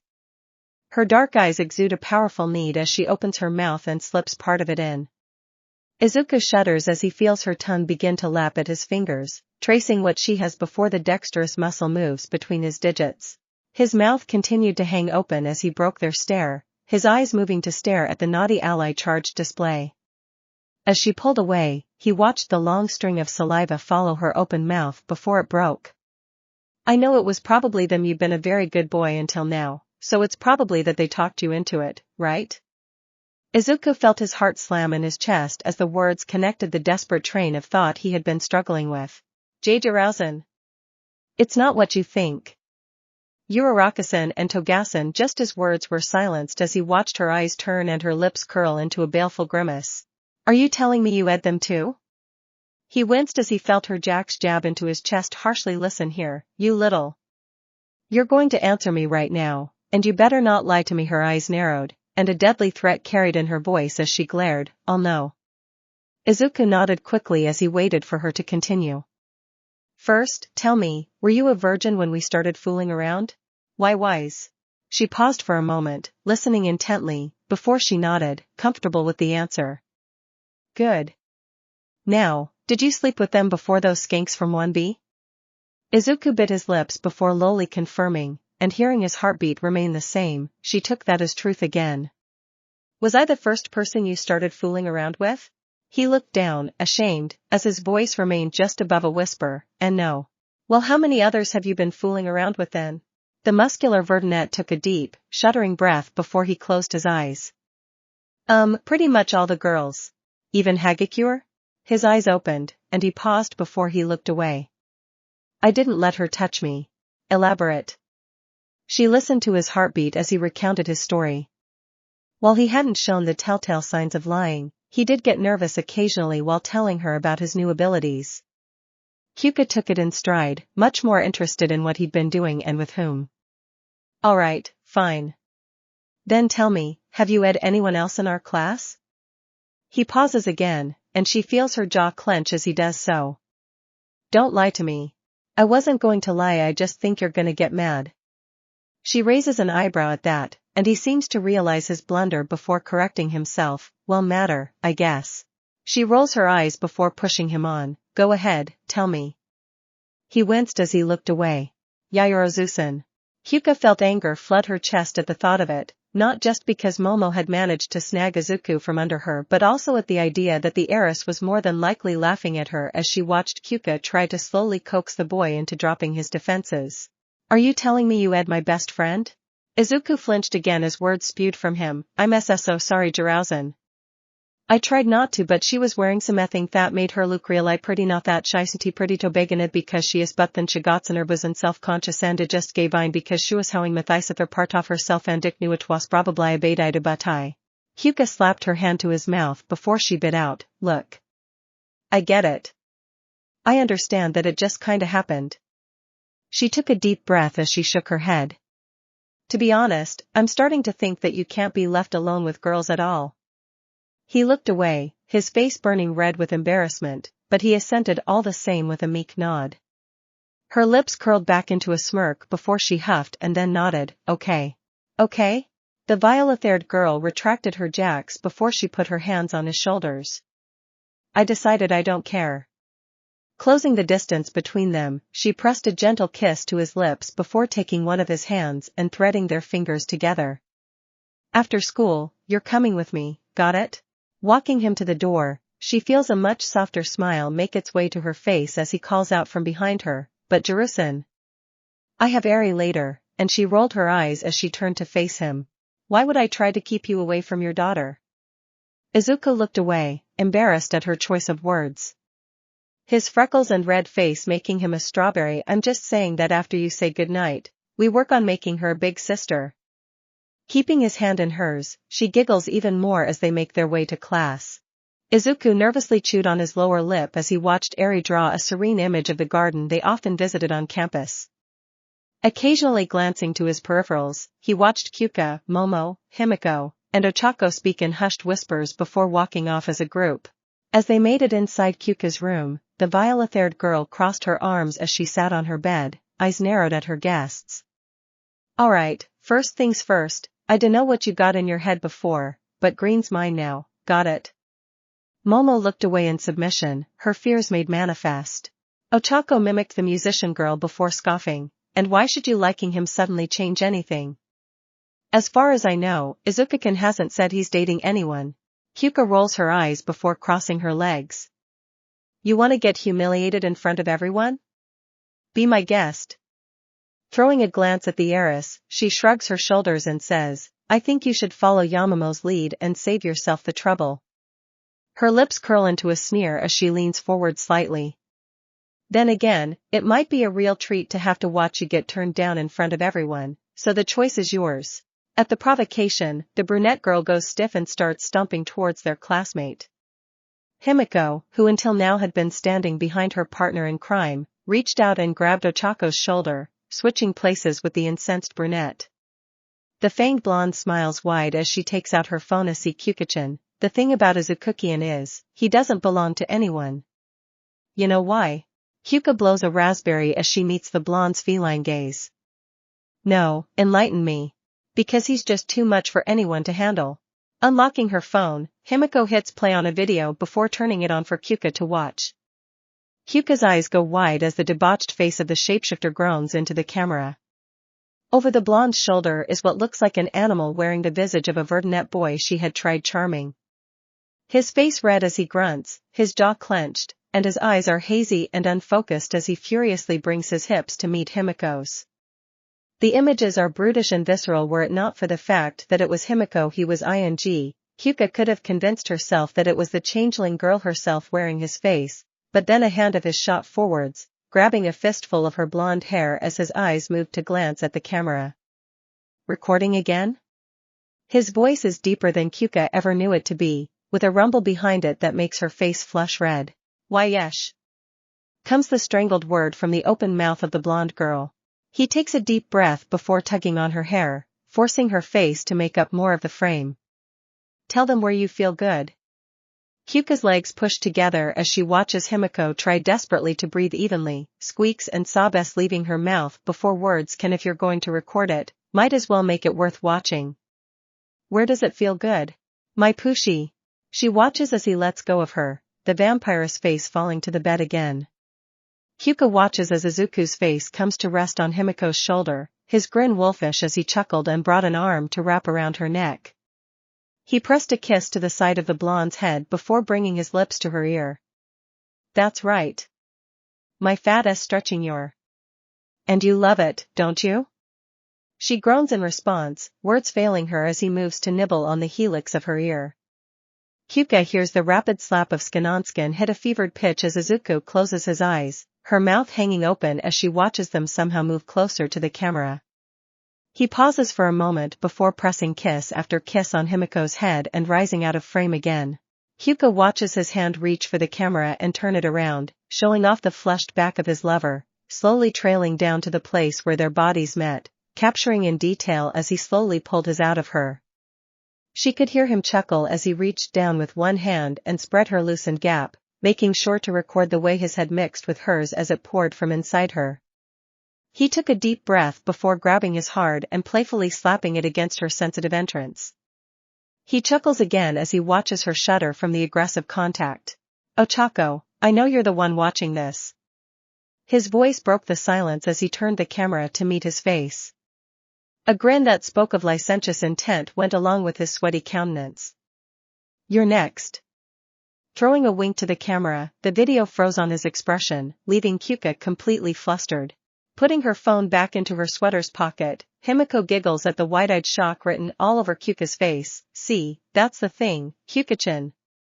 You think you know what Izukukian's like just because you guys fooled around a bit, but you don't know a thing. Leaning back triumphantly, the blonde girl rests her hands on her hips as she smiles wide. I can tell you right now how this is gonna go down. First, you're gonna try leading Izukukian, then you're gonna get him all excited, and as soon as he starts moving his hips, he's gonna take the lead from you and you stupid. Don't just take my word for it. Tell our mama can. The named girl jolted suddenly in place before clearing her throat. Yes, well, you see, Jirouzan, I had initially tried to start our naughty UAL encounter myself, but as Togasan so succinctly worded, I quickly found myself at Midoriya-san's mercy, and he, while Kyuka watched her friend's face burn red as a memory seemed to overtake her, was very passionate. That is to say, well, I can't imagine that anyone would fare that well when confronted with that. Now even haughtier than before, Himiko crosses her arms before huffing. What she's leaving out is that he ate her until she passed out on 2 different occasions. Togasan. The blonde waved the taller girl off as she focused on Kyuka. Now's not the time for subtlety, Mama can. We need to let Kyuka-chan know what she's in for. The violet-haired girl shook her head as she tried to regain her composure. Taking a deep breath, she steeled her gaze as she sneered, well, if you think you have him under control, then you know that he slept with those girls from 1B, right? Confident that she had outplayed her opponents, Kyuka felt her expression melt as Himiko began to laugh. Kyuka-chan, you don't get it at all. Feeling a roiling anger finally reach its peak, Kyuka stood, her arms rigid, as she growled out, what the is that supposed to mean? The fanged blonde wiped a tear from her eye as she came down from her fit of uproarious laughter. I'm not trying to control Izukukian. I'm just making sure we don't get left in the dust. Kyuka's mouth hangs open as she tries to parse the words spoken to her. Himiko shakes her head as she closes the distance between them and places a hand on the musician's shoulder. Kyuka-chan, it's time you learned a little something about boys. Letting the hand slowly push her back onto her bed, Kyuka stayed speechless, which the blonde took as license to continue. See, boys aren't like girls. Think of it this way, girls are kinda like grizzly bears, will take any piece of food and scarf it down without a single thought. Boys are a little more selective than that. They're more like panda bears, they stick to one thing until the end and only very rarely branch out. Ochako rolled her eyes, having heard Himiko relay the analogy several times already, but Kyuka and even Momo seemed to be enraptured, so she let her changeling friend continue. So you see, Izukukian is different, but where that could be a good thing, it could also blow up in our faces. Izuku has told me himself that he finds every girl in our class attractive, and as you just pointed out, he also went and slept with some girls from 1B. So what I'm saying isn't that we try to lock him down, but instead that we take the fact that he's so open to keep ourselves in his line of sight. What does that mean? Himiko sighs before sitting down next to Kyuka. If we don't work together to remind him that we're here, he's going to his way through enough people that he'll find someone who can keep up with him, and then we'll be out of luck. The violet-haired girl raised an eyebrow as she slowly spoke. So you mean share him so that he doesn't try meeting anyone else? The blonde's toothy grin goes as wide as she'd ever had it before, nodding furiously. Now you're getting it. If he's too busy running through us, he won't have any reason to try his luck with other women. Alone, none of us can handle him, but together, we are strong. Her golden eyes twinkled as she brought her arm up and flexed it, her decent muscles showing through her favorite cardigan, a gift from Izuku. He'd told her that the soft beige color complemented her golden eyes, and now she refused to wear anything else. Kyuka said nothing, but her eyes narrowed as she tried to find any hidden intent in Himiko's words. I can see you're still skeptical, and I get it. Okakukin was too. But then he wore her out, and she got it real quick. Mama-can's always been smart, though. Kyuka turned to her friend, who squeaked as their attention was brought to her. Sheesh makes a very convincing argument, Jirouzan. Especially when compounded with my experience with Midoriya-san. Narrowing her eyes in confusion, Kyuka tried to understand the ludicrous notion proposed to her. There's no doubt in my mind that Midoriya-san finds you very attractive. But even you must admit, Jirouzan, that despite your beauty, you lack the, shall we say, endurance that one might need to keep up with him? The punk rocker would have taken offense to that had it not been for the fact that she had essentially witnessed his prowess firsthand. Thinking back to the way he so viciously handled her changeling classmate and the animal sounds coming from the two very muscular girls from 1B at once, Kyuka could feel her confidence melting. Still, she knew she had to establish her place in the developing hierarchy quickly lest she find herself bowled over by the surprisingly conniving blonde. Let's say I consider your crazy plan. Kyuka narrowed her eyes in obvious discontent. How are we doing this exactly? The blonde vampiress grinned as she opened her arms wide in a grand gesture. Why don't I tell ya? Izuku sat in his room, having just finished his nightly call with Eri.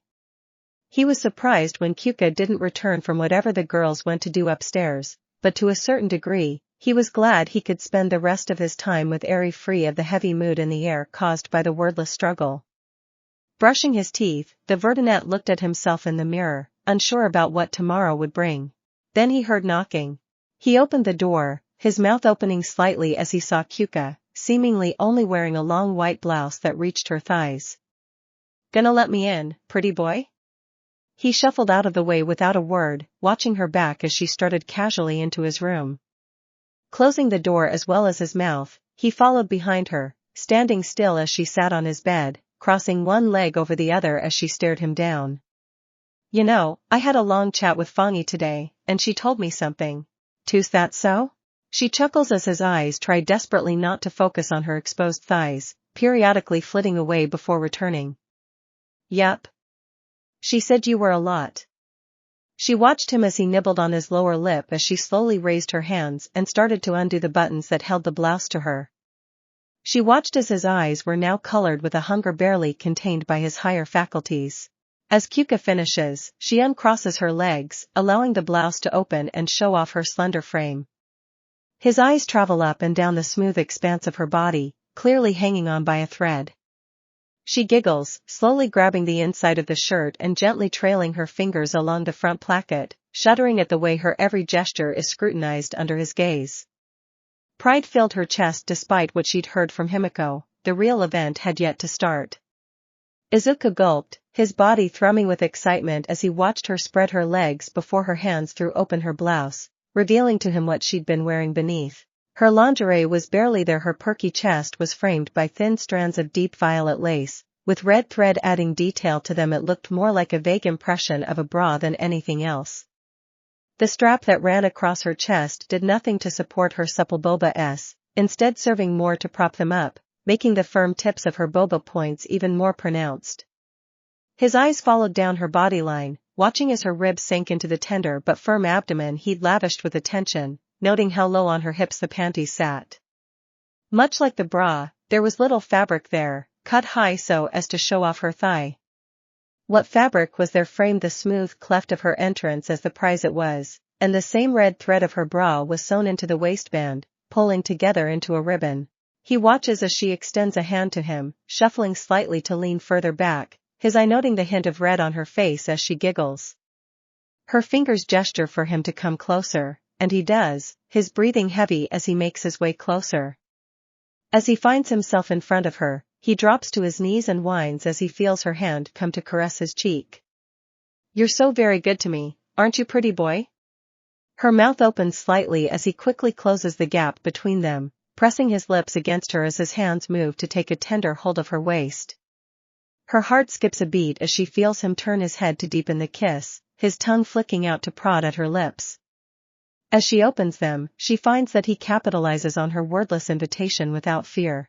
His tongue explores her mouth, tasting everything it can reach before he moves his head again, gently laying on her tongue as she feels his fingers slide her closer to him. Kyuka knew Izuku was strong. Everyone did. They had only been in school a few months, and he had shown it to them time and time again, but it was easy to forget just how much of his personality shone through in each of his actions.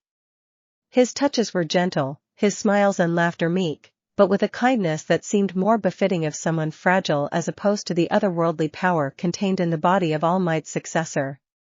Even their last tryst had been with Kyuka leading him by the nose the entire time, relishing the control she felt as his nervous voice let her decide the path they were on, with his consent, of course. This Izuku was different. She could feel the strength in his hands and the restraint in every movement as his thumbs gently rubbed back and forth on her obliques, making sure to pull her closer to him. The way his mouth so readily took the initiative from her, drowning her in pleasure but making sure not to make her feel overwhelmed, as they broke their kiss, she found herself breathing heavier than he did, feeling him take a deep breath as he kissed the corner of her lips before trailing down to her jaw and continuing to her neck. His voice was low and husky. He was well aware he didn't need to be loud for her to hear him as he nipped along her neck. "Please let me be good to you, Kyuka." The violet-haired rocker gulped as she heard him, her face flushed completely red as her hands moved without her command, one trailing the muscular expanse of his back while the other threaded her fingers through his dense, fluffy curls. His gentle affections continued as he moved past her collarbone, his tongue lavishing attention on her hard boba points. She closes her eyes as she lets him continue, feeling him switch which one of her bobas he focused on, making sure not to favor one or the other. She found herself just about to intense pleasure when he stopped, instead trailing kisses down her abdomen and shifting her thighs to rest on his shoulders. The arm that had been around his shoulders now pressed against her own chest, her fingers curled and pressing against her mouth as she panted. He turned his head, kissing the inside of her thigh, climbing closer and closer to her soaking wet, stopping just before he could press his mouth to her lower lips. Her eyes open, looking down at him, his emeralds boring into her obsidian as he whispers again, his hot breath ghosting over her womanhood as he does, "I want to taste you, Kyuka." She swallows harshly, the heat in her abdomen still burning since he'd left her close to the edge. The fingers that were in his hair tightened as she felt her lips quiver. "DDO it." His tongue plunged into her depths without hesitation, humming as he tasted her juices, and it took nearly no time for the hand in his hair to yank on him painfully. Kyuka threw her head back, crying out "FF." as she came, filling his mouth with her intense pleasure. She clenched her eyes shut as she felt his tongue continue to prod at her sensitive, gulping down all that he could. As she felt her body give out, she felt him shift, and her hands fell to her sides, blinking away tears to try and get a better look at him. As her vision cleared, she could see the desperation in his face as he breathed heavily, his face still smeared with her fluids. Feeling a thud against her stomach, she looked down, eyes wide, as she saw his standing manhood tapping against her, the tip leaking precum like a faucet. "Izuku? Kyuka, red or green?" It takes her a moment to recognize what he meant, now fully understanding what Himiko and the others described. In the beginning, it seemed that things were going to be the same as they were before, but at some point, things changed, and Kyuka couldn't find herself upset with where they'd arrived. So, taking a deep breath, she nods as her shaky voice resounds in the silence of the room. Green. Her chest fills with warmth as he smiles down at her, stepping back as he presses the hot tip of his to her weeping entrance. Before becoming involved with the Vertinet powerhouse, Kyuka would have considered herself something of a size queen. Knowing that her beauty basically gave her free choice over what kind of boy she wanted, she'd only ever played with bigger toys. She fantasized about riding a sweet boy with a massive, chuckling as she made him kneel beneath her, and while this was far from the way she'd expected things to go with Izuku, she was more than content with where they were. She grunted as she felt his massive standing manhood ion push its way inside, her heart skipping a beat as she heard him growl lowly. Tight. The idea would have amused her were she not too busy trying to keep her faculties. She raised her hips as she felt him bury himself deeper, stretching out the deepest parts of her canal, his hands holding her by her narrow waist and keeping her from stopping his advance, not that she would have wanted to. Izuku was in awe of this feeling. His various partners had all felt different, but Kyuka was intoxicating in an entirely new way. His was swallowed by a warm vice, the slick walls coaxing him to dump his load already, but he persevered, wanting to drag this feeling out for as long as he could. A voice unlike any of the vestiges resonated through his very being as he slowly dragged his standing manhood ion out before hilting himself all the way in again, pride filling his chest as he heard the debauched sob come from the girl beneath him. Despoil her. The voice was familiar, even comforting, as his mind swirled with similar thoughts, thrusting inside her again and again, his mouth stretching into an unctuous grin as he watched her writhe in pleasure. His hands let go of her hips, instead moving to hold her face, his thumbs trailing over her cheekbones. You like it, Kyuka? Her groans are guttural and harsh, like a growl, as he finds himself inebriated by her expression. Yes. I love your fat Izuku. The praise helps him reach the end, his twitching inside her and signaling the first of many for them. He moves his hips even faster, leaning forward and forcing her body to bend with him, her hips raising and allowing him to strike a new place. I'm going to Kyuka. He feels her hands move to his back, nails scraping down his back as she tries her best to lock gazes with him. Do it. Empty yours inside me. He chuckles at that, and his hips move as fast as they can, her desperation flowing into him as he makes one last push, feeling his standing manhood ion just narrowly avoid striking her uterus. Kyuka howls as she feels warmth flood inside her, her stomach filling with warmth as spurt after spurt spews from him with as much zeal as he'd at her earlier. She feels him rest his head atop hers, his chin over the crown of her head, and with each deep breath she takes, her lungs fill with his scent. He sits up, refusing to pull out and instead carrying her along with him, keeping her stuffed as he cradles her face delicately. The Vertinet boy presses a gentle peck on her lips as he tries to get her to focus. Kyuka? Her eyes are bleary, and her breath was ragged, but her eyes meet his as she mumbles, her words slurred. Yeah, Izuku? You wanna go to sleep? She takes a moment to answer him, the words taking time to register in her hazy mind, having more times than ever, with the last one being particularly intense. Nodding meekly, Kyuka mumbles again. Yeah, he giggles at that, turning them so that he can lie on his back, letting her rest atop him, her petite body barely feeling like anything as she nestled into his neck, her hands lazily stroking his chest. He brings his hands to hold her, smiling to himself as he feels her jacks reach out and wrap around his wrists. Good night, Kyuka. When she doesn't respond, he listens to her gentle breathing as he closes his eyes, hoping he can wake up and make his call to Eri like he usually does. Izuku stepped out of the shower, deciding that he would take a cheat day as he toweled himself off, grabbing the incense he still had and lighting it. Somehow, he'd managed to wake up with enough time to help Kyuka clean up and make his call to Eri without any trouble. With his eyes closed, he found himself back in the realm of the vestiges, calling out to his uncle first. Hey. I had something I wanted to ask. Yoichi laughed at that but floated up to his nephew with a wide grin. I hope it isn't relationship advice because I got nothing. Izuku chuckled as he shook his head. No, nothing like that. I was just wondering. His hand raised to scratch the back of his neck as he shrugged. I know you guys see everything I do and all that, but who talked to me yesterday? What? His brow furrowed as he met his uncle's confused gaze. Well, it definitely wasn't Nana or Banjo, but to be honest, the voice itself is kind of fuzzy now. Izuku smiled meekly. But it had to be one of you guys, right? I mean, I'm not exactly mad or anything, I was just. Izuku. Yoichi's stern voice cut him off. I want you to know that I mean this when I say this. His green eyes were firm as he reached out and held the boy by his shoulder. None of us reached out to you at all yesterday. Ibara Shiozaki rose early in the morning, as she always does, and took her time to complete her morning rituals and make her prayer for the day.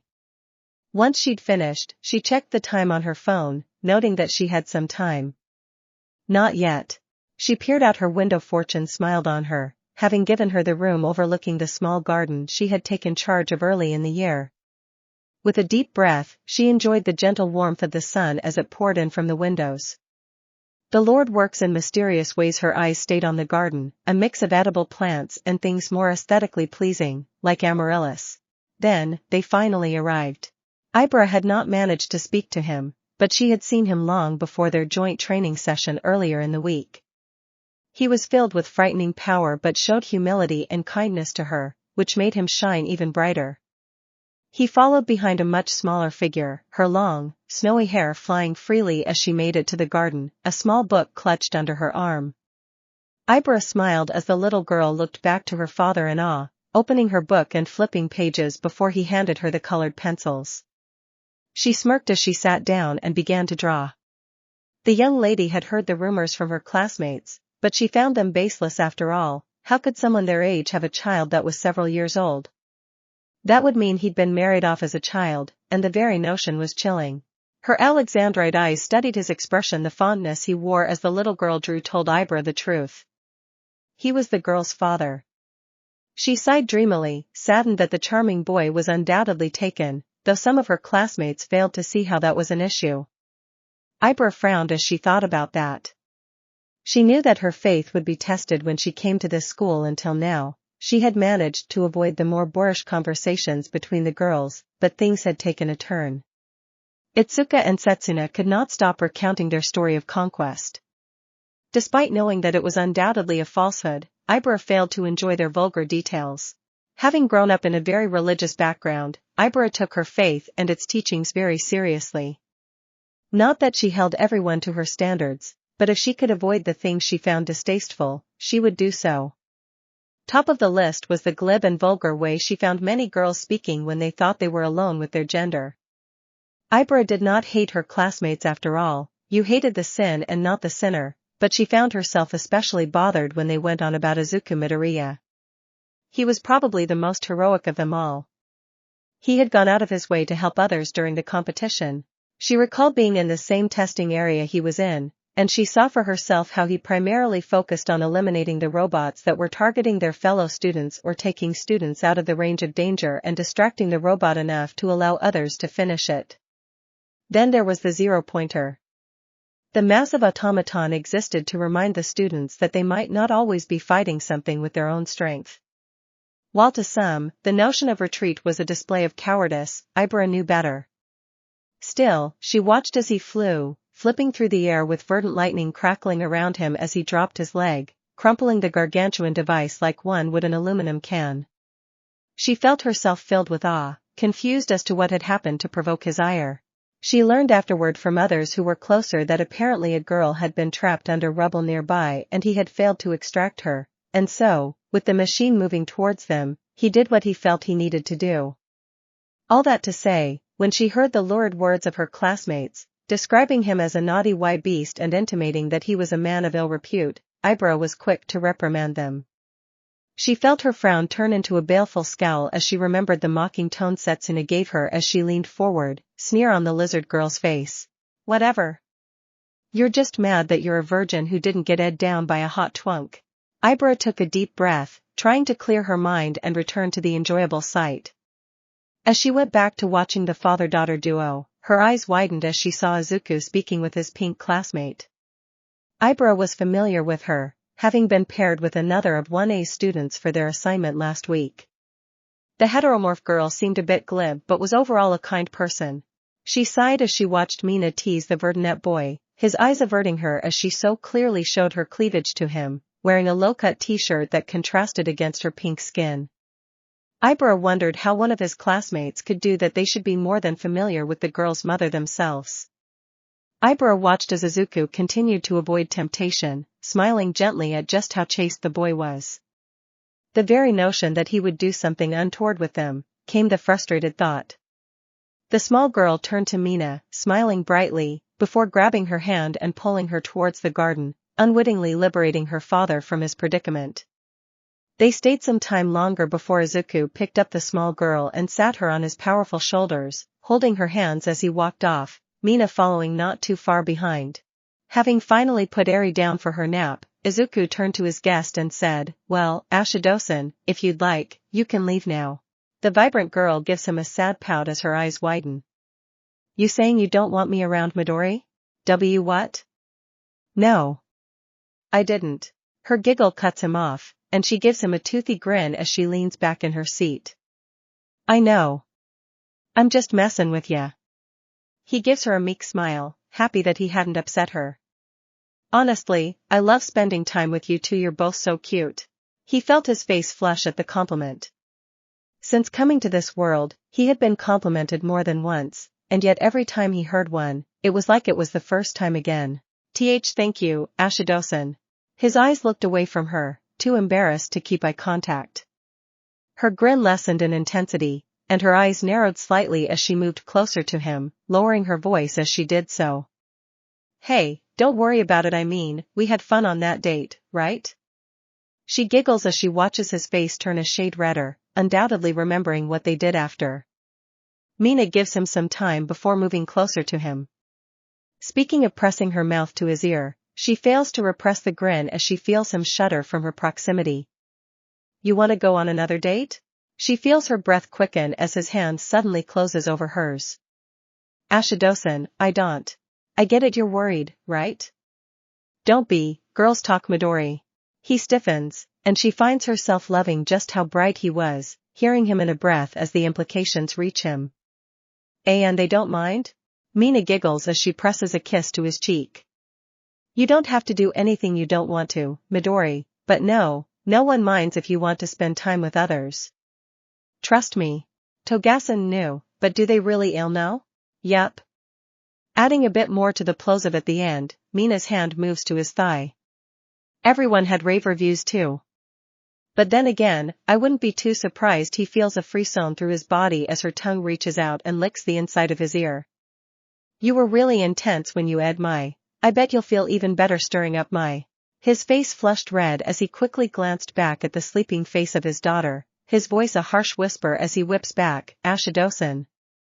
Not in front of Eri." She buries her head into the cleft of his shoulder as she titters, "Midori. I might be a girl, but I'm not that crazy. We can just do it after our next date." He sighs as he shakes his head. "I meant the language." Pressing a kiss to his neck, she grins against him as she feels him in place. "I know."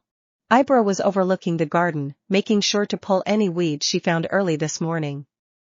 While normally she would make time after classes, she'd set an alarm for just before sunrise, giving her time to pray before moving down to the flower bed. She smiled as she checked the moisture of the soil, and when she heard his voice, she wondered why she'd never done this before. "Hello? Are you the one who manages this garden?" She looked up at him, the early morning light draped over his shoulders like a cloak. "Hello." She almost forgets herself. She'd admired him from afar for much longer than he knew. "I am indeed the one who cares for these lovelies."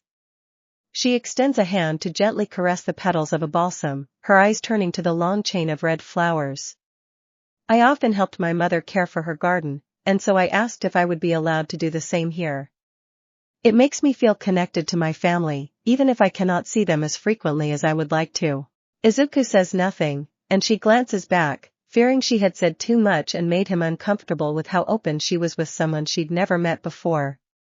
The warm smile he gives her takes her breath away. His eyes are soft and kind, while the sun continues to dance over his beautiful, verdant curls.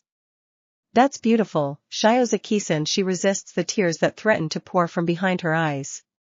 She hadn't spoken to him, but he noticed her all the same. Ibra says nothing, not trusting her voice to occult how profoundly such simple words impacted her. "I sometimes visit here with Eri. She enjoys drawing them." His eyes moved past her to the myriad of colors that made up the garden. It's the little things that make the memories that we carry forever. He returns his gaze to meet hers, emeralds gazing into alexandrite, and his smile widens just that bit more. So, I would like to thank Shiozaki-san, and if you ever need anything to keep this going, please feel free to let me know. Thank you, Midoriya-san, I will not abuse your kindness. He chuckles at that, happy that she knew his name. I didn't think you would. When the day came, Ibra rose early again, excited to meet the small girl who loved her garden so much. Eri, the name felt interesting on her lips, and she wondered if the girl would be open to meeting her. Unlike the other members of his class, Ibra did not have the fortune of being a regular presence in the small girl's life. If she was guarded, then Ibra could wait. She wanted the girl to feel comfortable opening her heart to the prospective heroine. Only because you want her father? Came the cruel thought. She frowned at that, Setsuna's scathing words replaying in her head as they had since Ibra managed a polite conversation with Izuku. She sighs before she goes through her prayers, making sure to look presentable before heading out to the garden. As she arrives, she sees that they had arrived before her. Ah, good morning, Shiozaki-san. She gives him a warm smile, watching as the snowy-haired girl quickly dives behind her father's leg, her ruby eyes observing Ibra cautiously. His chuckle matches his demeanor, and the radiance of the sun resonates in his every motion. Eri, this is the person I was telling you about. Shiozaki-san planted all the beautiful plants. The girl's eyes stay on her, and she stays completely still for some time. Ibra opens her mouth to speak, but the girl beats her to it as she steps out from behind her father's protection. Eri clutches a book to her chest as she slowly makes her way closer to the tall girl. Eri's eyes meet Ibra's as her little lips make a firm line before she opens her book to a drawing of one of her flowers. Can you tell me what this is called? Papa doesn't know flowers good. Ibra feels her heart melt. She can see the little hands shaking, unsure and still very much afraid, but her eyes were firm with determination, and Ibra could see her father in her at that moment. Giving her best smile, Ibra crouched to meet the girl on her eye level. That is called Alstroemeria. It is also called the lily of the Inca based on the culture of the place it came from. The small girl nods confidently, taking in the information as if it were from a sacred text. Papa said flowers can mean things. What does this one mean? Ibra's eyes widen before she glances at Izuku. He looks away, his face flushed and clearly embarrassed that his daughter had outed him. Ibra giggles before turning back to Eri. It means devoted love. The small girl's lips curled into a frown, her brow scrunched as she tried to understand, and after some time she nodded before turning to her father. Can I draw some more? He chuckles again before he brings a hand down to gently play with her hair. Of course, unicorn. Eri glanced back at Ibra, giving the older girl a firm nod, before moving to sit by the flowers and opening her notebook to a new page, pulling a set of colored pencils seemingly out of thin air, before setting down to draw the lily of the valley that grew so brilliantly. Ibra watches as the boy looks over the girl with fondness on his features, briefly glancing at Ibra as if to say, "This is what I was talking about," before returning to watch as Eri drew contently. "Hey, Midori!" And suddenly, Ibra faded away as the sprightly heteromorph girl from his class took his attention. Ibra had requested his presence the next day, and he had agreed to come to her room.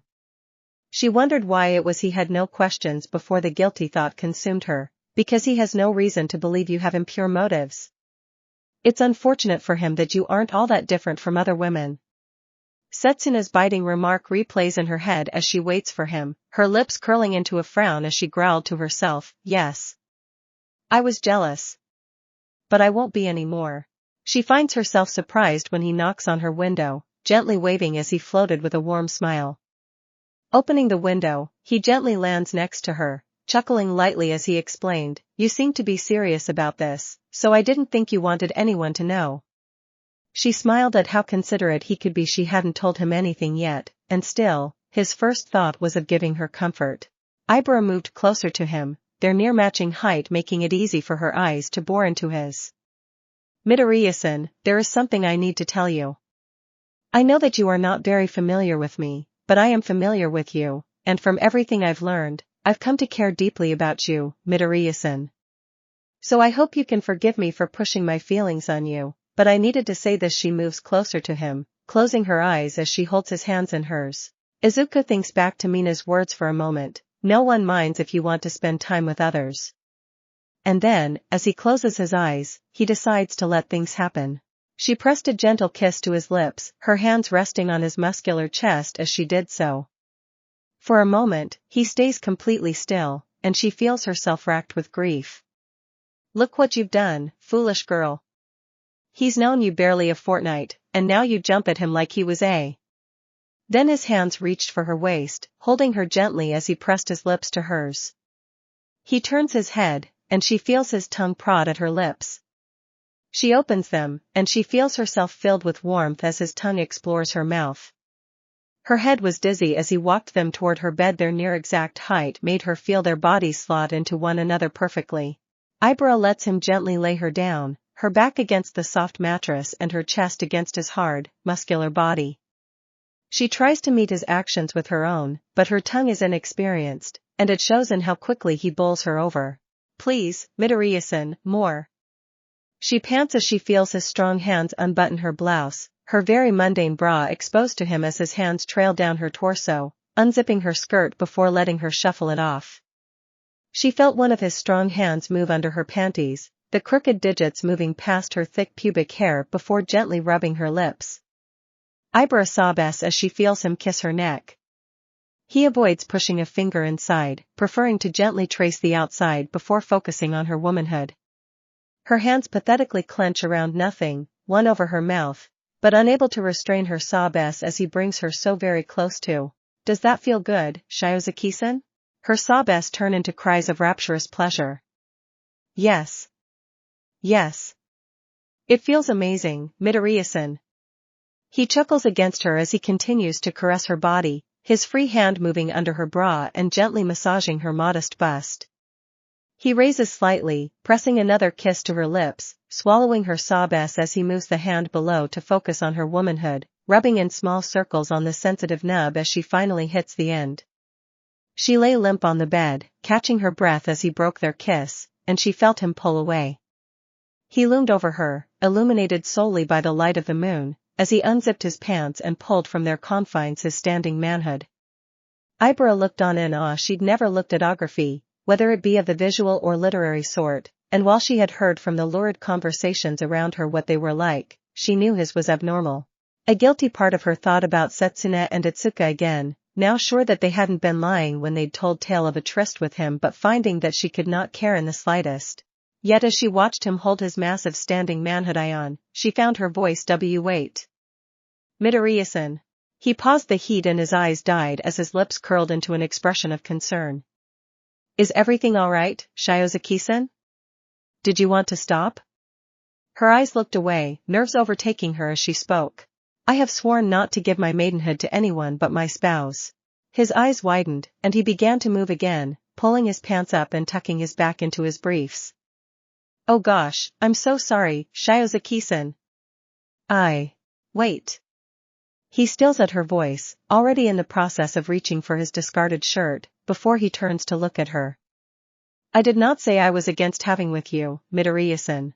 Izuku looked at her confused, his head tilted as his emeralds gazed deeply into her alexandrite eyes. What do you mean, Shiozaki-san? She took a shuddering breath as he loomed over her, excited by his curiosity and the demure innocence it implied. There is more than one way to be inside my body, Midoriya-san. His voice catches in his throat as he looks down, watching as she slipped her panties down her elegant legs, lifting them high as she shuffled slightly, her hands moving down to spread her before looking back to him. I hope this doesn't disgust you. I just wanted to share this with you. His throbbed, and he felt nothing but guilt as his mind swirled with thought after thought until, again, the voice spoke and pulled him back. Focus on her. Her eyes are timid, and she bites on her lower lip as she waits for him to speak. Swallowing harshly, Izuku takes a breath to calm his racing heart and clear his thoughts. Ibra, are you sure you want to do this? The fear melts from her, and she gives him a relieved smile that shamefully makes his standing manhood ion twitch again. Yes, I am sure, Midoriya-san. I only ask that you be gentle.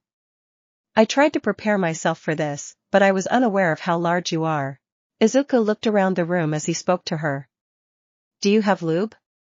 He considers something before adding, and a condom? As he met her gaze again, her Alexandrite was embarrassed, but beneath that was excitement, and Izuku resented how much he wanted to her without prepping her. I do have lubricant, but she looks away from him, again so demure and fragile that his heart picks up. I would prefer if you did not wear a condom so that I might feel you better. He gulps but nods before letting her direct him to a drawer. Inside, he saw her many different pairs of underwear, and he was more than amused by how simple they all looked. No special designs or unique materials, so different from the girls he'd known until now. To the side was a bottle of lubricant, with the label specifying that it was water-based and required no cleanup. He returned to his place between her legs, taking out his again and stroking it a bit. Ibra could see the column of flesh, the tip leaking a cloudy liquid that smeared the head as he stroked himself more. Once he was satisfied, she heard him open the bottle. Her eyes remained on his hard as he poured the lube into his hand before setting the bottle to the side. She'd expected to see him stroke himself again, but instead, she felt that familiar chill as his fingers pressed the liquid to her tight gap. He rubbed it into the ring of muscle, and she sobbed as she felt one of his fingers push inside. The feeling of someone else's hand was unique but not unpleasant, teasing her in a way he hadn't done to her other entrants. It took little time before he introduced another finger, pushing in and out of her, letting the lubricant ease his way. Her eyes were clenched shut, focused on the feeling of his fingers, and her mouth was open in a wordless cry. She wondered how long it would take him to deem her ready. Despite having already, she wanted more, and the delirious pleasure she was in took away any inhibitions she had. Please. Midoriya-san. Me already. I can't wait anymore. She felt him stiffen before he pulled his fingers out. Izuku looks down at her, slathering his in as much lube as he feels he can spare before he presses his tip against her tight gap. He bit his lower lip as he pushed in. The entrance showed some resistance, but once he popped the head in, it was smooth going. Ibra wailed as she finally felt him hot. Was the only word she could utter as she felt his thick shaft spread open her. She found herself holding her breath as he pushed further in, the heat of his body connecting with her more than she could have imagined. She lets go as it becomes too much, and she reaches out, lamely reaching for his body as she came again. She could hear Izuku hiss as she undoubtedly clenched around him. He was probably trying to hold back from finishing so quickly, but she never would have held it against him. If this was what was like every time, she could see why her fellow women chased after it so voraciously. She felt him lean forward, the hand that was lubricated pushing her bra up and caressing her boba while he thrust slowly, making sure she took the rest of him into her tight passage. She sobbed as she felt him tease her boba points while his fat made her feel empty and then so full, dragging his full length out before shoving it back inside. He moved patiently with her before he picked up some speed, eventually moving with a harsh pace. Ibra felt she'd be driven insane by the sensation as she listened to the wet slap of skin on skin as he ate her with purpose. He sobbed as he pressed forward even more, their faces inches apart as he pressed her knees against her torso, his hands now on the bed as he drove himself inside her. Shiozaki-san. You're so tight. She pants, looking into his naughty-colored emeralds as she tries to clench around him. Does it feel as good for you as it does for me, Midoriya-san? It feels amazing. I've never done this before. She bit her lip at him, trying her best to seem sultry as his continued to mold her insides to his shape. You can DDO this whenever you want with me. I will never turn you down. Please. Feel free to F my whenever you want. It's yours. He growled like an animal at her words, hitting the end of his brutish pace as he plunged inside one last time. Her vision swam white as she felt her colon fill with his warmth, spurt after spurt of boiling fluid filling her insides. She pants as she feels him pull out, looking down as she collects her breath. You're still hard? He chuckles as he delicately strokes her cheek. Yeah, it takes a lot for me to be done. He shakes his head as he stands. Don't worry about it, though, just rest, okay? I'll, clean up. She closes her eyes and does as she is bidden, listening to the bustle of him searching her room, grumbling to himself. The domestic nature of it makes her giggle as she slowly falls asleep. When she wakes, she finds herself alone in her sleepwear, a rose t-shirt and green sweatpants. She notes that she'd slept in, her alarms having gone off without her noticing. She sighs as she throws herself back onto her bed, resting the back of her hand against her forehead. Her only thought was when they would become one again. Izuku sighed as he finished his call with Eri, rising from bed and brushing his teeth before washing his face. His lips curled into a harsh scowl. It came back again and I still didn't recognize it. He could scarcely remember the sound, but the words struck him. Focus on her. It had been good advice, but it hadn't come from his own thoughts, and he knew it hadn't come from any of his predecessors. A text from his father broke him from his train of thought. Your brother is bringing his boyfriend over this weekend to meet us? Do you think you can make it?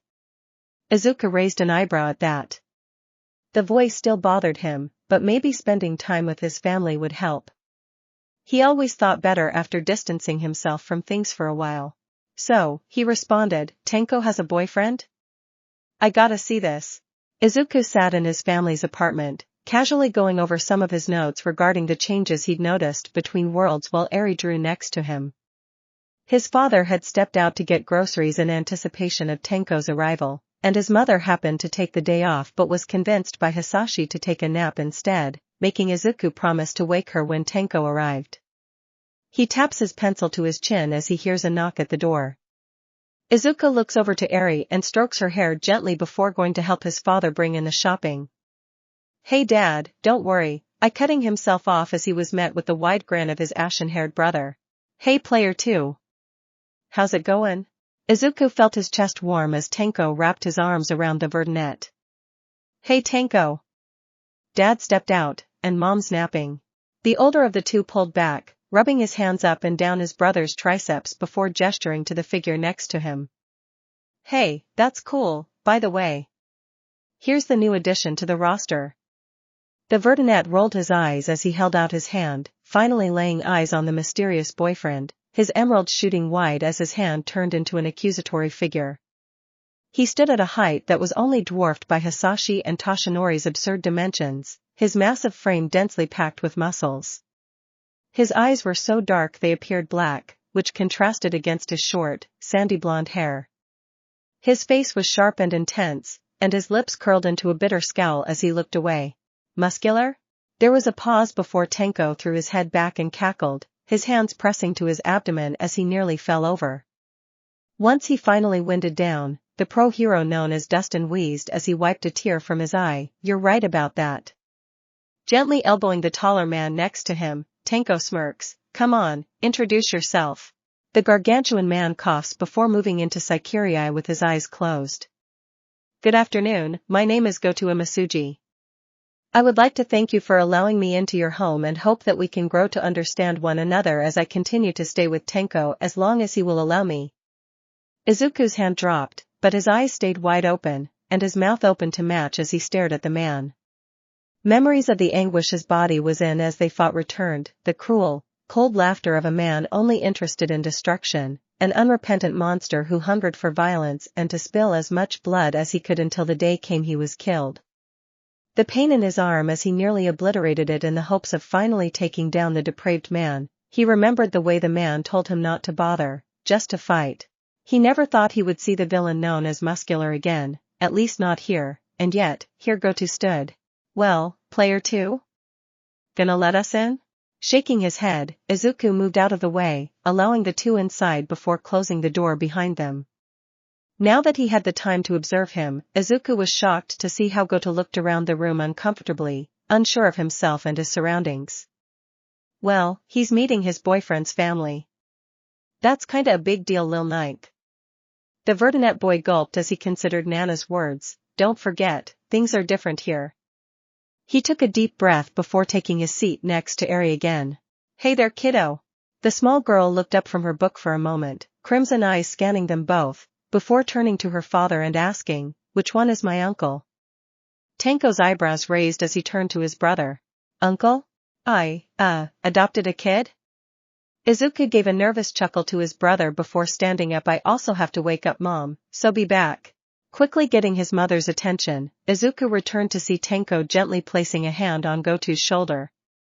Then Eri spoke, My family are good people, they've been really nice to me. So they'll be nice to you too. Izuku felt his heart weigh heavy as his daughter turned her head to look at him. Right, Papa? The Vertinet boy smiled as he sat down next to her, gently patting her head as she returned to drawing. Yeah, you're right, unicorn. Pressing a kiss to her horn, Izuku turned to meet the nervous eyes of Goto Imasuji, reminding himself to relax. It's a pleasure to meet you, Imasuji-san. My name is Izuku Midoriya, and this is my daughter, Eri. I'm Tenko's younger brother. The older man smiles as he nods. It's a pleasure to meet you too, Midoriya-kun.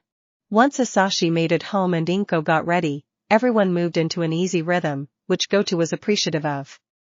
He could never have foreseen any of this happening when he'd first met Tenko. The glib and childish nature of the younger man had rubbed him the wrong way at first. Given enough time, he began to enjoy the way the crimson-eyed man was always there with a good-natured smile and a joke to lighten the mood. Goto has always assumed that he'd quietly make his living as a police officer, retire, and then wait out the rest of his life, finally enjoying himself. Instead, he was surrounded by the warmth of the Midoriya family and was able to meet the people who'd given Tenko the smile he wears to this day. They ribbed each other with kindness in their smiles. He remembered when Inko, after inspecting him closely, spoke to her husband as she shot a sly glance to her older son. I was wondering who he reminded me of. Don't you think he kind of looks like Katsuki? That made Tenko pout, grumbling under his breath, but the eldest Midoriya laughed. Why, you're right. He does bear a resemblance to our good friend. Groaning, Tenko threw his face into his hands while Izuku looked at the large man, tilting his head as he tried to see what his parents were referring to. Come on, player 2, it's supposed to be Coop, not PvP. Izuku turned to look at his brother before nodding. If it makes you feel better, Tenko, I don't think he looks like Kaken. Tenko huffed as he threw his hands up. Finally. Someone's on my side, I swear they. I mean, he's built more like Uncle Toshi anyway. That stopped the older Midoriya brother, slapping a hand to his forehead before leaning back dramatically. I can't believe this. Betrayed by the person I trusted most. My own brother. That pulled a giggle from Eri, and Izuku flushed embarrassed. Goto, for his part, watched on amused. He'd never seen anyone give Tenko a run for his money before. Later, when he lay on the sofa with his arms behind his head, Goto considered how well things seemed to have gone. The younger of the Midoriya siblings had given him a haunted look when they first met. He was familiar with that gaze. It was the same one his father had when his mother had shown up at his new home, dragging a young Goto along for another of her escapades. In the past, he was resentful of the man for leaving him behind with the drunken misanthrope, but now, as an adult, he understands. He never forgot, but he knew enough to put the anger behind him.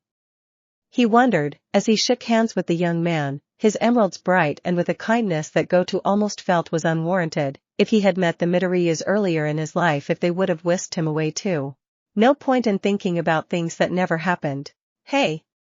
Shooting straight up from his place on the couch, the blonde man turned to face his boyfriend. How's sleeping on the couch going? Goto looked around, praying that Tenko hadn't woken anyone else up when he made his way from his old room to check on his boyfriend. Hisashi and Inko had insisted on the pair not staying in the same room for the night, with Hisashi offhandedly mentioning, Eri needs her sleep to grow. The joke went over the girl's head but not her father's, as Izuku flushed redder than a strawberry. Tenko-san. You shouldn't be here. Your parents asked that we stay apart for the night. The ashen-haired man laughed, taking a seat next to Goto as he bumped his slenderer shoulders into the large man. Don't get your hopes up, Tank. Hanky-panky's off the table. I don't need to traumatize my niece the same day I met her. The blonde sighed, but he made room for Tenko all the same, not wanting his boyfriend to be uncomfortable. So, what do you think? Goto smiled as he looked around the living room. You have a wonderful family, Tenko-san. I can see where you get your more favorable personality traits. Thanks, love you too, big guy. The blonde man flushed, still embarrassed by how easily his boyfriend gave him compliments. Goto had always cut an imposing figure, and his quirk did little to dispel the notion that he might share more in common with his father than their appearances. Gotta say I wasn't expecting Eri, though Tenko's smile took on a sad quality as he looked to the ground. I guess Izuku really is their son, huh? You are too. Huh? Tenko hated his less than eloquent reply, but still, the response made him turn his head to meet his boyfriend's gaze. You've saved me, the same as he saved her or as your parents saved you. Goto's eyes bore a soft quality that for others would have seemed ill-fitting on his strong features, but for Tenko, it was the most beautiful thing in the world. It's thanks to you that I'm not alone anymore. The blonde looked deep into the sanguine eyes, glancing away as he felt heat rush to his face. Then he felt lips press against his, and he closed his eyes, enjoying the tenderness of the moment. When they broke, he watched as Tenko smiled at him, a warmth that he saw mirrored in all the family. He wondered how any part of Tenko could doubt that he was a Midoriya when he looked just like them. Thank you, Goto, that meant a lot to me. The ashen-haired younger man stood up, patting the blonde on the shoulder as he threw a wink. Well, better get out of here before I let myself get frisky. Tenko-san. Tenko chuckled as he walked off, feeling the eyes locked on his retreating figure. Save it for when we get back to your place, Tank. When Izuku arrived back at the dorm, he stood at the door for a moment, taking a breath before entering. There was a part of him that heard Mina's words, girls talk, and he wondered what they said and when they shared that information. Hello, Midoriya. He jolted in place before turning to stare into the deep forest green eyes of his froggy friend. Hey, Tsuken.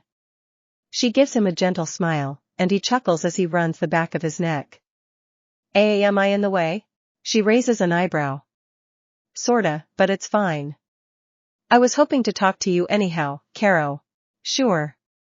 What's up? Are you okay? His nervous expression melted into one of confusion, tilting his head as he always did. I was just wondering, Karo, because you seemed a bit out of it. The fuzzy memory of the unknown voice also came to the forefront of his mind. With a sigh, he shook his head. I'm already Tsuken. I guess I have some stuff on my mind. He gives her a smile, and she feels heat pool in her stomach as Izuku meets her concern with a warm gaze. She says nothing, and Izuku opens his mouth to speak, but before he can get a word out, she presses one of her long fingers to his lips, her large eyes boring into his. Midoriya, you don't need to say anything you don't want to, Karo. He nods, grinning against her finger as she pulls back. Just know that I'm here if you need me. Thanks, Tsuken. I'm happy to hear that. Really, though they spoke with more regularity since their last dalliance, Izuku would be lying if he said he hadn't focused mostly on the ones he'd slept with since. How have you been, Tsuken? Did you enjoy your weekend? She croaks happily as she smiles. Yup. I always love spending time with my siblings. Izuku's smile widens slightly at that, and they stay at the door, trading stories of their siblings. After a while, Izuku sighed as he glanced at the door. We should probably head in, huh? She nods, and her eyes glance at the door. Hey. He sees her face flush, eyes darting away as her lips curled into a slight frown. You can always come up if you want, Karo. His eyes opened wide, and her meek and gentle words carried with them a massive implication, one that an Izuku of weeks prior would have missed entirely. Now, he knew enough about girls to know what she meant. You sure? Her face's color deepened, a small croak leaving her as her eyes strayed down to the ground, one of her feet kicking around as if to give her something to look at. Only if you want to, Karo. Izuku swallowed harshly, a brief flash of a memory possessing him. Tsuyu lay on her back, her hand squeezing and playing with his while he furiously thrust into her mouth, the wet cavern pleasuring him with her throat muscles contracting around him and her large, dexterous tongue stroking his and helping her as he held on to her neck with one hand, his other interfere ing her boba. I'd like that. Moving quickly and quietly up the stairs, Tsuyu brought him to her room, making him sit on her bed before dashing to her bathroom. Izuku could feel his heart slamming in his chest, biting the inside of his lower lip as he looked around her room anxiously. Hey little ninth. You gonna do it froggy style? The body laughter of Nana and Banjo made him groan, trying to ignore their banter as he waited to find out. Exactly what he didn't know. Izuku's shy voice caught his attention immediately, and his mouth held open as he took in her appearance. You like it? Her top, if it could be called that, was like a baby doll, the straps opening wide to display most of her chest, fully exposing her pronounced collarbone. The fabric does nothing to support her, The bra cups had triangular slits, starting at just over her large areola and opening wide towards the bottom, following the curvature of her chest and meeting a black lace border that then changed to a sheer material, the lace forming something like a placket along the front but cut open wide to display a generous amount of her trim abdomen. The panties that came with it hung low on her wide hips. His mouth was dry as he saw another slit matching the bra cups, exposing a glimpse of her equally verdant pubic hair and slick lips. Fishnet stockings that were not climbed up her legs but stopped at her mid-thigh, her thick and powerful legs preventing her from pulling them up any higher, topped with a frilled lace that encircled her leg. The entire ensemble was tied together with a black lace choker she wore purely to accessorize, and her hair was tied together by a ribbon at the small of her back. She eyed him with the same hungry eyes he remembered the last time he found himself in her room, her long tongue peeking out, the slick appendage dangling just above her chest as she observed him. "I heard you like clothes, Caro." He stands, his mouth still open, as he slowly closes the distance between them. Her hands gripped his shoulder, their height difference insignificant, as he let her pull him down to press her lips to his. Her prehensile tongue reaches out immediately, and he opens his mouth without pause, letting her completely dominate his mouth, the powerful muscle pushing against every inch it can reach. His cheeks bulge, but he shows no concern, instead pushing against her harder, her standing manhood boba points pressing into his chest. Izuku feels her push him back towards the bed, his hand staying by his side as she finally shoves him to sit back down, breaking their kiss. She pulls his shirt off and tugs his shorts down along with his boxer briefs, her arms wrapped around him, before she lays down on the bed. Izuku lands on his side, closing the distance between them again and pressing another kiss to her lips. Her tongue again took control of his mouth as his strong hands reached down and rested on the small of her back. His stiff presses against her soft skin, poking right under her boba as she grabs his shoulders. Tsuyu feels the heat in her stomach spread throughout her body as she feels his standing manhood ion twitch against her, undoubtedly as excited as she was to be here and touch his gorgeous body. She finally breaks the kiss, watching his chest rise and fall as he pants, and turns him to his side slightly so that her prehensile tongue can reach down between them and wrap around his. Saliva pours as her mouth hangs open. The taste of it was something she'd missed, having only managed to get him alone twice since their first encounter. Her tongue tingles as her eyes meet his, watching as he bites his lower lip, gently thrusting into the hold she has on him. The wet muscle writhes around him as the tip of her tongue brushes over his tip, lapping up his pre-cum. Suddenly, he feels most of her tongue pull away, only a bit remains at the base of his shaft. He grunts as she straddles him, her eyes leering down at him as she presses his to her soaking wet entrance. His hands grabbed her sizable, fingers digging into the soft, springy flesh as she dropped her hips suddenly. Tsuyu sobs loudly, and he seizes as he feels her velvety walls clench around him, her tongue returning to her mouth as she dropped onto him, her mouth breathing heavy by his neck. "Tsuken? Did you just?" She whines, but she says nothing, too busy trying to collect her breath as all her nerves are on fire. She'd fantasized about this while playing with her vibrators, but the size difference was something she needed to adjust to, and the difference in height between them did little to help. Eventually, she groans into his neck before she mumbles something. "Tsuken?" She pulls back, her voice shaky but also dripping with need and licentious desire. "Izuku-kun, I can't please Mov." He nods, taking a deep breath before using the hold he had on her to slowly drag his from her, feeling her shudder against him as he sank his way back in. Izuku pressed his face to the side of her head, breathing in the sweet aroma of her shampoo tinged with sweat. He continues to move her, utterly enthralled by the way her body seemed to massage him, occasionally clenching as her breath hitches. He keeps the movement slow and controlled, but he can feel that she might not want him to stop. He turns his head slightly to whisper, "Are you okay, Tsuken?" She huffs, her hot breath ghosting over his neck as she struggles to speak. "I just came harder than I ever have in my life. Caro. I couldn't be better." He giggles, content that she was enjoying this as much as he was. "Izuku-kun, please, move faster, Caro." Izuku felt a frisson tear through him. Her voice was breathy and had a more transparent emotional quality than he knew her to have. Holding her tighter, he picks up speed, also giving a tentative thrust upwards as he pulled her down, the wheezing why-whys he got in response was as sure a sign as any that he should do it again. Tsuyu's mouth hung open as she pressed her forehead against him, her long tongue hanging out a fair length as she panted, trying her best to hold on. Every bit of this was intoxicating, and while their last dalliance had managed to give her a taste of him, in a literal sense, this was what her animal instincts had been crying out for. Sheer joy combined with ecstasy set every sensitive nerve on fire, and as she felt his enormous standing manhood ion ram inside her, her body's demands for a mate were more than satiated. Their bodies were connected, and she could feel every inch of his muscular form beneath her, his chest pressed against hers, her thighs squeezing his obliques and digging into him as she felt him hilt inside her. Her nails dug into his shoulders as she shuddered. The feel of him huffing in her scent strikes a chord with one of her animal's needs, which she doesn't fully understand, but she finds herself grateful that he did so. She feels his movement stutter slightly, and she calls out to him, listening to the way he breathes in sharply as he whispers, "Suchin, I'm gonna." His words die on his lips as he feels her tongue lick up the side of his neck, shocking him into silence. Her voice is heavy as she presses her mouth to his ear. "Do it."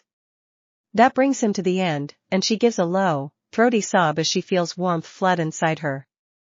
After some time catching her breath, she whispers in his ear, "Izuku-kun, do you want to do more?" He quickly flips them around, his hands moving to her boba and gently playing with them as his eyes narrow. "Uho, Karo. And Grandpa said that maybe soon he can help me start practicing with my quirk." Izuku grinned wide, enjoying the gentle smile his daughter gave him when talking over the topic. "I'm so happy, Unicorn." He was delighted to see just how ready she was to use something he knew she had mixed feelings about. The Vertinet boy was sure that his father's ability to take the quirk played no small part in convincing Eri that nothing could go wrong. "Don't you have to go to bed, Papa?" Shaken by her voice, Izuku's grin tightened slightly. "Yeah, I'll do it once you're sure you're ready for bed, baby."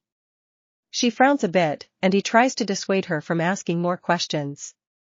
He'd lost track of time while staying with Tsuyu and had barely managed to make it to her bathroom before answering Eri's call.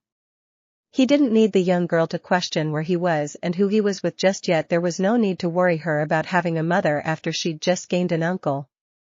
Her smaller forehead crinkled as she tried to scan his logic for flaws. Deciding to trust her father, she smiles as she tucks herself into her bed. "Okay, well, good night, Papa." He chuckled before blowing her a kiss over the phone, breathing out a sigh of relief as she ended the call. Peeking his head out of the bathroom, he looks over to Tsuyu's prone-bodied Tsukun. "I'll be going back to my room if that's all right with you." He received a muffled groan in response and set about jauntily dressing himself before leaving. Making it into the hallway, he freezes as he meets the gaze of Momo Yayorozu, who was currently sticking her head out of her room and watching him. Hi Yayorozu-san. Would you like to come inside?" He paused for a moment, wondering if she was attempting a euphuism, and seeing his confusion, she stepped out just slightly, his eyes widening as he took in her appearance. It was a very good approximation of Mirko's hero outfit, but it seemed to be intended for someone significantly shorter if the way it clung to her body desperately was any indicator. He was certainly staring at this point, hearing her clear her throat to draw his attention. His face feels red-hot as he sees her elated smile. "I thought, considering your fascination with heroes, this would be to your taste?" She tugs on the inside of her thigh, the tight material digging into her body and displaying more of her abdomen than intended. "I thought that maybe getting the size wrong would have been a problem, but that doesn't seem to be so?" He shakes his head, quickly slamming a palm against his eyes.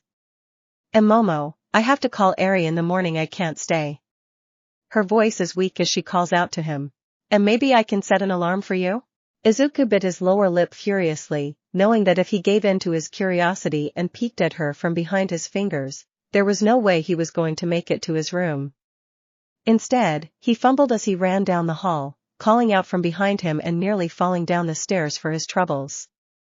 "Sorry Yayorozu-san." Eri comes first. Mina looked at herself in the mirror, trying out a variety of different facial expressions.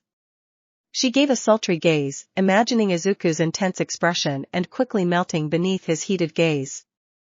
She tries a cheeky smile, teasing in the way she knew so well, and it dissolves again the moment she sees that unabashedly smoldering look. Bringing her hands to her face, she slapped her cheeks before shaking her head. She groaned as she leaned into her sink, running a hand through her pink curls before she stood. Damn it, Midori. She was currently in her fifth choice of outfits, having some reservations every time she looked herself over. She'd gone on several dates, sure. Those dates were always with a new person because of how catastrophically they all ended, but it was not for a lack of experience that she was hitting a wall. It was because every time she thought about him, she was given to paranoid delusions of how this would finally be the thing to chase him away. Meanwhile, on her bed, Izuku Kirishima was blowing his long bangs out of his face, having showered after the boys had gone to work out together. He rolls his eyes as he hears a muffled scream come from behind the door. Mina. You're overthinking this. Just come out here already. It's your second date. Quit trying so hard. He flinches as he hears the door whip open and a compact slams into him. This is the first time I've gotten a second date. Excuse me for not wanting to this up. He turned on his side, glad that she had managed to avoid hitting him in this, having nailed him in the abdomen instead, but unwilling to give her another chance. I meant if you were gonna this up, you wouldn't be on a second date. You said yourself, he likes you. Mina's scowl lessens, and her voice lacks all the vivacious energy that she normally wears as a shield. You really think so? He takes a moment before he stands, moving over to gently pat his oldest friend on the shoulder.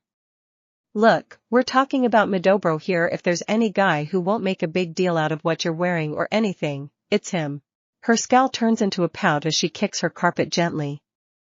But I kinda want him to make a big deal out of it. At the pregnant pause her comment makes, she glances up at Izuku, frantically adding, but like in a good way. Like he thinks I'm hot. I'm gonna be honest with you, Mina. His friend looks at him, biting her lower lip anxiously. I don't think you have anything to worry about. Mina watched fondly as Izuku gushed on and on about the movie they'd just left, slowly slipping on her smoothie and watching his hands gesture. And then with the fireworks at the end? What a beautiful display of friendship. Even if this is their last time together, they're all going to carry those memories and growth onward. She had to admit that when she chose the screening of the ancient movie, she thought the overtly naughty UAL nature of it would work to tease and titillate him, maybe subtly suggesting something that might happen later. It turned out the naughty theatrics were just that, theatrics. The actual movie had been more about camaraderie and sisterhood, which, from her perspective, was sweet but definitely not what she'd expected in the slightest. Midori? He asks to attention. Yais Ashido-san? She giggles as she looks at his sudden nervous expression, undoubtedly embarrassed about his rambling.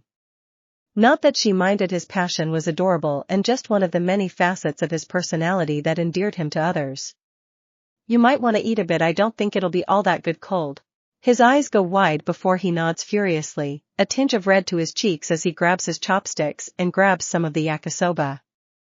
You're right, thanks, Ashido-san. She watches as he chews, eyes focused on the meal before him, making it all the more easy for her to catch him by surprise. Trust me, I liked it when you talked. You're really cute when you're gushing like that. That causes him to start choking, and Mina instantly regrets teasing him. Midori. Are you okay? She reaches out, slapping him on the back and trying to help him.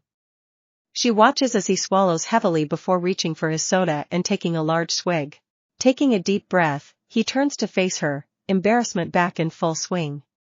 Sorry for scaring you, Ashido-san. I, just kinda got caught off guard. Yeah. She stays behind him, her hands reaching for his shoulders, but she stops just before she touches him. Instead, she sighs before she sits back down, resting her face on her palm as she slowly sips her smoothie. The rest of the date went better, but Izuku could feel some tension radiating off of her.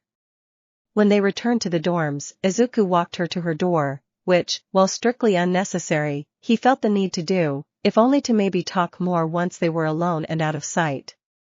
Checking the time and knowing he had about 30 minutes before his nightly call with Eri, he took a moment before locking eyes with his pink classmate. Ashido-san, is everything okay? Huh? He sighs, and his lips straighten into a firm line as he rouses the confidence inside him to push on. You've been kinda distracted all day. I just wanted to know if things were alright. Her eyes widen slightly, and her smile seems more tense than usual.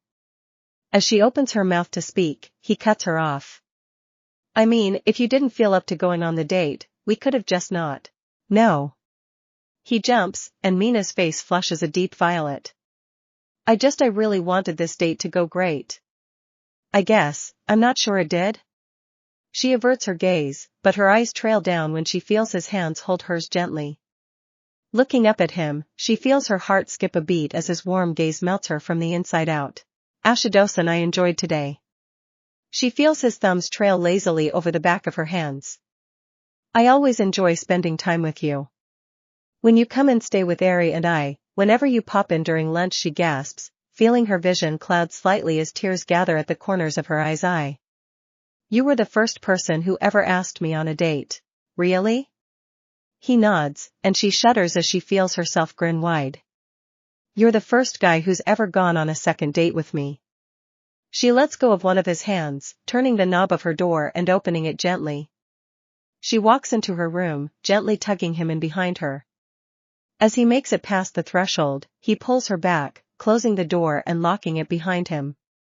Then he pulls her closer still, letting go of her hands fully and wrapping his arms around her. He lowers his chin slightly so that he can press his nose into the crown of her head, and she feels a frisson tear through her as he breathes in deeply. Midori?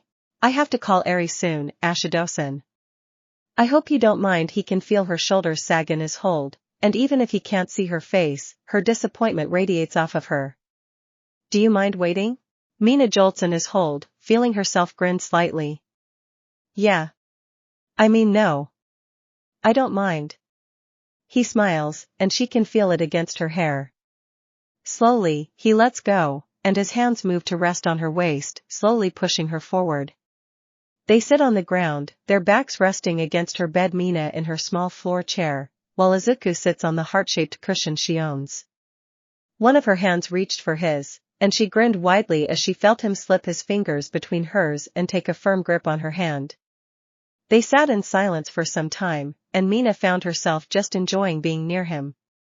She shakes herself as she hears his phone ring, her face flushing even hotter when he answers without letting go of her hand. She watches the way his eyes light up. Hi Unicorn. The familiar voice rings out, Hi Papa. There is a pause, and he chuckles before the small girl says, You're not in bed. Where are you? Izuku gives a playful grin as he tilts his head back and forth. Are you sure? She can imagine the little pout on Eri's face as the small girl calls out. Yeah. I see it every night. Well. I have a surprise. He turns his head and winks at Mina, her eyes shooting wide as she realizes what he means. Pulling the phone out further, he moves to rest his head against hers. Look who's here.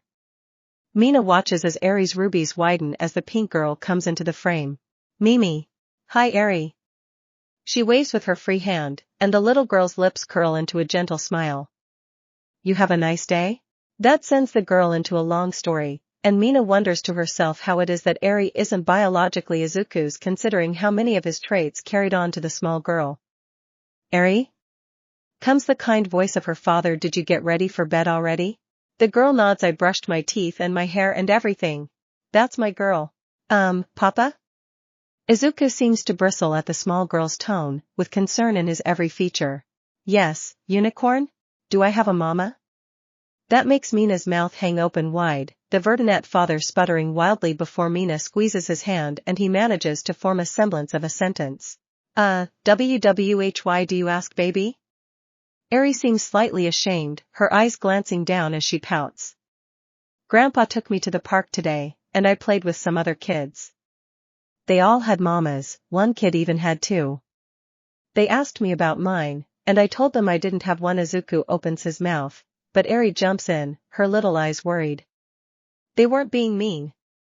They were just confused. I know I used to have a different one, but I guess I was just wondering if, since I have you as my papa now, I should have a mama too. Did you tell Grandpa about this? She shakes her head, and Mina feels her heart break at the small girl's discomfort. It seems wrong to see her so unsure. No, I just thought I should ask you since you're my papa now. Izuku takes a deep breath before he bites the inside of his lower lip. Well, honey, to be honest. No, you don't have a mama, not yet. Maybe one day, but not right now. Oh, okay. She seems disappointed but unsurprised by his response. But that's not a bad thing. There's lots of people who only have one parent, and those parents work extra hard to make sure their kids are happy. Mina glances at Izuku, watching as his eyes carry that firm confidence he wore whenever they entered heroics. His words are comforting and kind, and the security she feels envelopes her, which she knows Eri must feel too. Even if you don't have a mama, you have me, you have grandpa and grandma, you have your Uncle Tenko, and I'm sure all of my friends will be there for you if you need them. You're important to so many people, my little unicorn, so don't feel bad about anything like that. You are loved, and not having a mama doesn't make you less loved. He turns to face Mina, his lips curling back into that kind and sincere smile that makes her face flush violet. You think so too, right, Mimi? The little lilt he gives when he repeats her childish sobriquet makes her and suddenly avert her eyes, preferring to face Eri. Why yeah.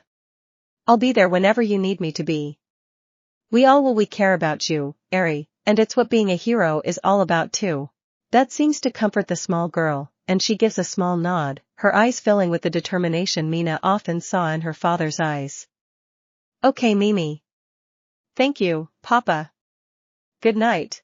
He chuckles as he nods. Good night, unicorn. I'll be counting the minutes until I get your call tomorrow. The little girl giggles before ending the call. Izuku turns to his friend as he slips the phone into his pocket. I'm sorry if that was a bit awkward, Ashidosa. I wasn't expecting that. Mina giggles as she waves him off with her free hand. Don't worry about it, Midori. I love Eri and you so. She pauses, her eyes shooting wide as she realizes what she said, but he says nothing, instead still smiling at her warmly. Well. Izuku shakes his head, squeezing her hand gently to help her relax. It's alright, Ashidosan, really. I'm kinda happy you feel that way. Her eyes blink owlishly before she shakes her head. Really? I'm not moving too fast?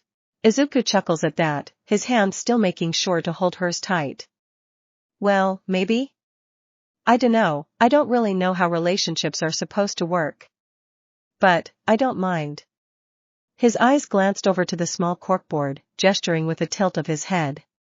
She follows his eyes, and she feels her face flush with embarrassment.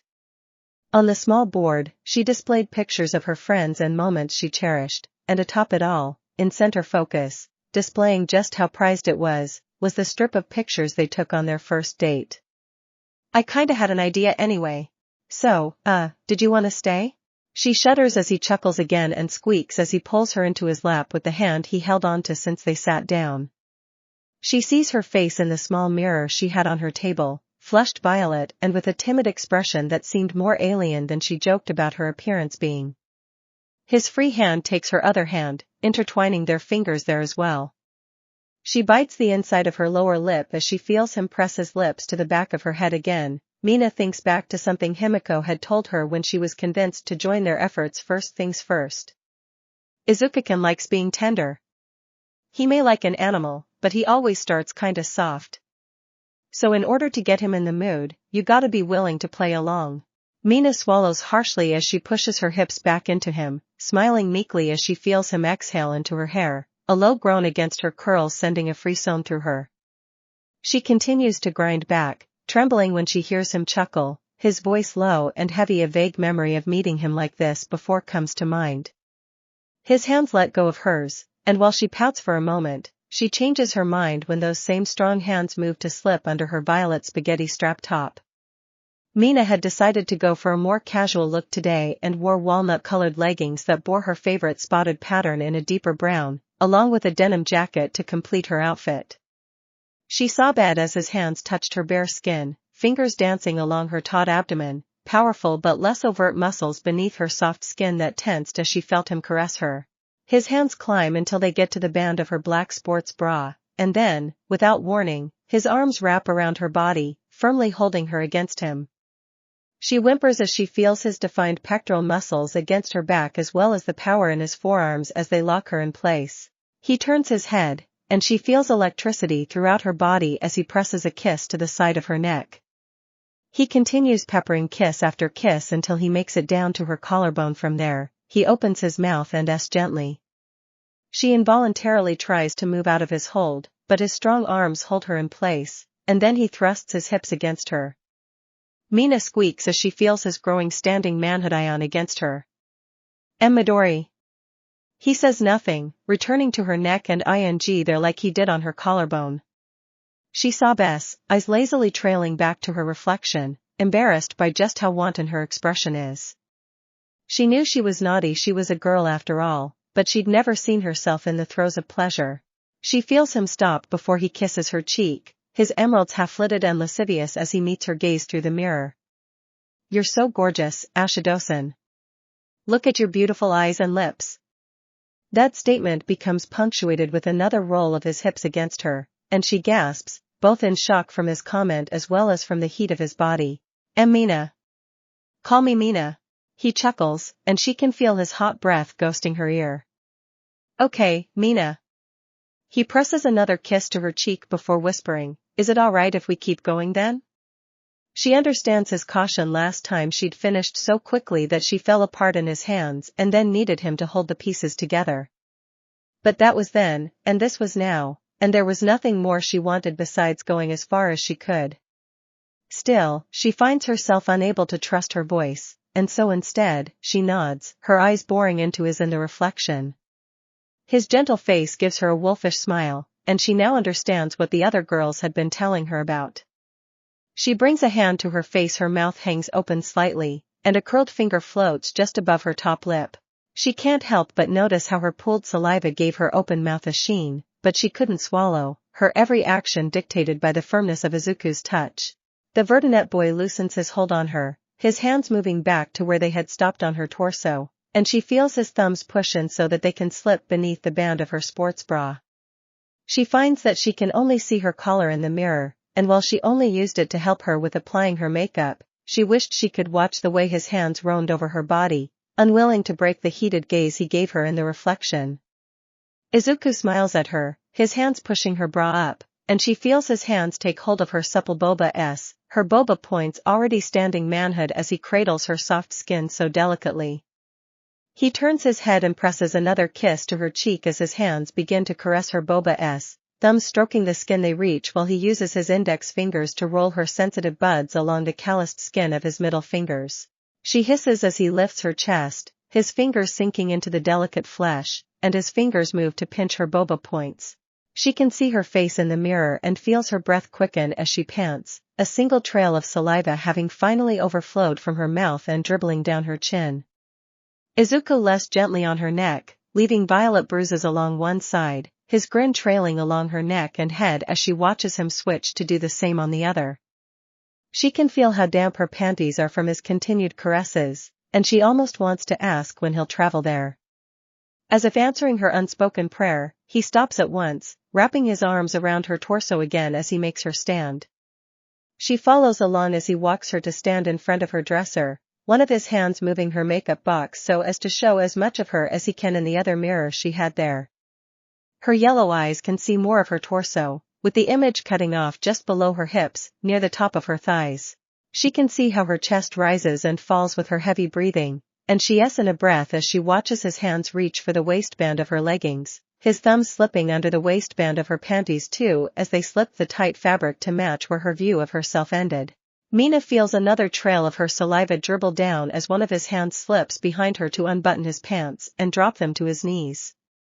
She groans as she feels his standing manhood ion pop out, pressing into the cleft of her, the heat radiating off of him making her lower body clench briefly.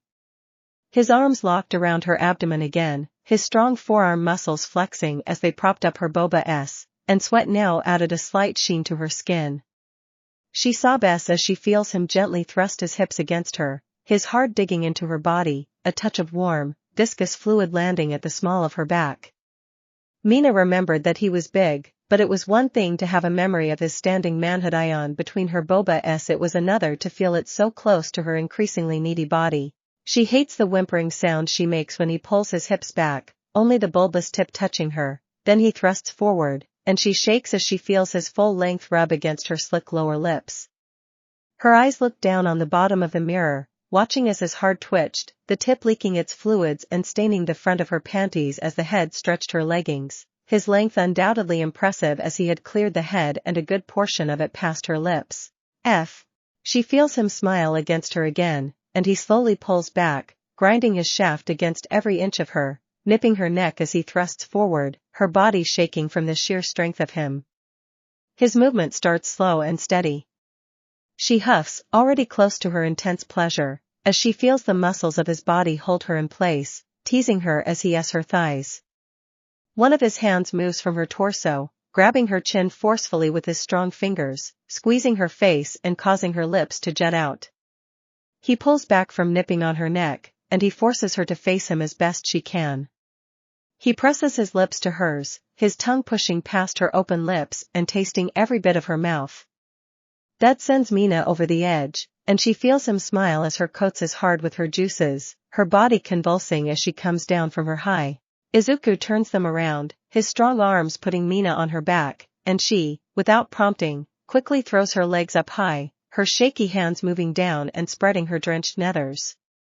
She whimpers as she feels him teasing her twitching entrance with his, pushing in slightly before pulling back, one of his hands holding one of her calves in his hand. After playing with her for what felt like an eternity, he pushes in and sobs as he feels her warm walls accept him graciously.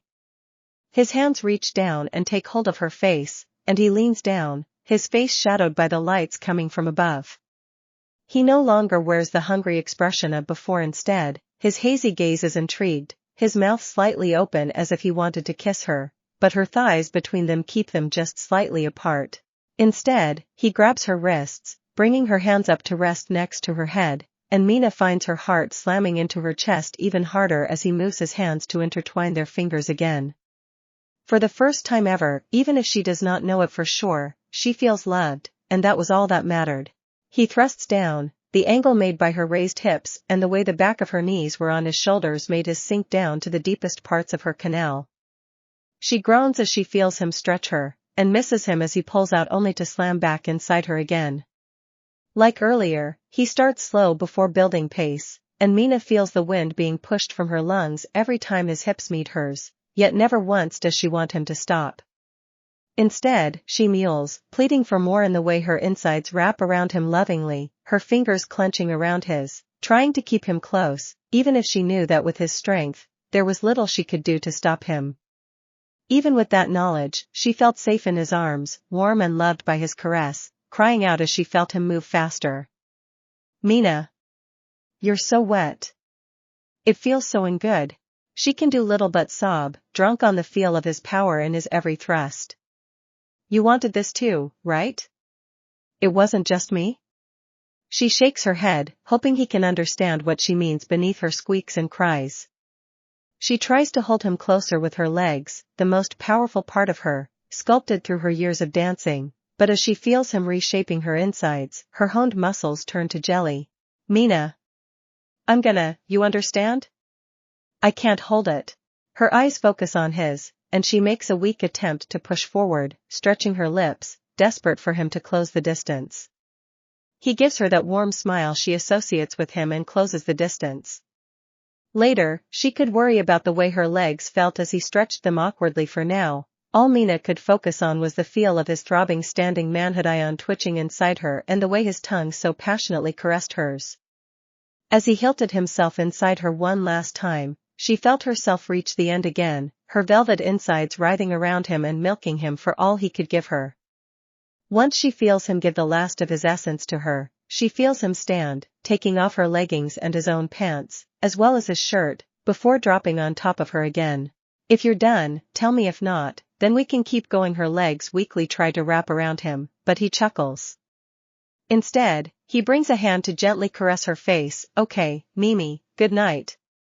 She reaches out in a lame attempt to stop him, but she finds herself delightfully surprised when he rolls to her side, his strong arms grabbing her and pulling her to rest atop him. Mina finds herself a bit embarrassed as she feels his fully standing manhood pressing against her stomach, but she lets sleep take her all the same. Izuku sighs as he showers, his alone time in the gym becoming a rare occurrence now that the girl seems so interested in getting his attention.